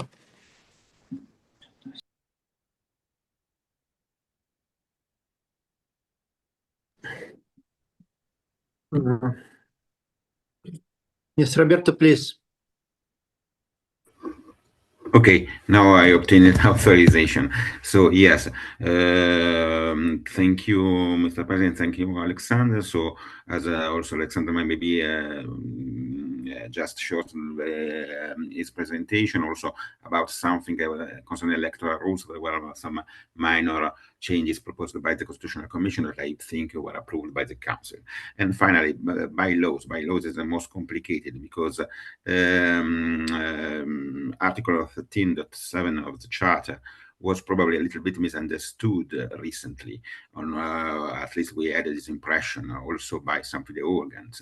So we decided, we proposed to the Council, and the Council approved to draft some bylaws. What are bylaws? Are sort of authentical interpretation of the Charter.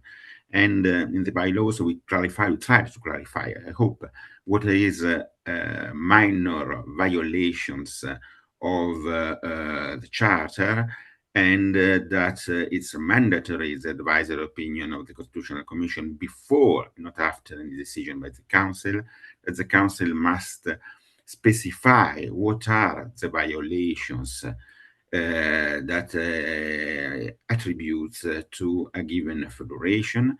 And then we try to clarify what are the sanctions and what are not the sanctions, because, for example, this Article 13.7 can be applicable both when a federation is violating some obligations, but also when this federation is not able to fulfill its obligation, also without any negligence or any will to violate these obligations. So we try to clarify what is it monitoring, what is it nomination of a fact-finding commission, what is a FIDE special envoy.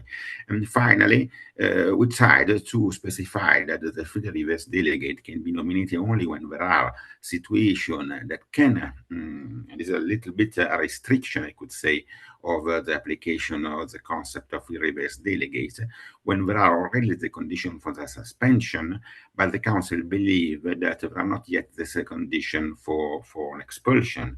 So it's an extreme measure, more or less, and among the minor sanctions, not among all the sanctions, of course. And then on our proposal, only about this point, about the reverse delegate, the Council make a little bit an integration, a different proposal. The two proposals were integrated in a final test, specifying that in some cases, when there are some disputes among different associations or persons to claim to be legitimated to represent the federation or that claim to be discriminated, the reverse delegate, if appointed by the Council, can act, I could say, with some active behaviors. So, for example, can try to facilitate the organization of democratic elections and so on. So this very briefly, we tried, so no changes of the charter, but an interpretation of the charter to give more guarantees to the parties, to the member federations, at the same time to clarify some probably not so clear for jurists points.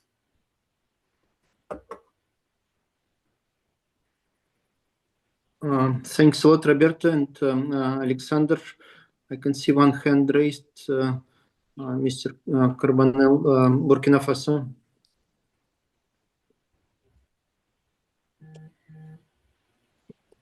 Yes, I don't understand why this amendment of not allowing the new federations to got all the rights have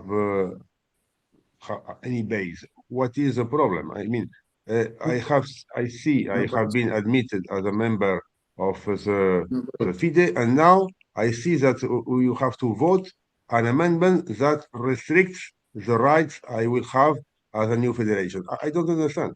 Then why not you put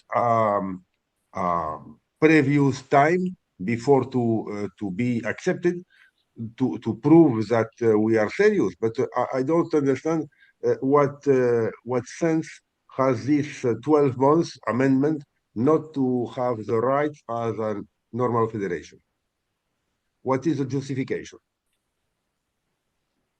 Roberto, please. No, in reality, the amendment is enlarging the moment of when the new federation, new members can vote, because in accordance with the current charter, new members couldn't vote in the next General Assembly, and in this case, we have not the possibility to vote because the charter requested 1 year after the approval of the new members. Why? Because to give them the possibilities to be better acquainted with the reality of FIDE and its system and so on, and especially to forbid maneuvers to give to the new members this possibility. The Council believed, this of course was a political decision, to, on the contrary, give the possibility to vote in elections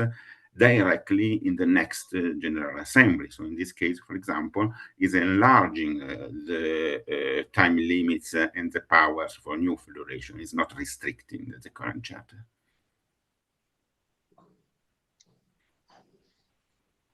Thank you, Roberto. Alan Priest, please.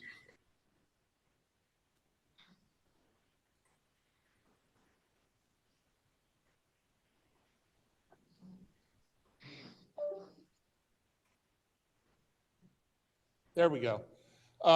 Yes, to state it more plainly, this change, if this change is not made, the Burkina Faso Federation would not be eligible to vote in Uzbekistan. If this change is made, the Burkina Faso delegation will be eligible to vote in Uzbekistan. So it removes this kind of, I think the original rule sort of anticipated that a General Assembly would be 12 months after the prior one, which certainly is not the case. The next one is going to be 9 months after. So this, the language does prevent a new federation from being admitted today and voting this afternoon on a new FIDE president, because frankly, that's been subject to abuse in the past. But once you've attended one General Assembly meeting, which you are today, congratulations, then you'll be eligible to vote on the presidential election in Uzbekistan. So this increases your rights, is what Roberto was saying. Yes, thank you, Alan. My precision will be, today I have been able to vote. And then if I am able to vote today, it's a nonsense. I am not able to vote later. No, you will be able to vote according to this amendment. Yes. Without this amendment, would be a problem. Now we improve the situation for you. You will be able to vote. Okay. Also in Continental Assembly?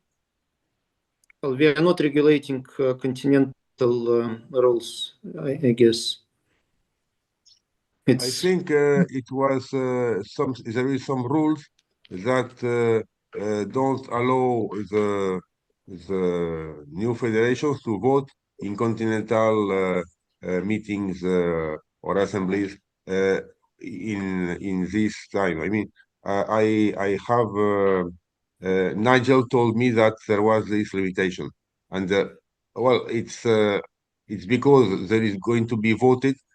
I am asking about. No, I understand, but the continents decide on their own electoral rules, so we cannot comment on that. Okay. Sorry. So British Virgin Islands, please.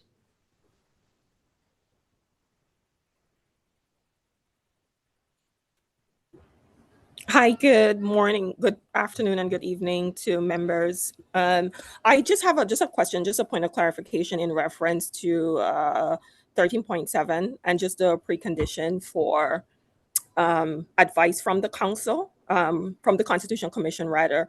Just a point of clarification if whether the advisory opinion of the Constitutional Commission is now going to be a required precondition for appointing a reverse delegate.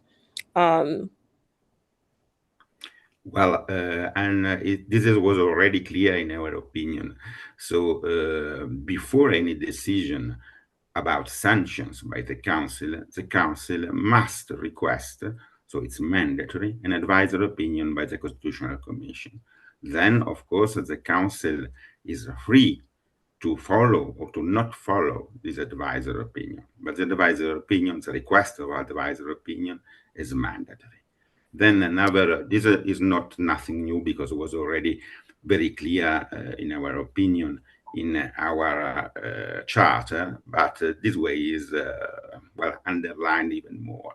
What is maybe very important and useful is to clarify that the council can also clearly express what are the violations of obligations that they believe that can have as a consequence a sanction, or can also say this federation is not fulfilling its obligation, not because they have a will to violate an obligation, but maybe for many different reasons, they can have not the possibility to do this. Because we have also to understand that this article is not only, and especially is not mainly to sanction federation. It was more than everything else to help federations, so to help federation that has problems of different typologies, and all these are tools, and sometimes, unfortunately, there's also sanctions, but mainly they must be tools to facilitate and to help federations.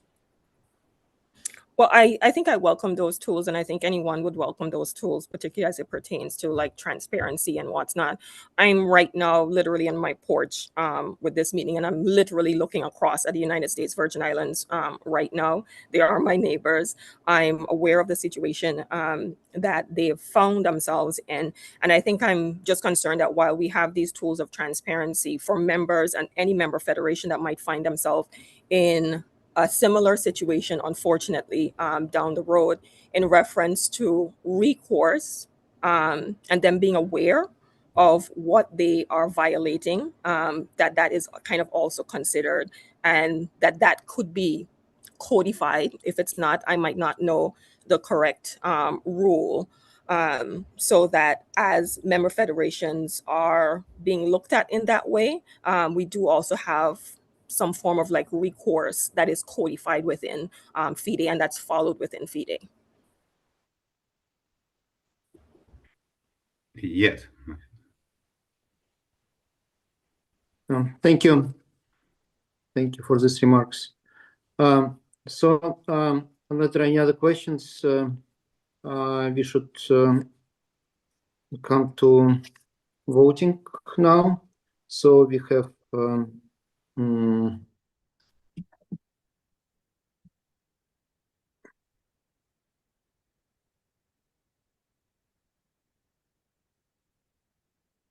we have 5 questions to ask to vote for. First is regarding the amendment to the FIDE Charter. Next 3 are about the amendments to electoral rules. And last one, the approval of bylaws regarding the implementation of Article 13.7. And just one reminder for the first item for changes in FIDE Charter, the requirement is 2/3 of the valid votes at the General Assembly. So let's start the voting. The vote is now open.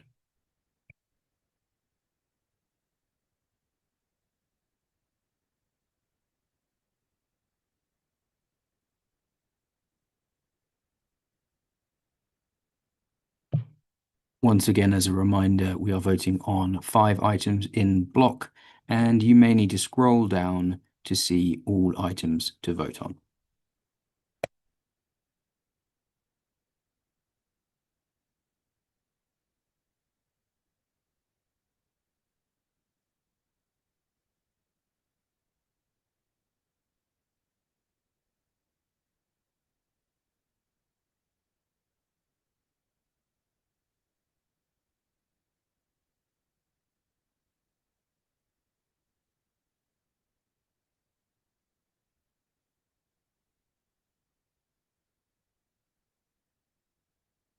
The vote will close in 5 minutes.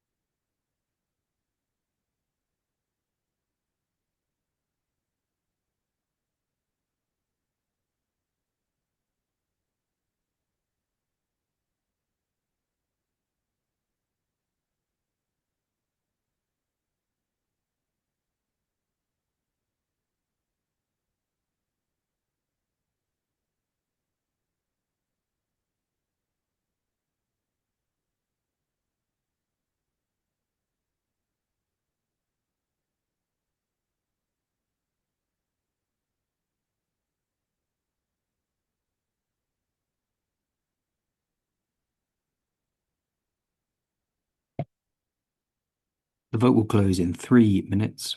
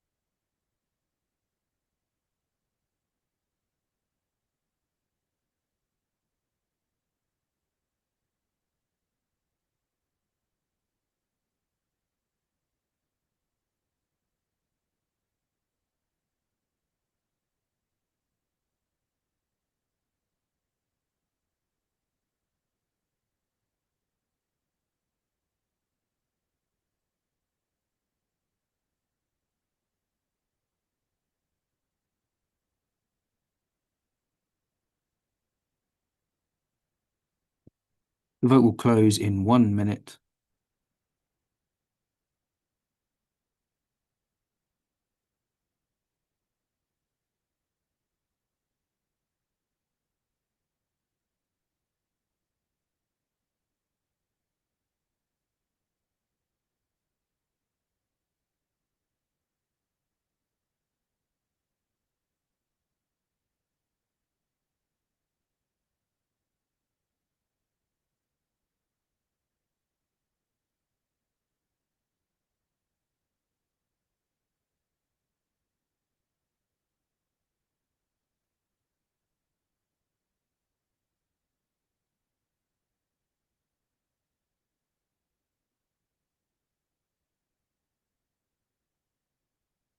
The vote will close in 10 seconds.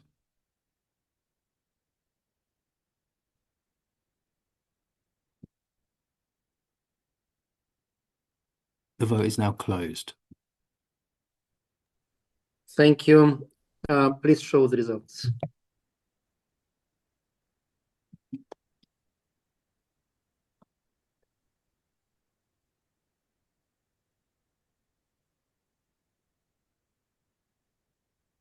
So for 4.1.1 charter amendments in favor 88 out of 96, 91.7% of votes. So the decision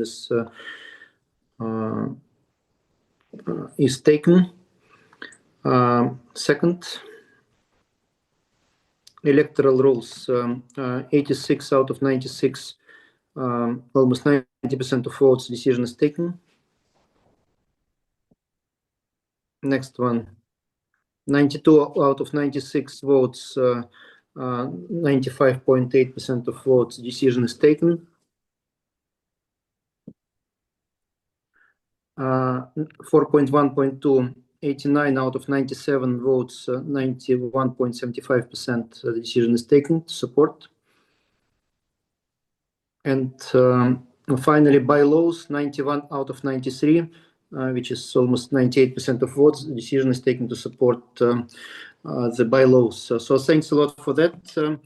I can see that we have the diminishing number of delegates present or voting, and we need to make sure that we take all the most important decisions. So we have to come back to item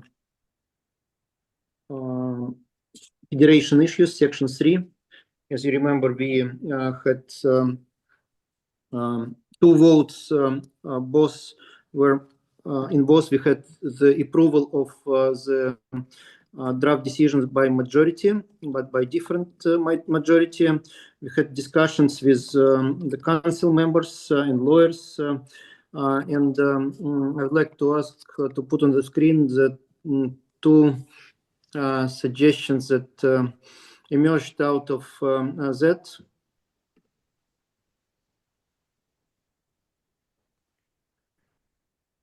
So option 1, to consider the FIDE Council's resolution approved, which was option number 2 in the first vote that had more votes than the other resolution. Those who are not supporting this option are saying that when the first vote happened, the first resolution was already approved, and we cannot ignore that fact. So basically, if we will vote for this option, then in the consequent considerations by the Council, for instance, since we have this authority by the Council in the second, in the Council's draft resolution, the Council will have to take into account the voting of the General Assembly for the first item, of course, in consultations with IOC, but still, so it's a bit of contradiction. But again, that's the possibility that we have, while recognizing that there is a contradiction, since the decision on the first proposal of the Russian Chess Federation was also approved. The second option is to hold the second vote now between the two resolutions and see what happens. So that's those are the two options that were proposed. But again, some people believe that the first decision was already also taken. So please, any comments on this suggestions? Since if we will not hear major objections to now to vote between these two options, we will do this. First, Georgios Makropoulos, please.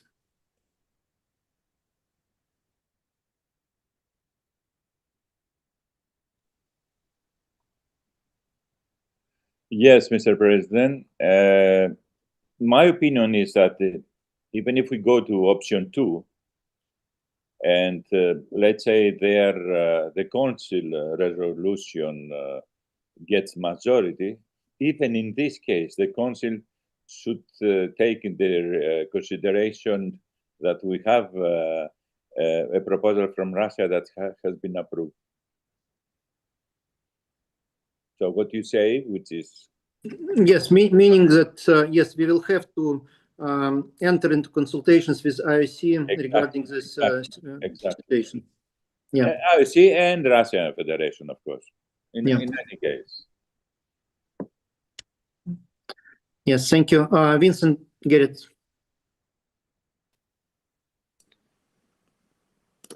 Yes, thank you. I think when we voted on these proposals, I think perhaps with the first vote, it wasn't quite clear that this was not the proposal that was supported by Council. And I think there was maybe some kind of misrepresentation which made a lot of people confused. So I think that was one of the problems. And I, for one, would have found it more logical if all three options, all three proposals were pitched against them and then vote till you have an absolute majority. That would have been logical in my view. Well, I understand this interpretation, but we had a different order, and I'm not sure that we can come back to any third option right now, since the two options already received majority. So any third option is hardly to be considered in this situation. Kyrgyzstan, Babur Talbayev. Hello. In Asian part, it's getting very late, so no wonder the number of voted delegates is less. I think it's two things I want to emphasize. Instead of going into two steps, maybe we could do two options consider without getting into like either the first decision of the General Assembly or the FIDE Council. That's one thing. And second thing is, since this matter is very important, maybe if it's possible, I don't know if there's a procedure allows, maybe either they do only very short voting with all more participation of other delegates. That's all. Thank you.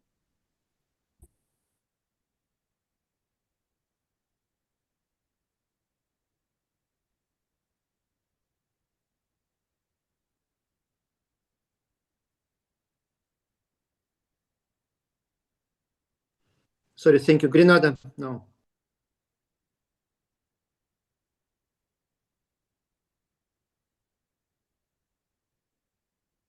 Yes.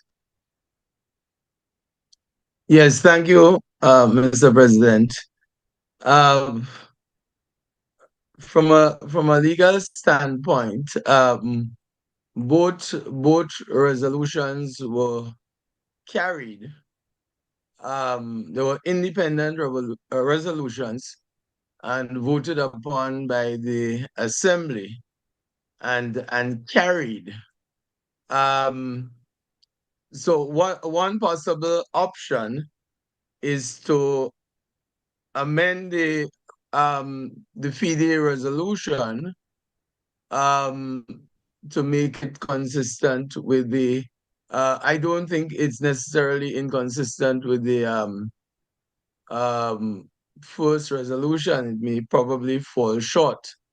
But one possible resolution approach to the issue is to amend the second resolution, because the first resolution was passed, and it's clear on the face of it.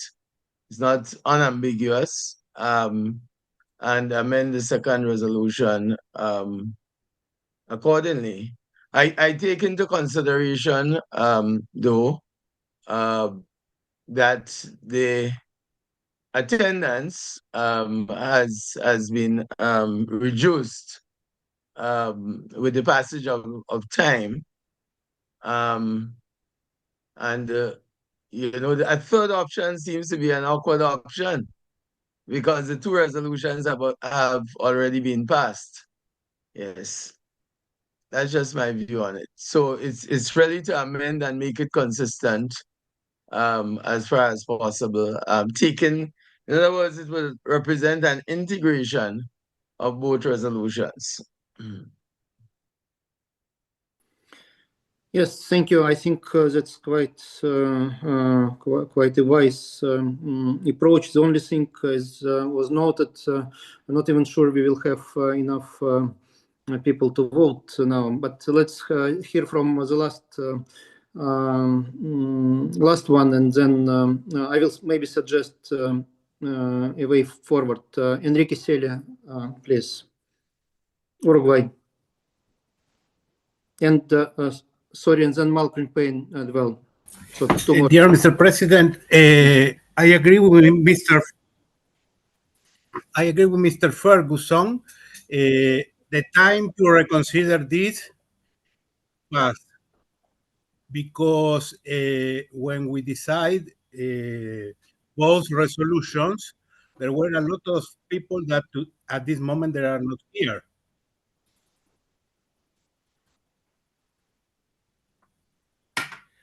Thank you. Thank you. Malcolm Payne, please. Yes, thank you, Mr. President.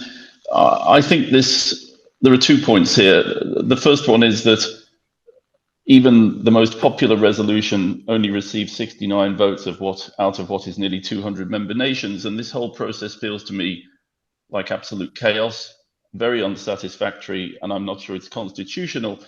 And accordingly, myself and many colleagues will not vote at all on this next option. Thank you. Thank you.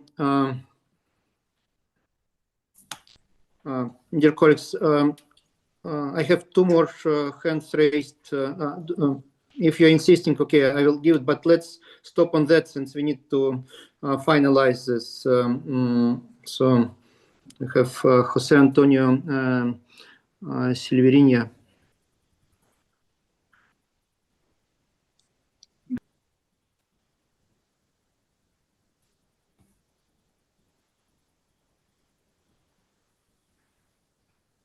Sorry, can you hear me?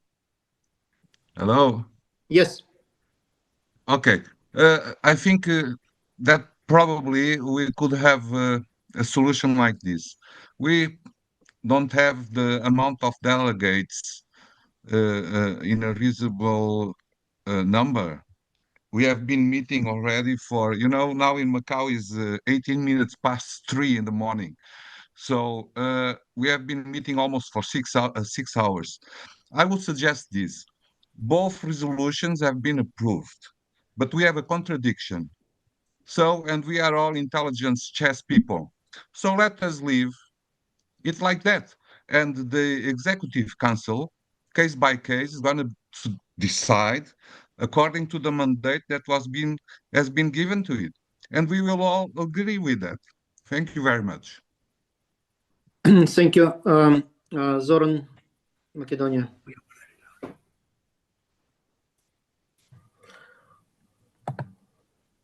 Hi guys, I know that it's late, but I want to suggest some pragmatical solution. What happens? I will give the example. What happens when we, in 2 assemblies, we decide we bring some decision on the same matter differently. Always the newest one is valid. Imagine it that on the last assembly we did this Russian suggestion approved, and now on the same matter we bring some other solution. So by my logical opinion, when we bring some different solution the same matter, the newest one is always valid. So this was 10 minutes later decision, and the newest decision should be brought on the sky, how I can say. I'm not a legal, but it means for me pretty much logical that always on the same matter, the newest decision should be valid. Nobody says that first decision is not valid. Yes, it is valid. But after that, 5 minutes later, or 5 days later, or 5 months later, again, the assembly decides how it decides, and this is valid. So I don't see a legal problem. Yes, thank you, Zoran. Yes, it's one of the rules in the legal world, that the one that is taken later is valid. But here there is only detail is that everyone knew that we are going to have two votings basically simultaneously. Yes, they were one by one, but we could also put those two on screen simultaneously. Maybe it was a mistake not to do it. I would acknowledge that, but that's what happened. Okay, the last one, Luxman, and then I will make a suggestion. Okay.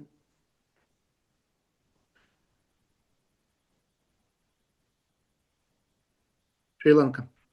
Yeah, I have to a small thing to say. There are 164 delegates at the time, so it is not less. Yes. Okay. Thank you. Let me suggest the following. Since there is no good way forward with the remaining number of delegates, and we have a big gap between those who were taking part in the first two votings and now. So my suggestion is maybe it will sound completely stupid and strange, but I think that the only legal way at this point to consider that both votings were completely legal and valid. So there were two different decisions taken with majority. And then, as was just suggested by one of the previous speakers, to have the council, as proposed already in option 1 in the council's resolution, to have the council in consultation with IOC to take the final decisions on the events. I'm sure those subjects will be raised immediately after today's decisions, and we will have to consult with IOC for the final decision on the conditions of the participating of Russian and Belarus teams. While we will have already the decisions on youth and others taken, these things will concern only adults. So I would suggest not to have another vote right now. We had two votes. Both were valid, and the council will go to IC to have the resolution on specific events as soon as possible. Georgios, please.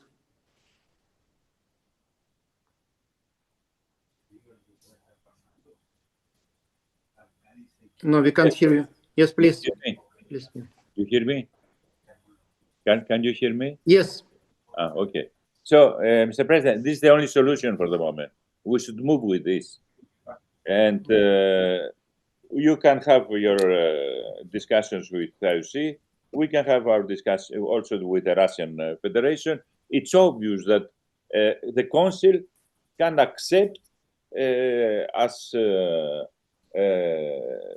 flags and anthems, whatever we have to. It was supposed that symbols that we say that we have to accept. We can accept, of course, the Russian flag and the Russian anthem. This is possible, but we should speak with with AOC because we don't want to go to a war with AOC. This is the point. And I'm sure that Russian Federation can understand this. Yes, thank you. I see some hands, but let's have decision now. I don't think there is any chance for normal voting on this very important subject at the moment. If you have any suggestions, please write directly to me. You have all my contacts, and I will take this into account and bring this all to the council, and we can send it out, all suggestions to the delegates as well. So thanks a lot for that. We will proceed like that unless there will be any legal claims against this in the nearest hours or days. So the only item where we still need the voting is item 7.1, FIDE awards. So let's do this now, and then we will have information on the remaining subjects from other colleagues to complete the General Assembly meeting. Thank you. So 7.1 FIDE awards now. Can we have it on screen? Yes. Dana, are you here still?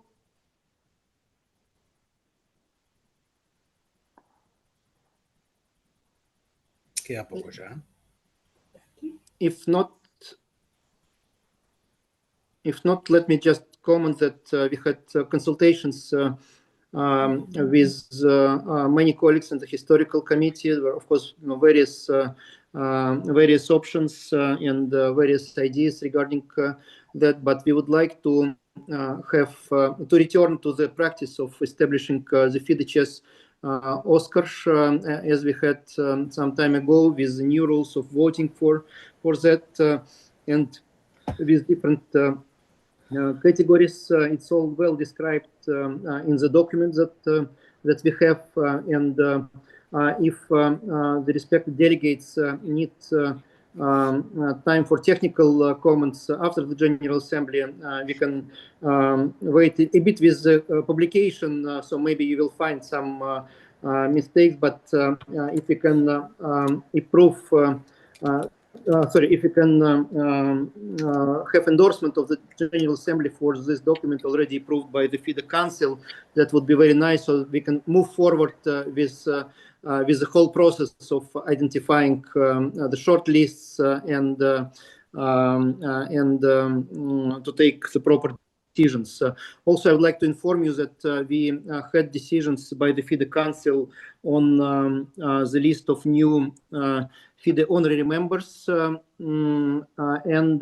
nominees to the FIDE Hall of Fame. Those decisions will be sent to everyone. Regarding the FIDE Hall of Fame, I can name Ulf Anderson, Vasily Ivanchuk, Boris Gelfand, Alexandra Kostyniuk, and Nana Yassiliani. They were proposed to the Hall of Fame, and our colleagues in the United States approved the expansion of the number from 3 to 5, and the list of FIDE honorary members will, yes, it's now on the screen. You can have a look. So Jean-Michel Rapper, Monaco; Nigel Freeman, Bermuda; Willy Clicky, Liechtenstein; Keiki Chang, Hong Kong; and Ye, China; and there was additional management board proposal, Miguel Quinteros, Argentina. So again, the Hall of Fame nominations were expanded by 2 names as compared to this list. Nana Yassiliani and Boris Gelfand. The whole list is final now. So those are our proposals. Unless will be any major objections by the FIDE General Assembly, we will move forward with this. And so I suggest, if there are no questions, to put on vote the FIDE awards regulations. Again, if any minor technical suggestions will be sent to us, we will consider, and if needed, to make technical corrections. So 7.1 FIDE awards. Lumi, please put it on screen.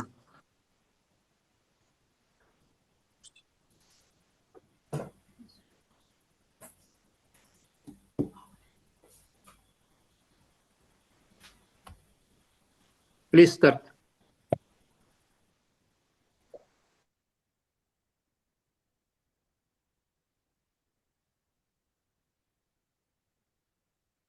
The vote is now open.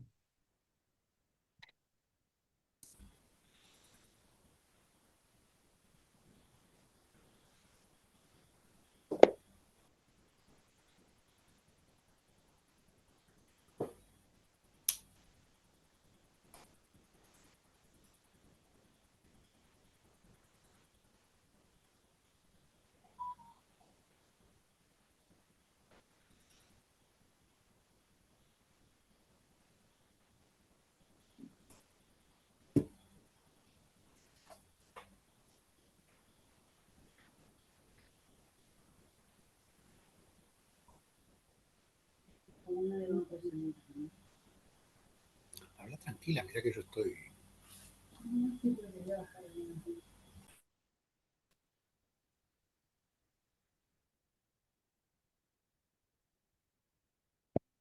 The vote will close in 2 minutes.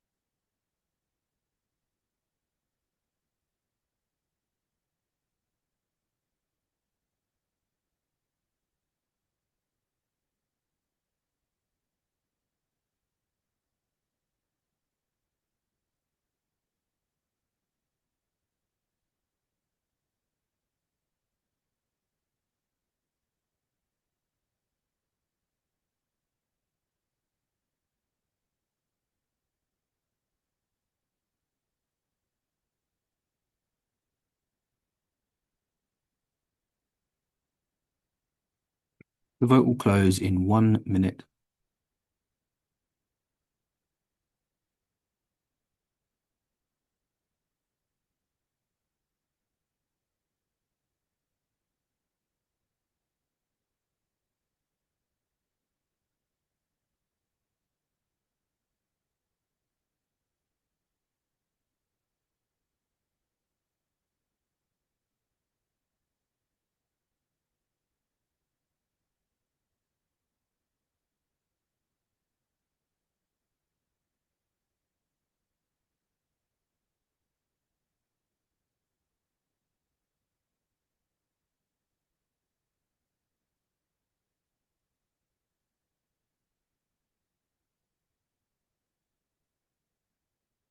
The vote will close in 10 seconds.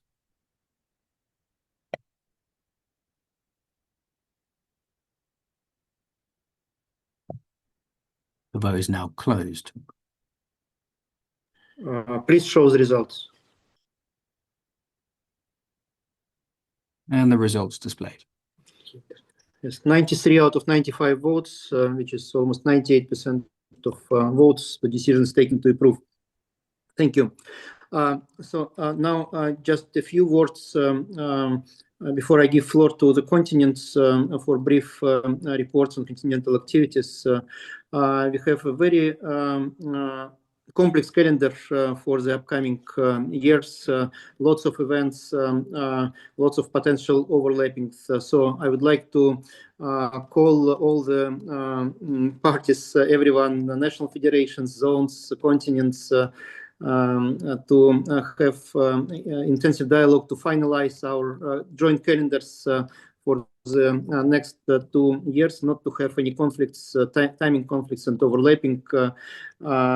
It's very much critical to our work and to maximizing the benefits from those activities. Let me mention a couple of things that can also affect this. First is we still have a potential to have an agreement with freestyle partners on Fisher Random or Chess 9060 version of chess, and in this case we have another few official events over the next couple of years. There is a dialogue now, far from being finalized, but there is a chance.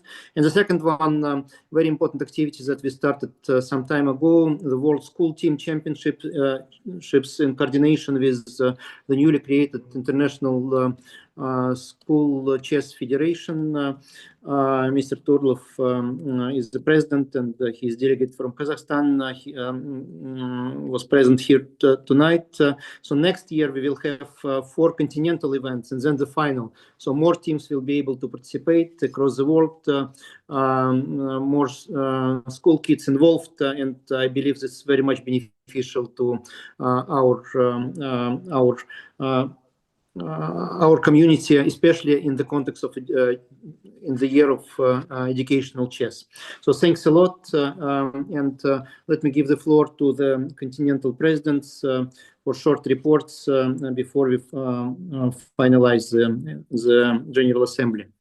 So we start with Africa. Chipisha, please.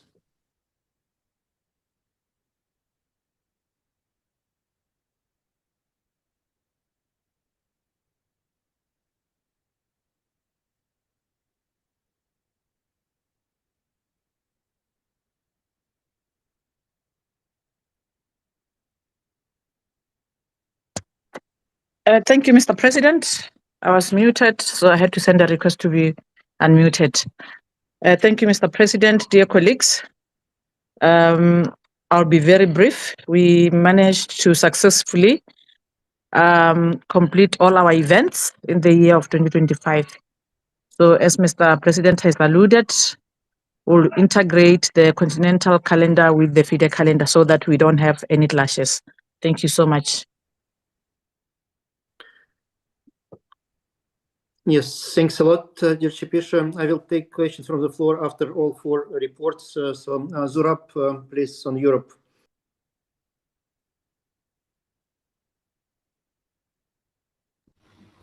Yes, Mr. President, we have our report, and well, I will not speak about the past, what happened. It's better to now. It's late for many delegates. For some delegates, it's very early still. So, but all of them are tired. Just what I will say for the future, I think that we'll have very good year on 2026, and because we are planning to have an announcement that we will have a finally the sponsors who will bring chess in a different level. That was a wish of our president. Arkady mentioned about this during our General Assembly, that we are a little bit lack of the sponsorship. So we have to work on this direction. And I promise, Mr. President, that we will do our best in this direction. And ECU will be a successful organization. Thank you. Thanks a lot, dear Zurab. Thank you. Next one is Americas. If Pepe can join, please. If not, then Enrique again instead of Pepe. So let's see.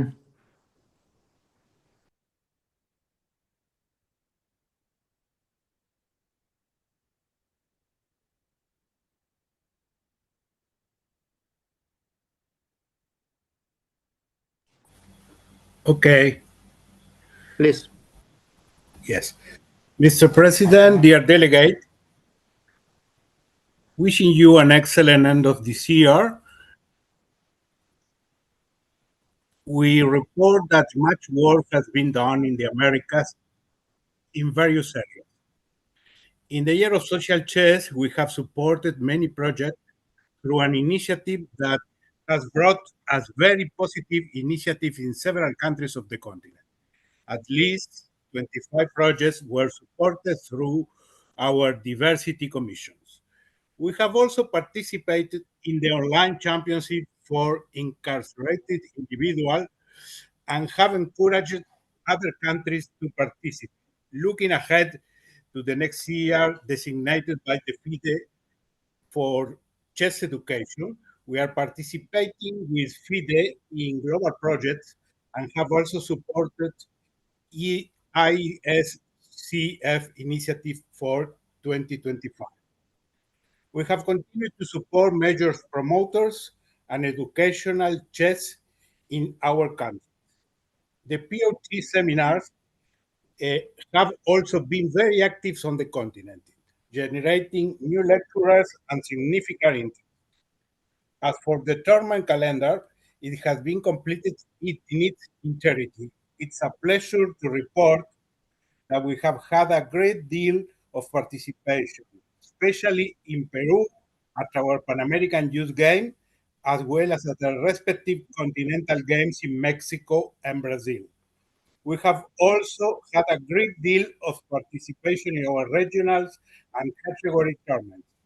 We have hosted world tournaments with a great deal of responsibility and regional support.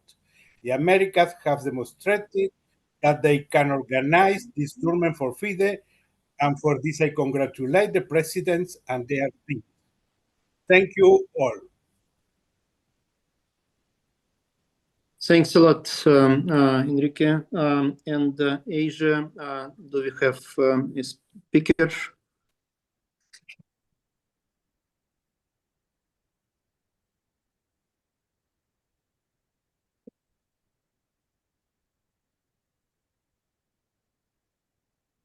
If not, then I think it's, well, first of all, I would like to ask Sheikh Sultan for his leadership in Asia, the whole team.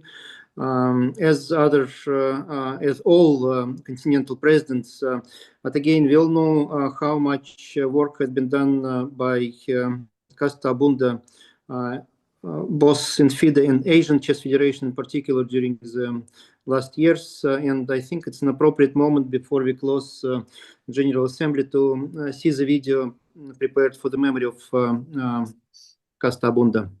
Please put it on the screen.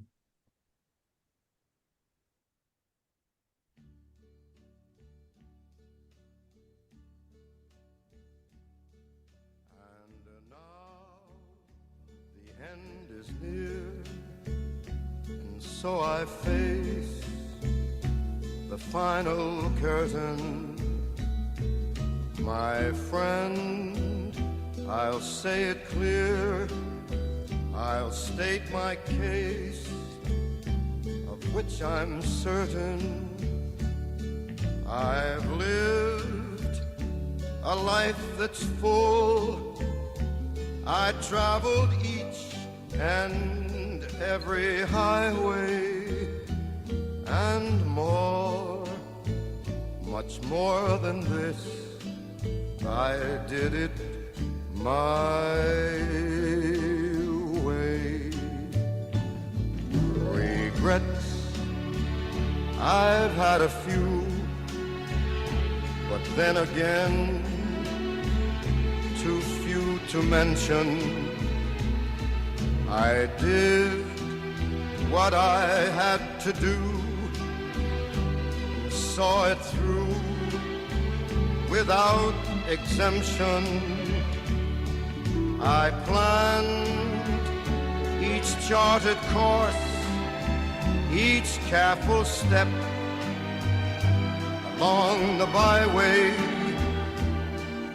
and more, much more than this, I did it my way. Yes, there were times, I'm sure you knew, when I bit off more than I could chew. But through it all, when there was doubt, I ate it up and spit it out. I faced it all, and I stood tall, and did it my way. I've loved, I've laughed and cried, I've had my fill, my share of losing, and now, as tears subside, I find it all so amusing to think I did all that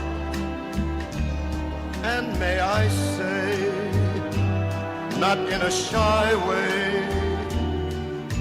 Oh no, not me. I did it my way. For what is a man? What has he got?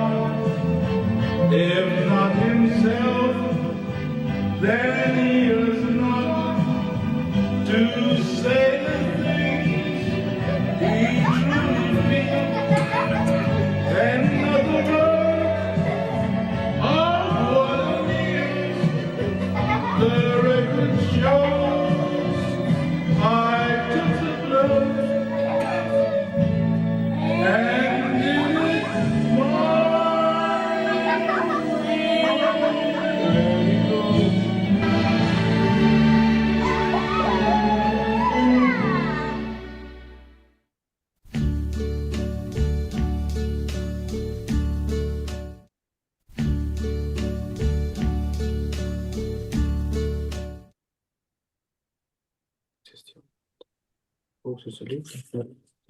Thank you.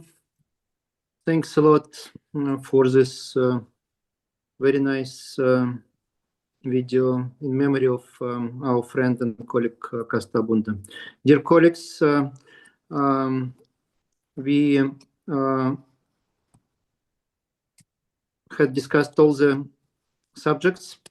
Thank you.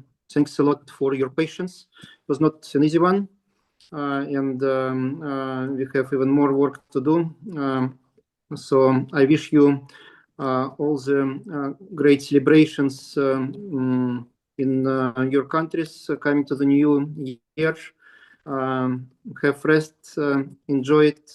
Best regards to your families, and let's enjoy chess going forward. See you around the world very soon. Thanks a lot. And thanks a lot to the organizing team, the FIDE office, Sava, and others for helping us doing this General Assembly. Thank you.